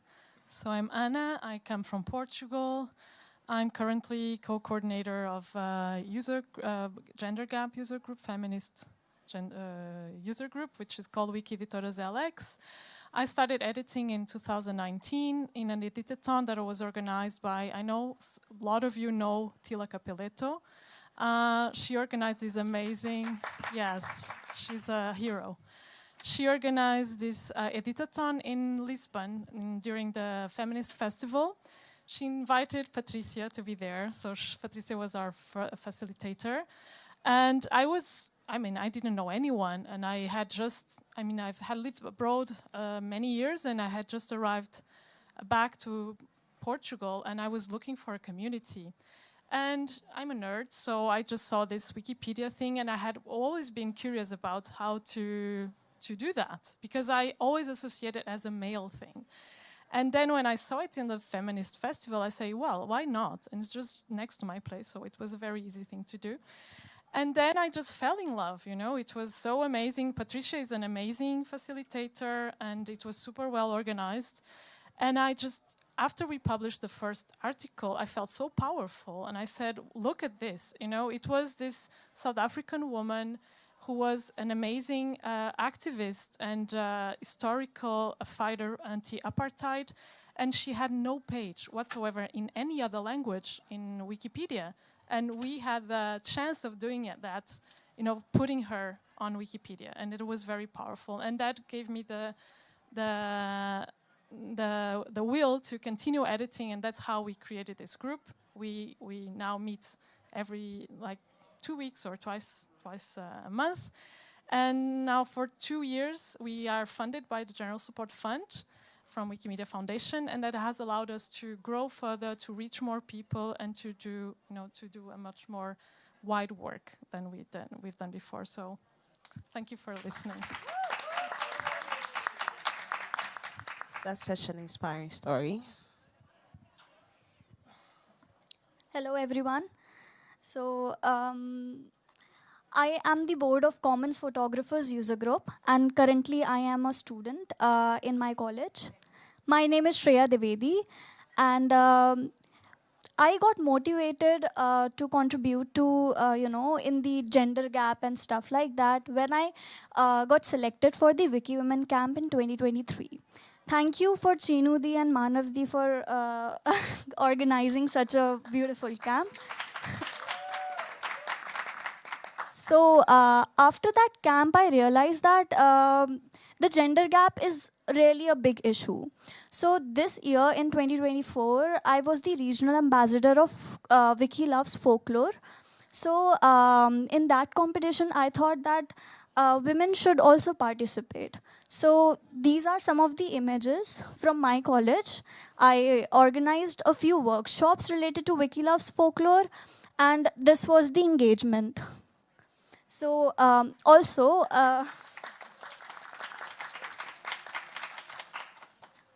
as I am in a technical college, I'm doing engineering and computer science. So we organized a workshop of a Raspberry Pi. People were very interested, but unfortunately, I also mentioned in that group in which we were taking notes of what else we need to do. So I mentioned that we need to go more in the technical side so that we can create our own tools and stuff like that. Currently, we have women there, but not, the number is very low. So this was it. That's fine. Okay. Thank you. Thank you so much. I'd like to invite, okay, here we go. Remember to start with your name, present yourself. What? And you have 2 minutes. Okay. Start with your name. Okay, and this is Iman from Taiwan and from East Asia. I started editing Wikipedia since 2006 when I tried to write something when I learned from the remote university. But specifically, it's a bear market, bull market. And since 2014, I held, with the invitation of our local chapter, I helped founded our local WikiWomen community. And then after a few years, and I was invited to join the board. So currently I'm the board, I'm an executive board member of our local Wikimedia Taiwan chapter. And this year, 2024, is our 10th anniversary. Our local WikiWomen community.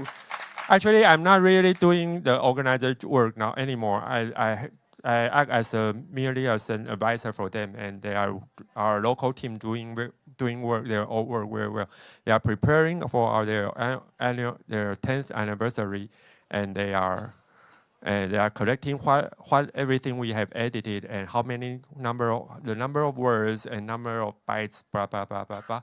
And I believe they are doing something great. So I think, but I still want to show off that how good our team is, and I hope you, and after 2 years we will be holding ESAP conference and 2026, and I hope that everybody, if you have chance, can join us. Thank you.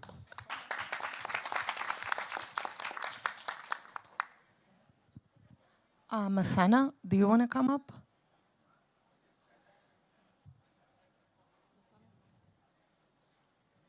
Do we have more people? Yes, we do. Minute.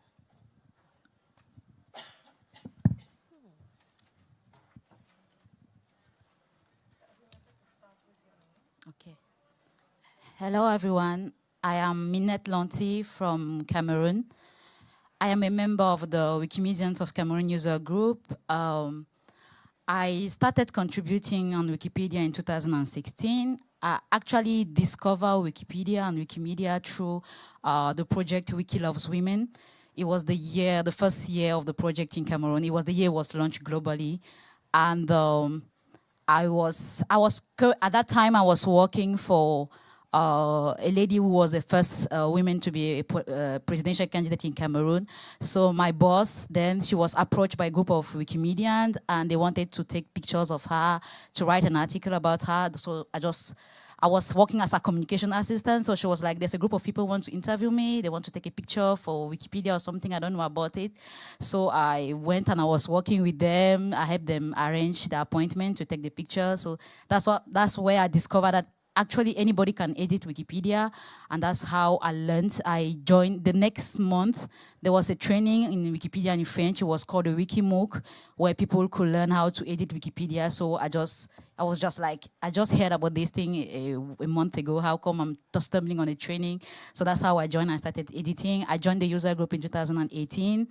And in 2020, I became the local organizer for Wiki Loves Women in Cameroon. So since 2020, I'm leading almost like all the gender gaps projects in my local community, including Wiki Loves Women, the She Said campaign, Les 100 Pages, which is a French project for women and LGBT community. So yes, that's it for me. Thank you. That's it for me. Who else wants to come? That's really an inspiring story. Okay, so we're almost wrapping up the session. I don't think. Okay, let's just one more person, just 1 minute, because Linda has been in the movement for so many years. I don't know what's keeping her. Maybe she can share it.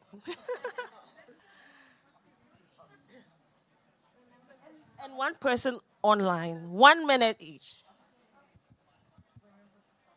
Okay, my name is Linda Dabo, and I started in 2015. I went to an event, and I heard about Afro Crowd. At first, I thought it was crowdsourcing. Then I found out it was something different, and Alice Backer who's the founder of Afro Crowd. So I was excited about what I heard, and I started editing. And one of the things that kept me motivated was that they always had some edit sessions. So if I worked alone, I can always come to an edit session and get that support. So I think after the lockdown and the lack of in-person events, it makes it more difficult. So I think I was lucky in the beginning. If I had a problem, I could go to a session. So during the lockdown, I started a Zoom session, and one person hung in there for over 2.5 years and got all the information overload. And what I did after the last Wikimania, I used AI because I wanted to write a book about my challenges and what I went through and some of the areas that we covered doing Wikipedia during the lockdown, so I created a book. And recently, the last 2 years, I would say Afro Crowd and the other Zoom group, Alkebalon, Wiki Edit and Study, we've been working with the Kwanzaa Film Festival in Harlem. So that's been a fantastic experience for us. It's very community driven. And our last event, we saw 40 films in 7 days. So that was an overload. But I can say Afro Crowd, Sherry, Antoine did a wonderful job in supporting the community group. So we feel really connected to the community through the Kwanzaa Film Festival, and we do the Juneteenth. So we've been really sort of like a fixture within the community. And even though a lot of them don't edit, they know we're there. So recently, New York Wikipedia user group will show up at our social events. So there's some editing going on while we're showing films. So we've had a great time, so yeah. Okay. Very inspiring story. Okay, so let's do the online, and then we'll just. Can I read from here? Is that okay? So it says here, I am Veronica Bavuidinsi Matondo, Wiki Nkento event organizer in Kinshasa, Democratic Republic of Congo since 2023. Nkento means woman in Kikongo, a language spoken in Central Africa. The Wiki Nkento campaign aims to highlight the exceptional achievements of many women who remain unrecognized. We seek to collaborate with men willing and able to support women in this process. The campaign encourages female participation in women-related activities in local Central African languages. It highlights remarkable women in the region and raises awareness among other women to become more involved in decision-making processes while promoting the cultural and linguistic heritage of Central Africa. Our goal is to promote female leadership and give women the visibility they deserve for their exceptional achievements. We found that many women are doing great work in the field, but their contributions are not adequately represented on Wikipedia. So we need to focus on highlighting these remarkable women to feature them in more articles. Thank you so much, Veronica. Thank you so much. We've had so many inspiring stories, and I believe that we've taken one or two clues. Yeah, thank you, everybody. It was exciting to hear everything, and going to the next part. Okay, so let's invite Sheena. Okay. I need my panelists first. Okay. Sorry.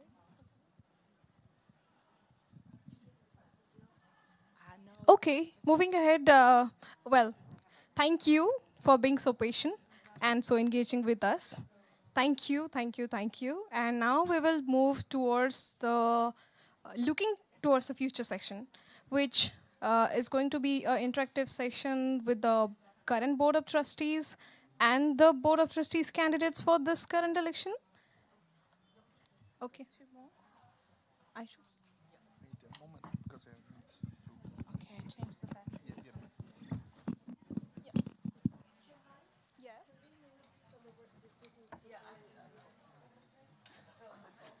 Kristen, you look nice. I'll take a photo.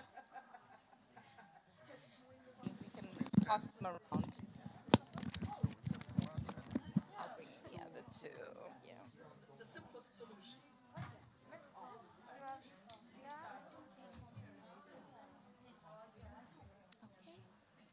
We're just doing a factory change on the microphones. No, but I what it is. Okay. Okay.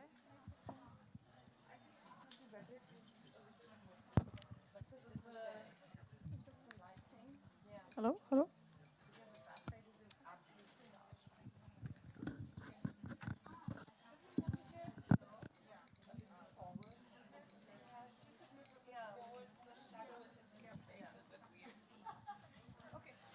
My chair or what?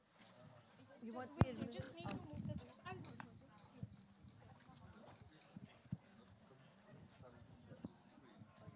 But We'll bring it back. you can try it. Sorry. It's pretty clear. Yeah. No, No, we can move it. No, it's No, its board is long. We can move it. okay. Be careful with the wire. Great, thank you. So open the mic. Yes, thank you. I'll try. No, yeah, it's low, yeah. No, you have to sit. Can't keep standing. Come on here. And I'll keep that one there.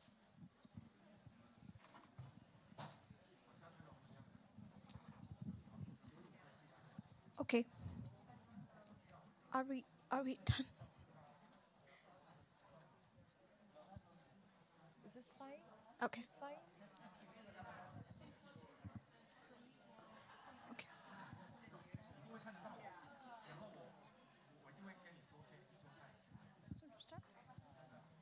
Okay, I welcome you, the Board of Trustees and the Board of Trustees candidate to the panel that we will be having on looking towards the future of the Wikimedia movement in general. And I'll start with a brief round of introduction, those who I expect that you all know these persons in front of you. But yes, just a quickly round of introduction, starting from you, Rosie. Hi, my name is Rosie Stevenson Goodnight. I am a current trustee of the Wikimedia board, and I'm a candidate for re-election. Do you need more information or no? Okay. So she is the lady behind the project you see, Women in Red. And history says that she has also been the Wikimedian of the Year in 2015. Yes. Okay. Hello, Teslima Tayyab Karim. I'm from Nigeria, Africa. I am an event organizer in my country, Wiki Articles in Nigeria. I'm the initiator for that particular initiative because we don't have health over there. We don't have health articles as a main project over there. Then I have organized some other projects, Wiki Climate Campus Tour in Nigeria.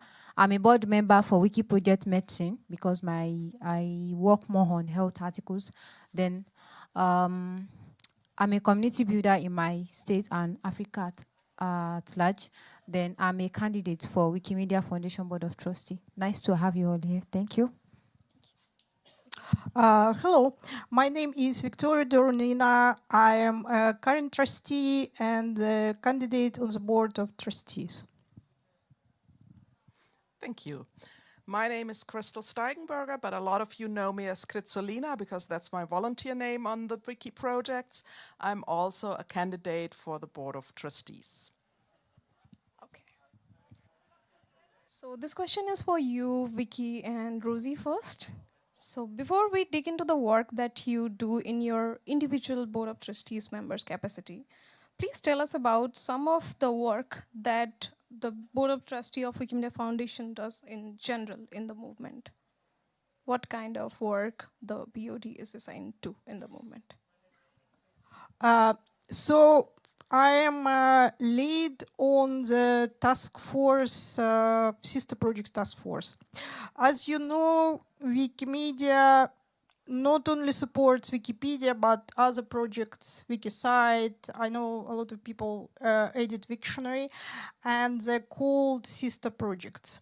And the board of trustees was always tasked with approving the new projects, right? And it was very easy in the beginning, somewhere in the early noughties, where literally somebody, I bought a domain, let's open a new project. And that's how, I think Wikibooks or something was opened. At the moment, it's very hard to do that. So the board of trustees initiated a task force which consists of trustees and volunteer advisory members, and we are proposing a framework for people who want to open a new Wikimedia project. And we are also reviewing existing projects because they're not all of them are successful. And I'm not talking about the language variants. It's not about small wikis, for example. It's about new things. So the Wikimedia Foundation Board of Trustees has a mandate to function at a high level and develop the strategy for the Wikimedia Foundation. And in that regard, it has done in the last couple of years two new things. One, it reviewed the, it's been involved in reviewing the whole wiki education kind of framework, the work that's being done within that kind of section. It's worked with the user group, it's worked with people who are staff members, it's worked with community members, and together they're trying to figure out what's going to be the best way forward. Also, until I joined the board, there had not been any strategic kind of direction related to WikiWomen's work. For years before I joined the board, I used to say, well, Alex Stinson is the glam strategist. Where's the strategy regarding women, WikiWomen's work? And the answer had always been kind of a shrug.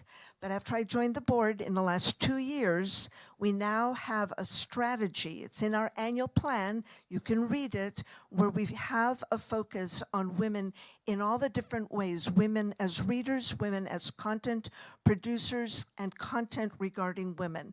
So broadly, strategy, that's what the Board of Trustees does, and these are two of the areas that we've focused on since I've been on the board. Amazing. Thank you for this response.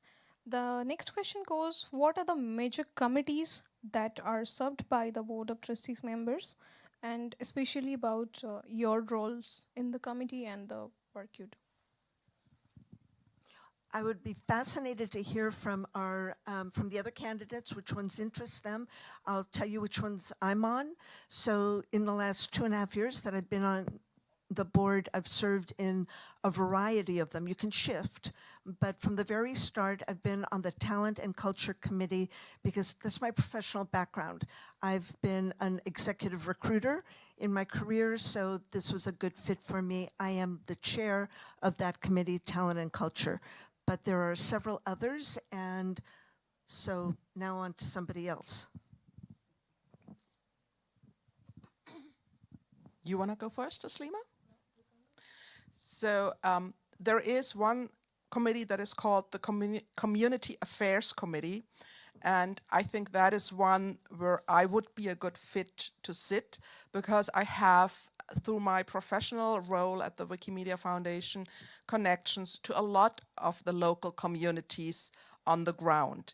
And I also consider this a very important community that should be thoughts about this community here, the women's community, should be something that is brought to the Community Affairs Committee. Another committee that I'm interested in is the Governance Committee, because I'm also someone that has dealt a lot with governance in my professional role for the foundation. This was mostly the governance related to governance on the projects. Of course, the Governance Committee that is on the Board of Trustees is a bit different, because it cares about the governance on the meta level. You said the very high level that the board functions, even the how does the board itself govern itself, rule itself, but also what does the board do in relation to the foundation, what is governance for the foundation, what does that mean? So all those things are also something where I think I could be a good fit. But I'm also very much aware that if I should get elected, I'm also someone who will have to learn a lot. So these are just ideas for now, but I'm not sure. I think you also have some ideas, Taslima. Okay, thank you very much. If elected, I would like to work with the community affair, because aside being a Wikimedian, I'm a serial volunteer. In my leisure time, I walk around getting communities, trying to link people up. Even within my community, despite the fact that I'm an event organizer and I hold position in the affiliate, which is a Wiki Project Medicine, I make sure I connect a lot of people together, I reach out, I serve as a body for some people despite not being an official body. I serve as body, I reach out to people, I reach out to administrators to get blocked, resolved. Yesterday I still reach out for like 3-4 people in my community, so I would work very well in that community affair committee. Then I would work well in talent and culture as well, because I have this way of bringing ideas, marrying ideas together, and I'm making it a whole one.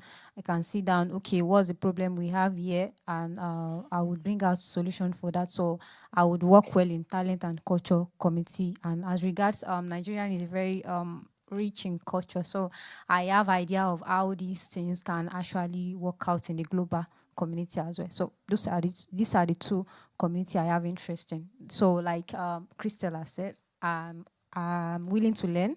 I'm always open to learn. I love learning new things. So and as the board is concerned, I'm sure I would grab a whole lot of things and bring them into pass and use them wisely as a board.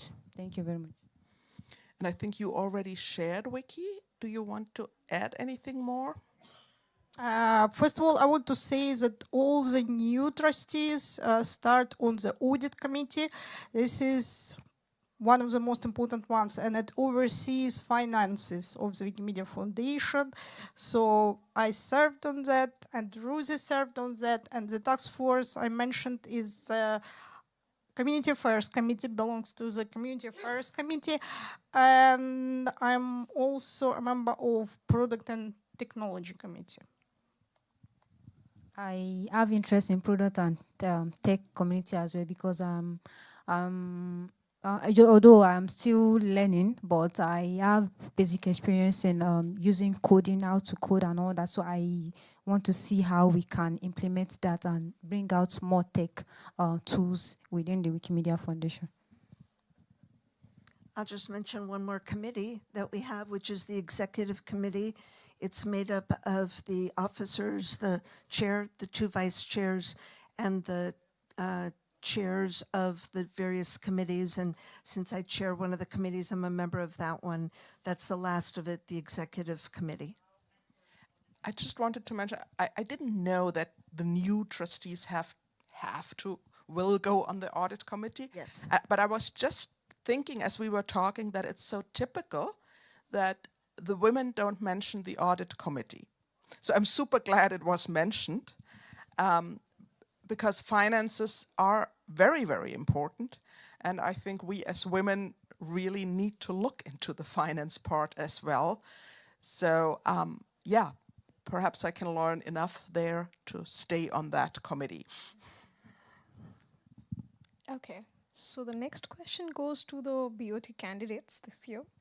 What is your motivation to participate in the Wikimedia Foundation Board of Trustees election? And is there any substantial change that would be your focus area or priority project?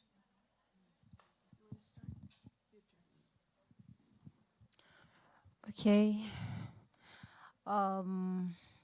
My main motivation for going for the Wikimedia Foundation Board of Trustees because over the years we've never had anyone from Africa on the board, and we really have a whole lot of challenges. We were discussing it in our African Wikimedia room earlier. I know what I went through just to get visa to come over here. We have a whole lot of challenges. Editing, we face challenges.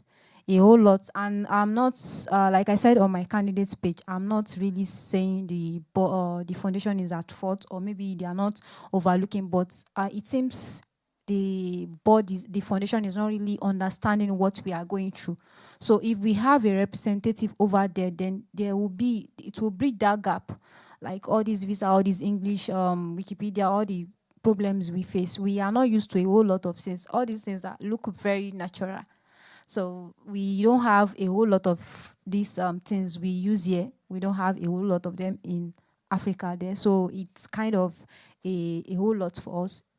For instance, the election method of voting, secure poll, is not. In fact, if you ask people, my people over there, they don't know what that is. We would have to explain. I'm not saying that the system is faulty, but having a board member from there would bridge the gap of communication and everything would work smoothly. Then people would have more interest in Wikipedia compared to how we do see it. Because there's one time I was just visiting a friend. He saw my post, my status that, oh, I went for one wiki event. It was like, oh, so I thought wiki is edited by bots. That sounds somehow, but that's how he views it. Like there are a whole lot of miscommunication over there, lack of communication entirely. So that's why I'm here. Thank you so much. And it's so interesting because you come from a place that it was so difficult for you to be where you are today. And that's why you are running for the board. Well, I have to say for me, it was very easy to be where I am today. I'm the person with the privilege. And for me, it's more this that I feel because I have gotten so much from the movement. Because being a Wikipedian broadened my horizon, having friends from India, having friends from Nigeria, Ghana, Russia. This has helped me so much in my personal life. But then I had the good luck not only to be a volunteer, but I also had the good luck to work for the Wikimedia Foundation for 6 years. I'm no longer working for them, but I saw also the work the board is doing from the perspective of a staff member. And that's why I feel I know what I will be getting into, and I think it's a place where I can give back a bit of all the good things that I've gotten. You were asking about a change I might want to drive. I don't think I want to drive some radical change. And I don't think it's a good idea to try to drive radical change from top down in this movement. But I see that a lot of things are already in place and need a bit support from the top. Things like everything we talked about in this room today. How can we help women to be more successful, to be more present, to be seen in this movement? How can we help to make women more visible on the projects? And not just women, but also I absolutely support. I have some ideas of the struggles you have to go through, but I only have a tiny idea. But also to support that these struggles get less, or people get compensated more for their struggles, or other things are made easier because the struggles are as they are, where we can't change them. So that's the kind of changes I want to drive. Not from the top, but where I see them already growing, to give them the top support. Okay, that is very insightful, actually. So, Rosie, would you like to add something here? Please, you're the moderator. You decide. No, I thought I got you of something. You wanted to add something to this? Because you're also a candidate. Oh, did you want to hear from all four of us on that? Yeah. Oh, yes, okay. In 2016, I became involved with movement strategy. I did so because I love strategy. I did my master's thesis in the 1990s on strategy. So for me to be involved in it just seemed like, a little bit of heaven. I know, it sounds a little odd. 2017, I became more heavily involved in it and became a member of one of the 9 working groups, the Community Health Working Group. And our working group met every Monday for 51 weeks in a row. Just Christmas Eve, we did not meet. We continued meeting through 2020, when we came up with 12 of the movement strategy initiatives, or 45 initiatives that map into the 10 movement strategy recommendations. And then I was privileged to be elected to the board in the following year, in 2021. And I can say that if you read my statement back in 2021 and you read it in 2024, you know that I am here to work on seeing that those 45 initiatives and 10 recommendations make it to our movement strategy 2030. We have 6 years left. I believe in all of them very strongly. I have worked on them the last 3 years as a community member, as a member of an affiliate, and as a trustee. And my reason for running for election again is now I have so much knowledge of being a trustee. Let me tell you, it is stressful, difficult work. And I think that leaving now would be an easy step for me to do, but I think I'm born to do this and keep moving forward with these 45 initiatives. That's why I'm sitting here. First of all, I want to tell you that any other candidates which are not here, that tells you that, oh, you elect me and I will change everything.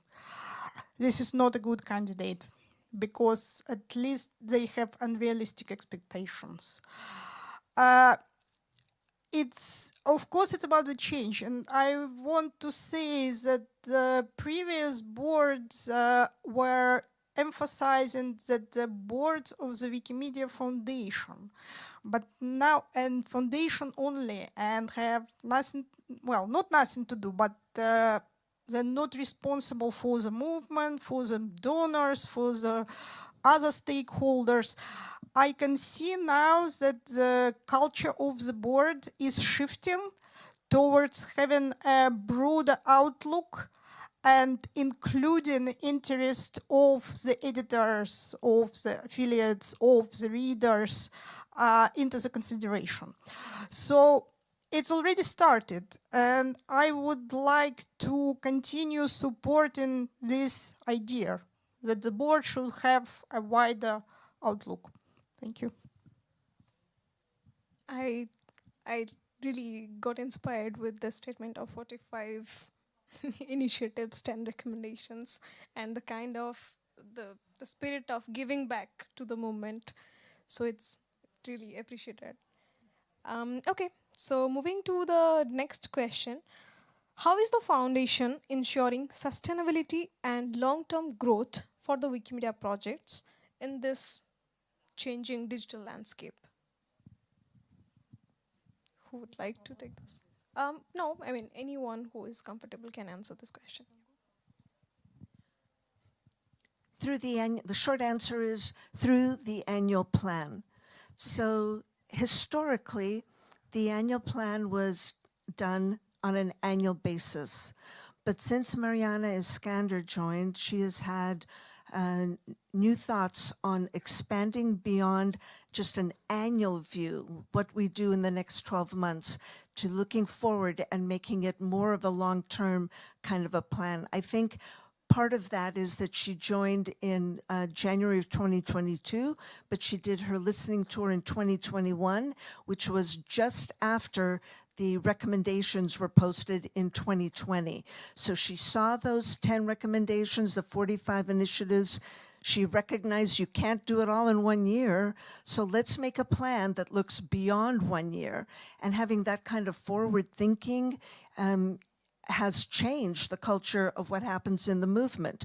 We no longer, I think some of the affiliates were getting like annual grants, but now they get grants for, I've never had one of those grants, so I don't know, but like 3-year grants.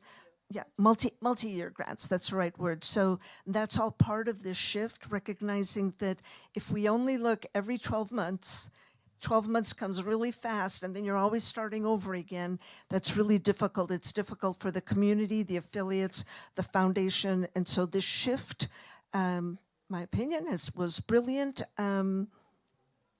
That's my answer. Thank you. I would add to the tech side of things. One of my proud achievements was I was involved in the final interviews for the Chief Product and Technology Officer, which some of you know is Selena, and I strongly advocated Selena. The second candidate was male. I didn't advocate for her because she was a woman, but I thought that she has skills that the other candidate was lacking. And I'm happy to be proved right. Selena reorganized the tech system and made it more agile. So we are more ready to answer technological challenges such as AI. And I was very impressed when something which was shown as a demo on the annual meeting that does the annual planning, Rosie mentioned, and the board is usually present, and shown an early draft of that. So it was a demo, but it often happened that the demo didn't go anywhere. But this particular demo went through the product stage, and then it was advertised, and then it was available. So I think this is the level of agility that foundation should have in the current technological landscape. Okay, aside what Crystal and Victoria has said as how the Wikimedia Foundation is ensuring sustainability of projects, one of the other ways is through strategic planning. The foundation is not just jumping on things. There are strategic plans towards that. And then another one is inclusivity, because the foundation is not excluding anyone in their projects. So there would always be sustainability because nobody is feeling left out. Whatever race, whatever color, age, their minority, their groups for minority. Then another one is that the foundation is not investing only on user groups and affiliates. There are rooms for events organizer, like someone like me. I organize projects in my country out of user groups, and I collaborate with other one. That's another one. There's room for partnership.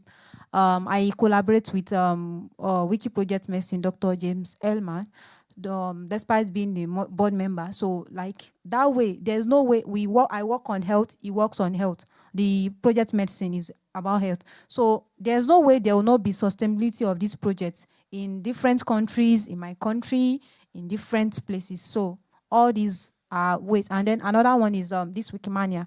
Wikimania is still a way whereby everybody gathers, and by the time we get home, meeting online every time will not really sustain everyone. But having a place, having a physical environment that accommodates everyone is a kind of way to sustain projects and for people to communicate their mind and concerns directly and physically. Thank you very much. It's very difficult to add anything on that because you all have shared, and I think Rosie and Victoria, of course, have the better insight because they have the big picture overview over what is happening, have done hard work. That's why they have the insight sitting on the board.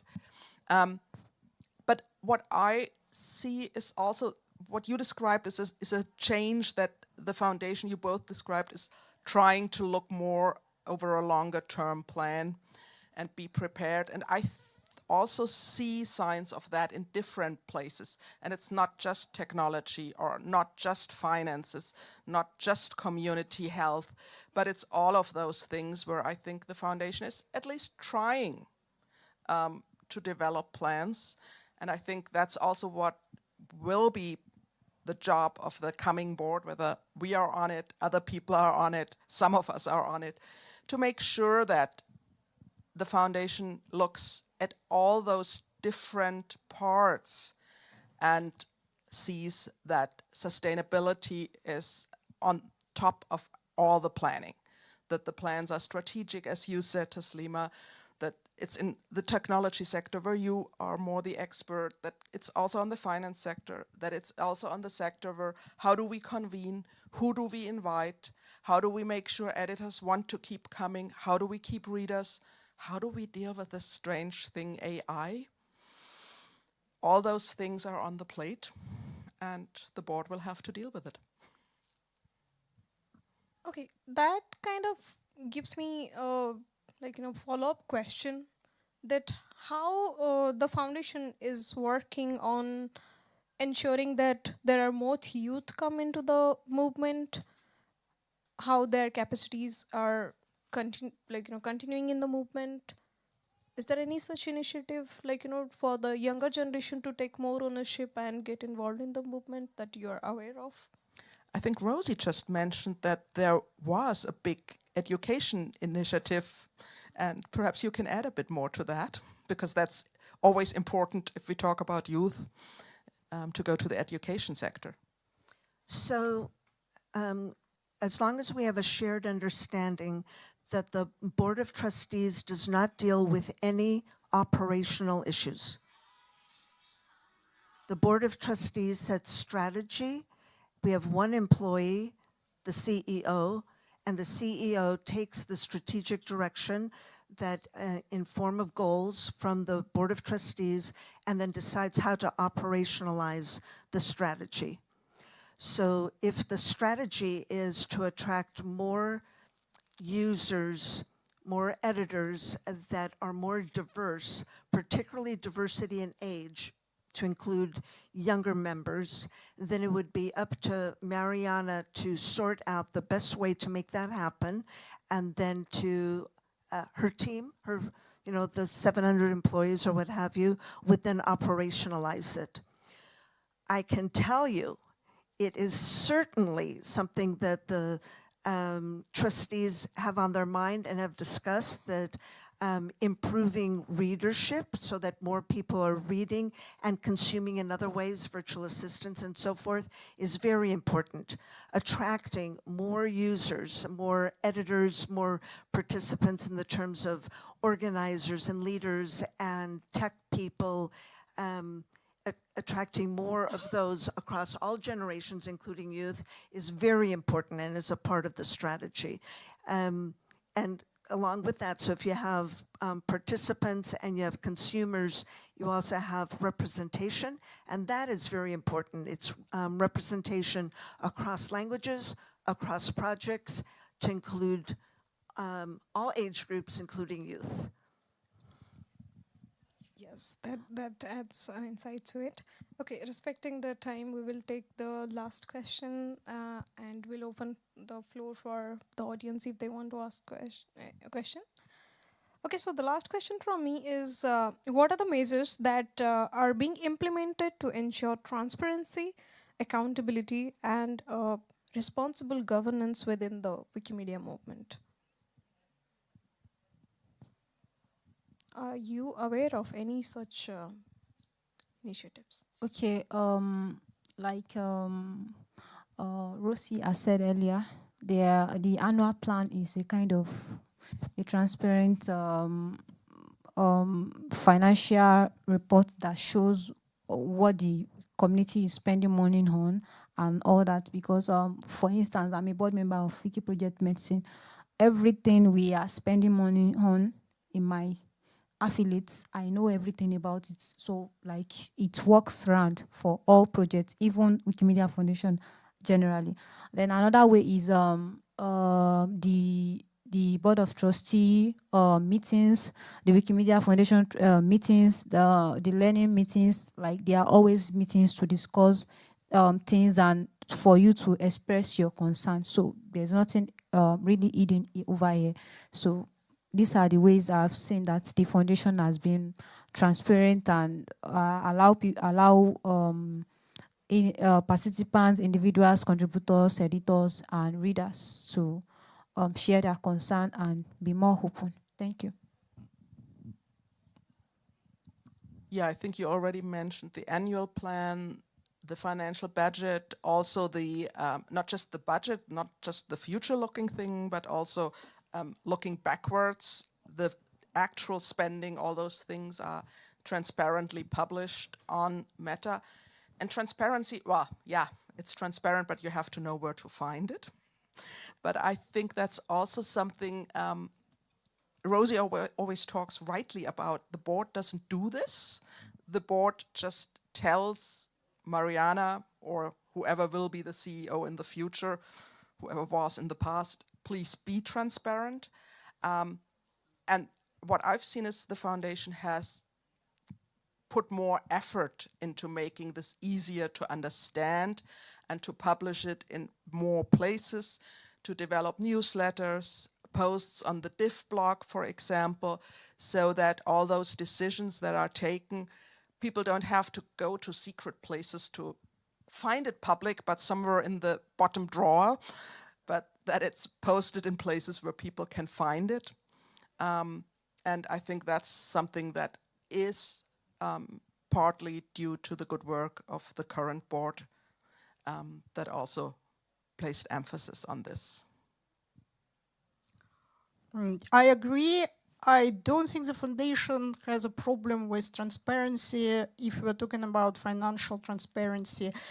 Because Wikimedia Foundation is a charity, there are very strict laws in the US about publishing financial documentation. The question is related to the governance only, not with the financial transparency. With the governance, I know that it can be an issue that board often communicates in legal language which is almost impenetrable. And that was the problem with our current resolution, not to ratify the charter. But as the board is concerned, is the part of the same story about being a charity and needing to use a legal language. And you will see that Wikimedia Foundation spends significant money on legal issues. And it's not because it just wants to spend money, but because it has a responsibility, a liability. So if we start using a more informal language, it may lead to unintended consequences, bad consequences. The board made a significant effort to be more transparent. Our Community Affairs Committee has regular online conversations with people, which are all welcome to join. They're usually advertised on Meta and Wikimedia L, on Facebook, everywhere. But it still remains a black box, and it will remain a black box just because some information, if it's published, it can do harm. The same problem is with trust and safety. They often make decisions, but they don't disclose why they made the decisions. And I want to say that these decisions are usually discussed with the board, and we approve them, but we cannot share the information. So there are checks and balances in place. Are we good at it? Not very much, but I hope we'll become better, of being more transparent. Yeah, as we always say that there is always a space for improvement, scope of growth. I appreciate it. And thank you so much for your insightful answers and being patient with me with my questions. I just want to say, I want to ask you to vote, not necessarily for us, but generally in the elections, because we have like 70,000 eligible voters. In the last election, we had less than 7,000 of voters, and every vote matters. Please go have a look at the candidates. There's only 12 candidates. They answered some questions. There will be lightning talks, literally 3 minutes of your time on video if you cannot do it in person. Just vote. Thank you. Okay, I will now open the floor for the participants for at least next 5 to 7 minutes. If you have any question that you want to ask the Board of Trustees candidates, please feel free to ask. Or if you have any concerns. Venus? Yes. I'll give you the mic. Okay.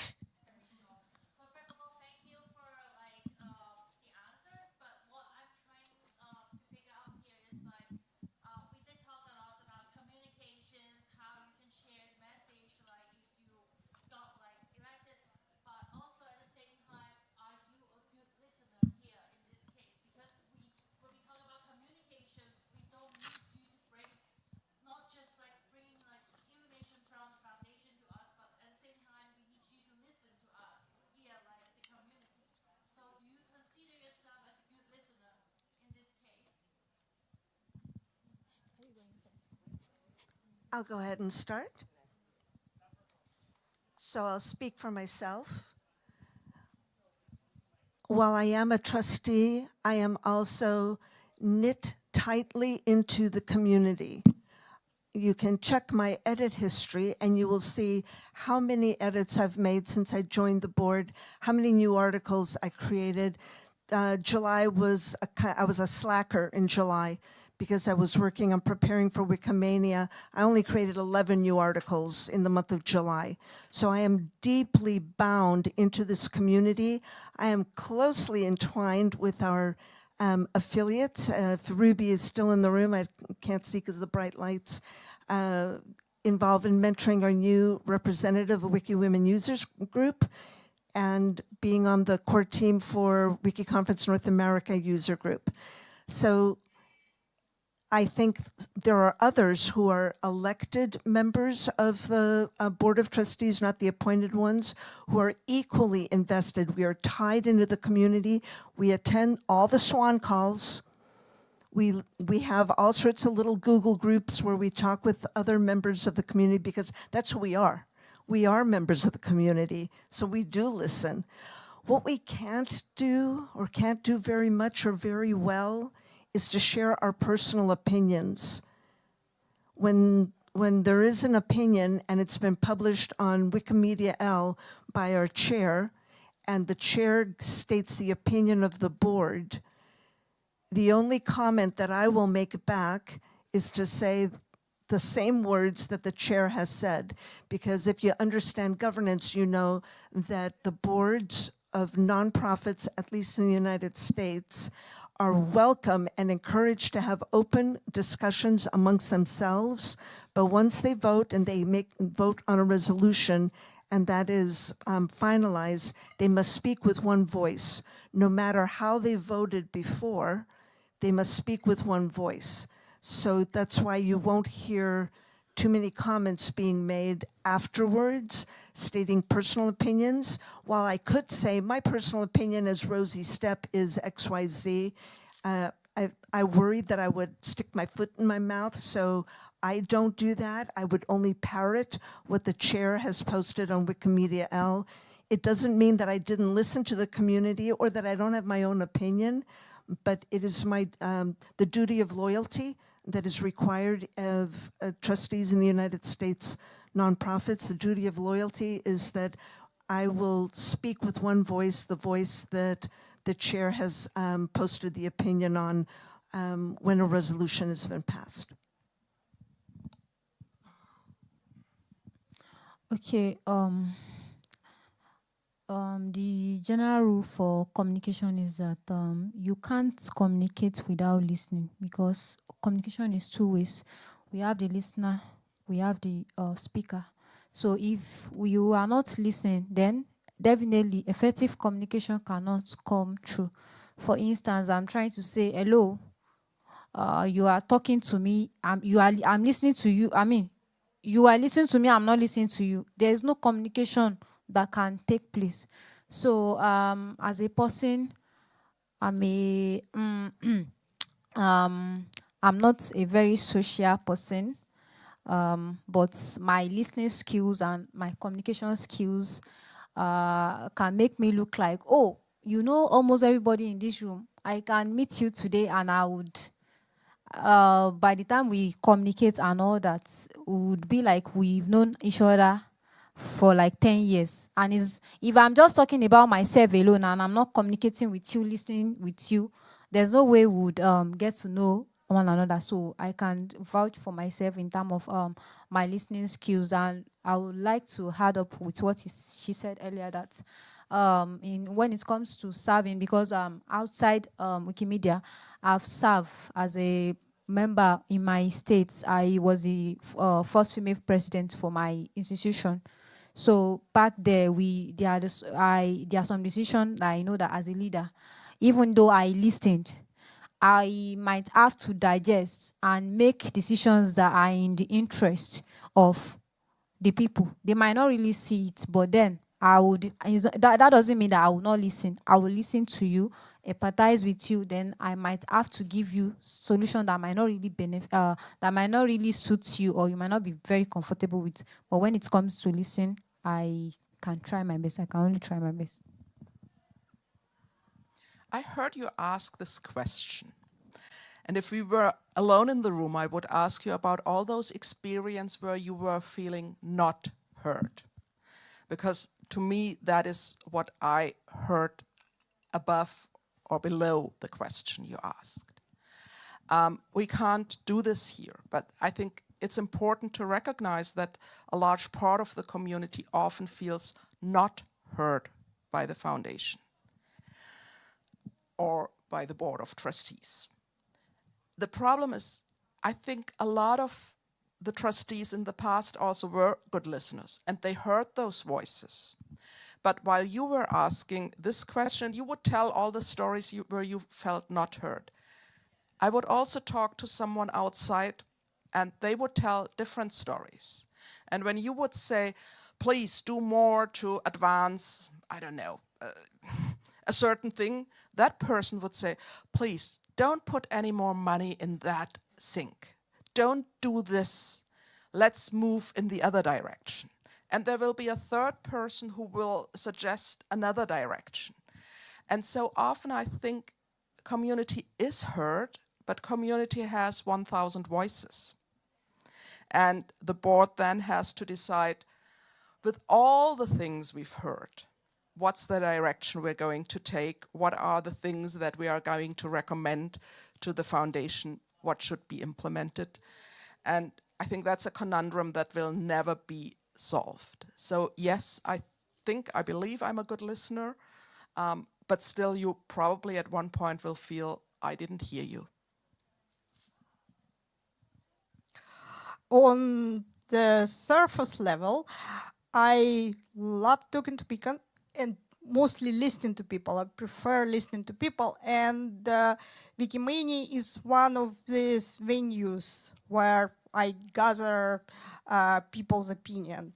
But what Crystal said, it's true. It's one thing when you are telling me just the story, but usually from the trustee, you want some immediate action.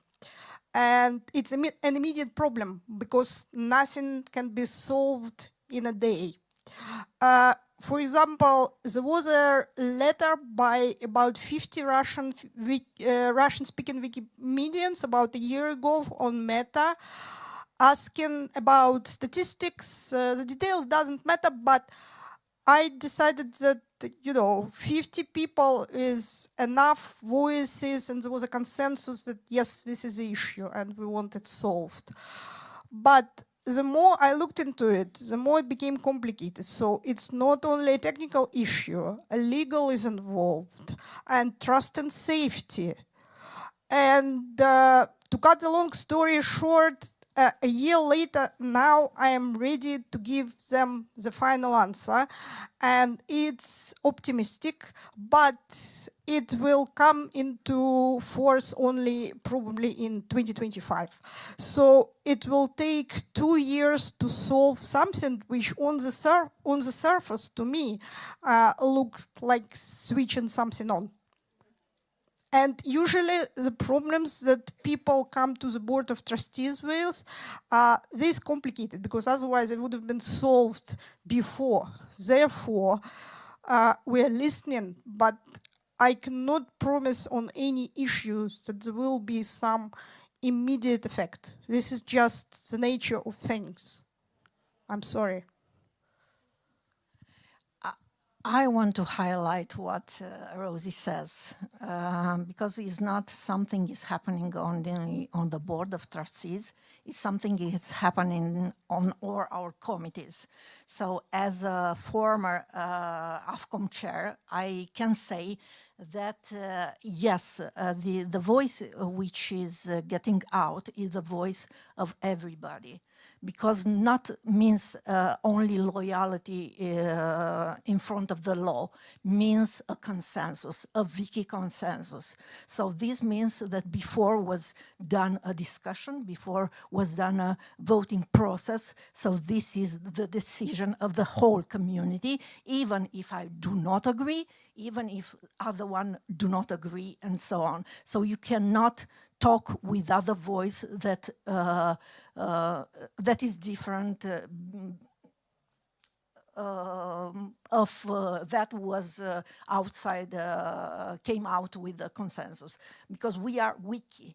So consensus, it's a big, it's our way of doing things. So it's also about consensus, I think.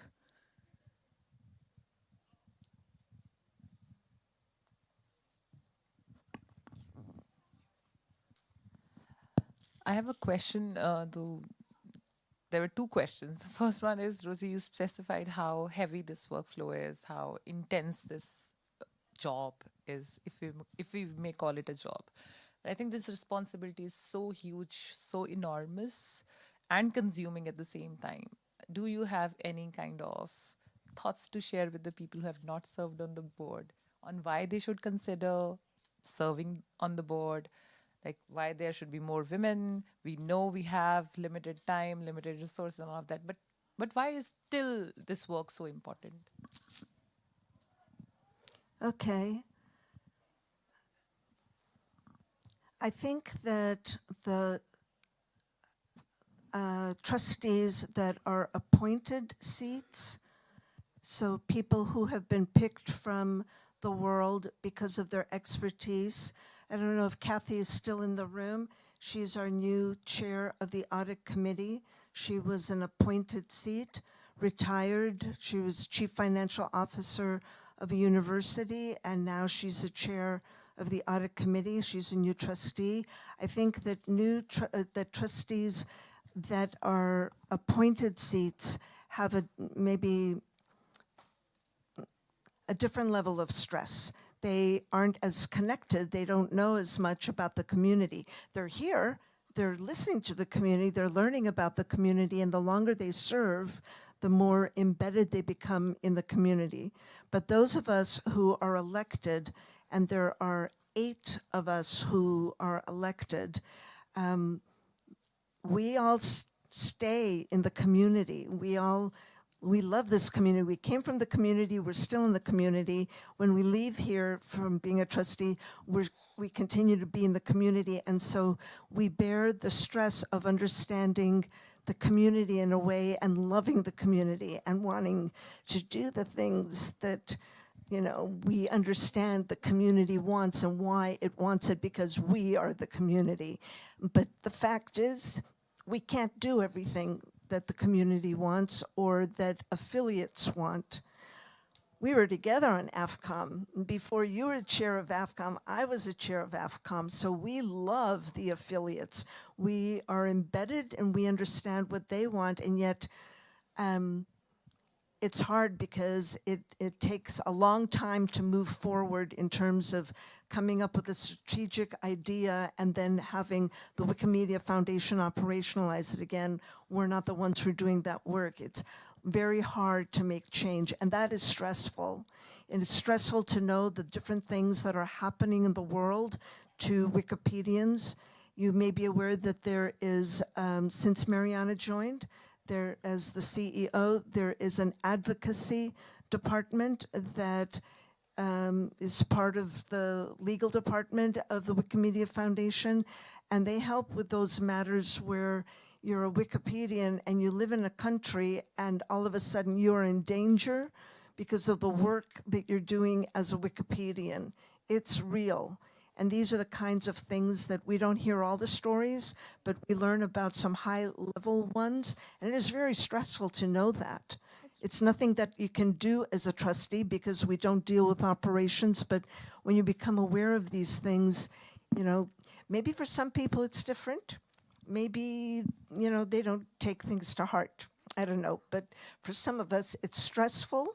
It's a lot to carry, to know. It's like, you know, I need to be honest with you who aren't on the board. It's like you wake up in the morning and you're thinking about the board work, and you go to bed at night and the last thing you think about is not your children, your grandchildren, your husband or yourself. You're thinking about something that happened that's related to your board work. So it's not necessarily every day, but you know, it's, if you can't help but take it seriously. There is no one who can be a slacker. You can take a leave of absence if you need to do so, but if you're not on a leave of absence, you are present 365 days of the year in terms of the work that we do. Thank you. Well, it looks like a continuous conversation that is never ending, because people have this depth of understanding what the movement is approaching to and what role the Board of Trustees brings on. Okay, respecting the time factor, now we will close this slot. Thank you so much for your precious time and knowledge. Okay. Thank you for having us. Yes. Now we will move to the next slot of the summit, which is our official handover of the WikiWomen Summit. And for that, I would like to request the production team, can you please restore the projector setup which we messed up? Sorry. Can we please refresh the slides as well? I'll move them to the back. That's it. That's the simplest possible way of doing it.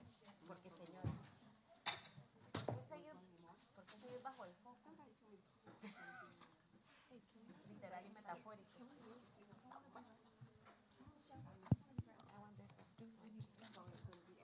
You wanna go what?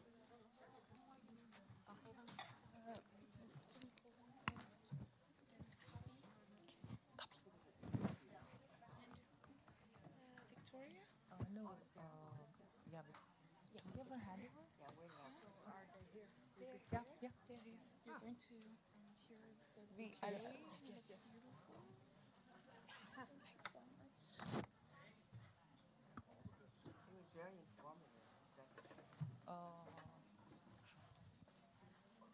This. The podium. Oh, they're going to stand here, right?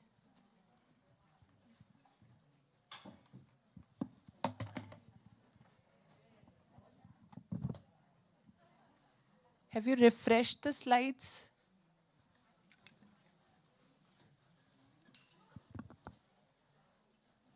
Where is the baby? Taken care of.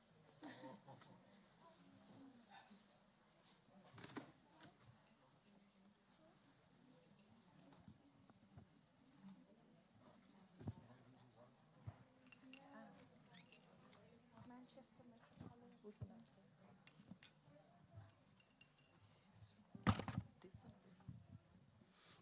So, we are here to celebrate already the next WikiWomen Summit at Wikimania. So,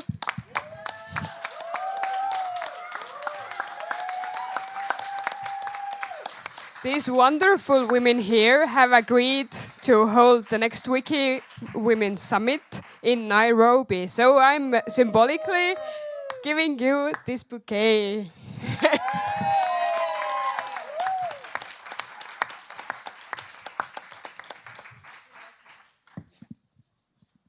Hello everyone. Hi ladies. So my name is Terry Boke, not Terry Azalia. But Azalia is my daughter. I am a mother. Yeah. Yeah. So I am a Wikimedian. I was actually introduced to the movement by my very best friend, Winnie, standing right beside me. So she introduced me to the movement, and that was in late 2021. Until now, I'm here taking part in different engagements in the Wikimedia movement. So I have been editing English Wikipedia. I have been contributing to Commons and to Wikidata. Apart from that, I'm also a communications consultant. And most of the videos and photos and graphics that we do, not just in my community, but also sometimes in the Africa region, I also do that. So I do believe that contributing in the wiki movement doesn't really have to be always editing, because all of us have potential and capacity to use our skills and our knowledge to create better spaces for people and to share free knowledge online. So let me ask Winnie before we continue. Thanks, Terry.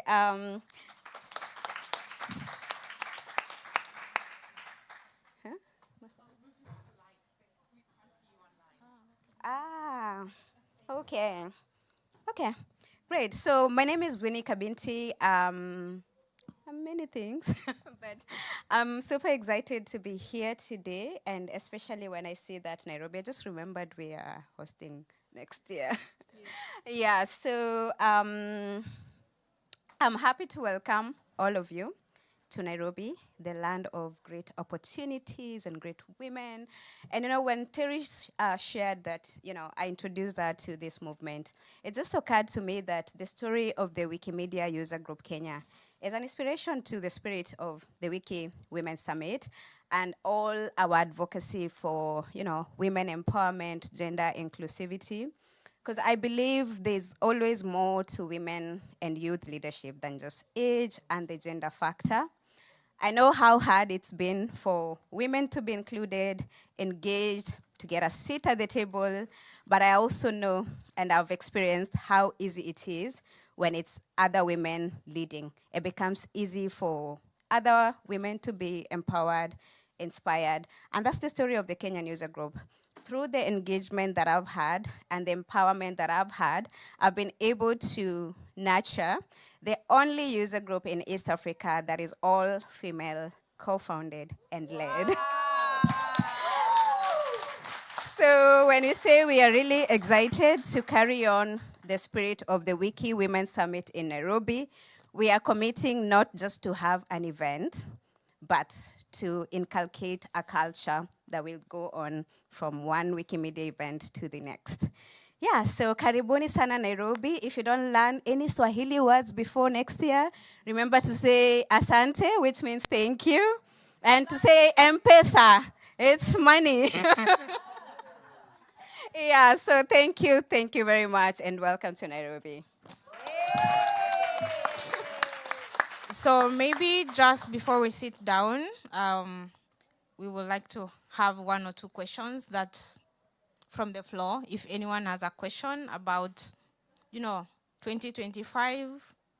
Or any recommendation. Maybe there's something you'd like us to adopt next year or live here in Poland, not carry it to Nairobi Summit.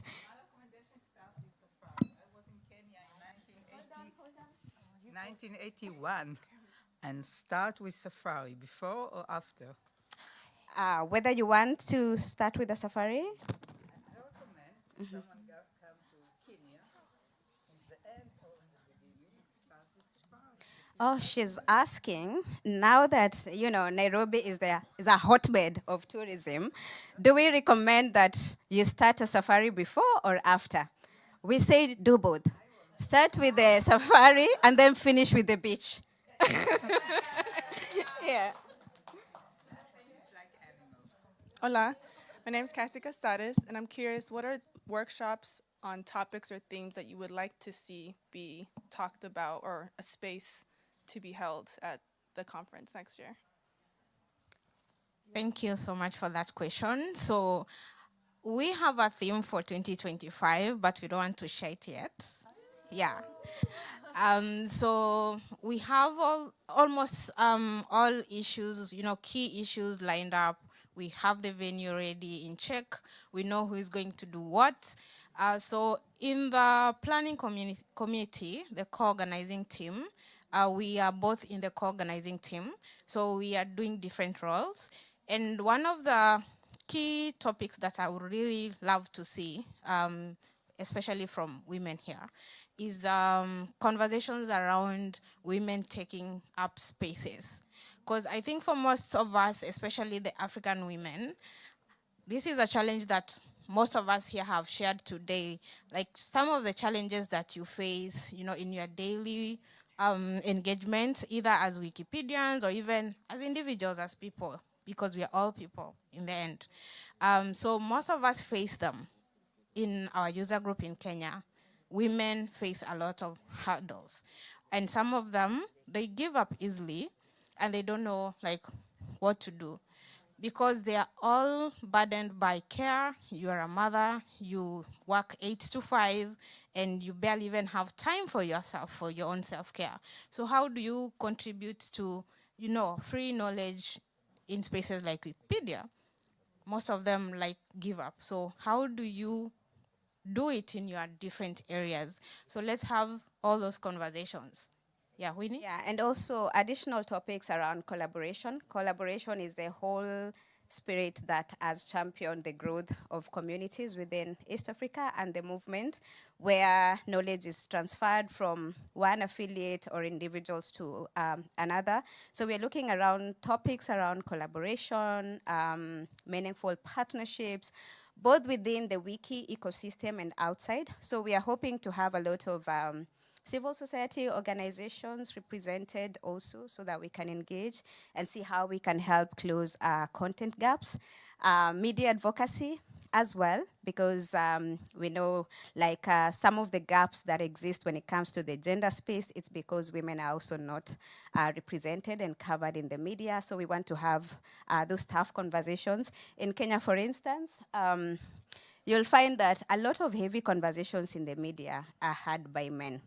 And for women, they will only include you when it's a lifestyle show. Yeah, so the content gaps continue to be wider. Yeah.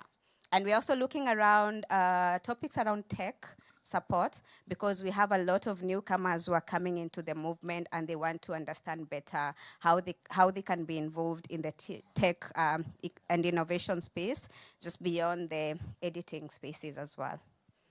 Any? One last one? I have a question.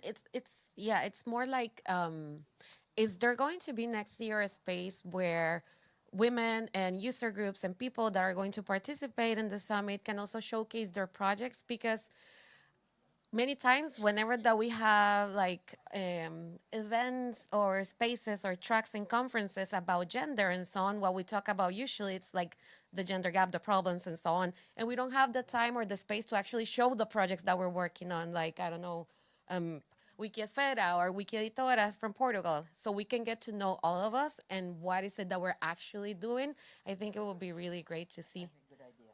I like that she raised that, because one of the things that I've seen is a challenge as a newcomer in the movement. Back in the days, I'm no longer a newcomer, was getting to see it physically, practically, what it means to get started as a Wikimedian.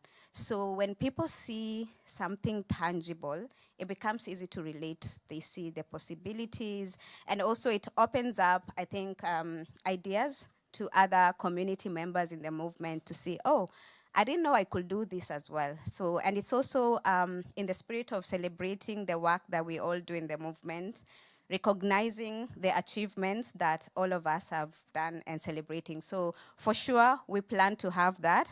And yeah.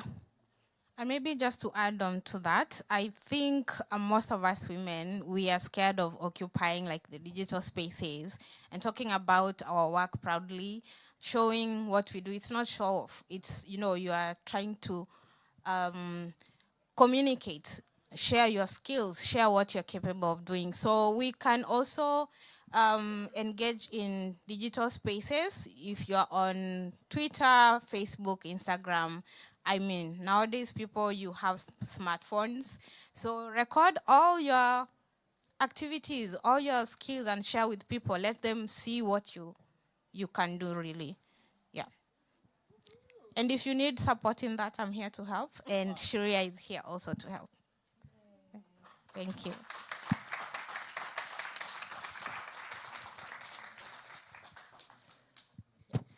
So we are starting to wrap up the day slowly. So firstly, I would like to say big thanks to every one of you who came to this room for the conversations we had. So let's celebrate women. So as well, I'd like to, of course, thank the COT of WikiWomen Summit who made this incredible event.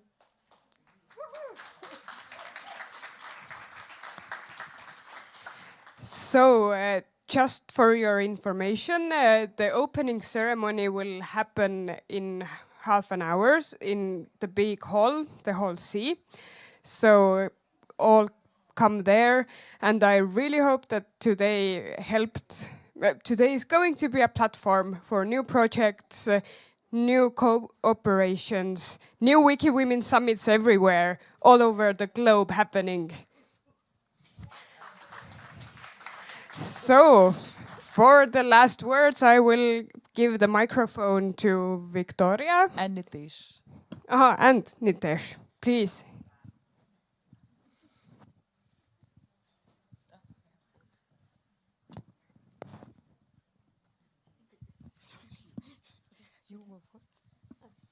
Hello everyone.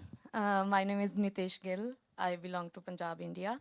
And I'm here to invite you all for WikiWomen lunch, which is going to happen day after tomorrow, means 9 August. And we will start with a keynote. And Victoria, would you like to? Yes. So we have a keynote speaker, Barbara Klen, who is a coordinator of the CEE Hub. And CEE Hub is quite successful. And she will tell us about problems that CEE women are facing. Then we will have a little bit of fun. There is a British game called Bingo. I will explain the rules, and if you win the game, you will get a little prize. So please come and join us. Grab your lunch. We have the largest space booked. I hope to see you all there.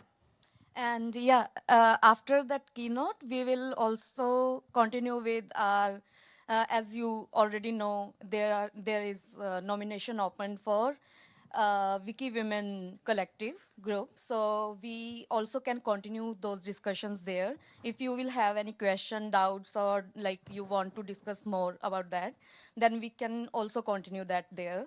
And yeah, we will provide all the details in WikiWomen camp group.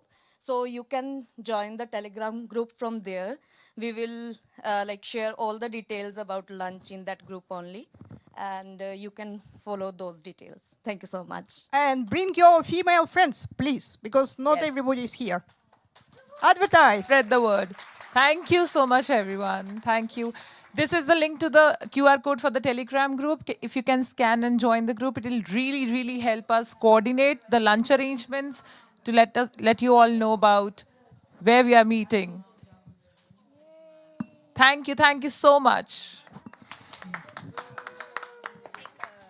May I just make one last recommendation to the next WikiWomen Summit in Nairobi? So can we have, it's just a suggestion, but it would be nice if we would have to bring our own sweets table for the WikiWomen only. Like we know that we have our general sweets table in the hall, but if it would be nice, it would be a good conversation starter if we can bring our own sweets or specialties from our areas. So it's just a suggestion. So even if you can forget it, then it would be still nice. Thank you.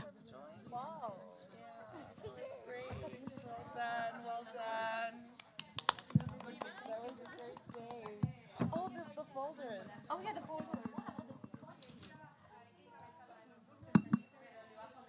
If you haven't received a folder or a badge yet, could you please come see me in the front of the room? I haven't, and Natasha.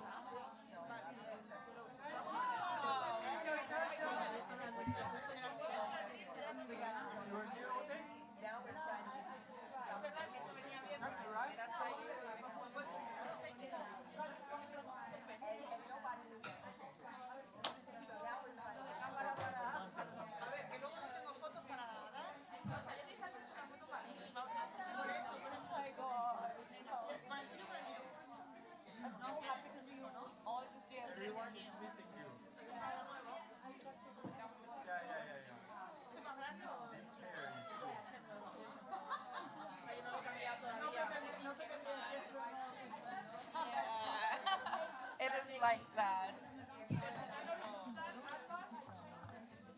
O sea, quiero que me hagas, o sea, por tener un poco una foto así como explicando. Además me encanta porque como Silvia me mira, puedo hacer, pero por tener así como en un atril. Claro, Silvia, es que si te lo cuento es más fácil, pero ahora os tengo que hacer la ponencia a vosotras, pero hacerosla en español. Para contaros, ¿vosotros conocéis la película Laberinto? La película Laberinto de los años 80, una película que se llamaba Laberinto. ¿Te suena? Nada más que... No suena. Tú eres muy joven. Eres muy pequeña, Sabela. No, pero ya está, ¿no? Ya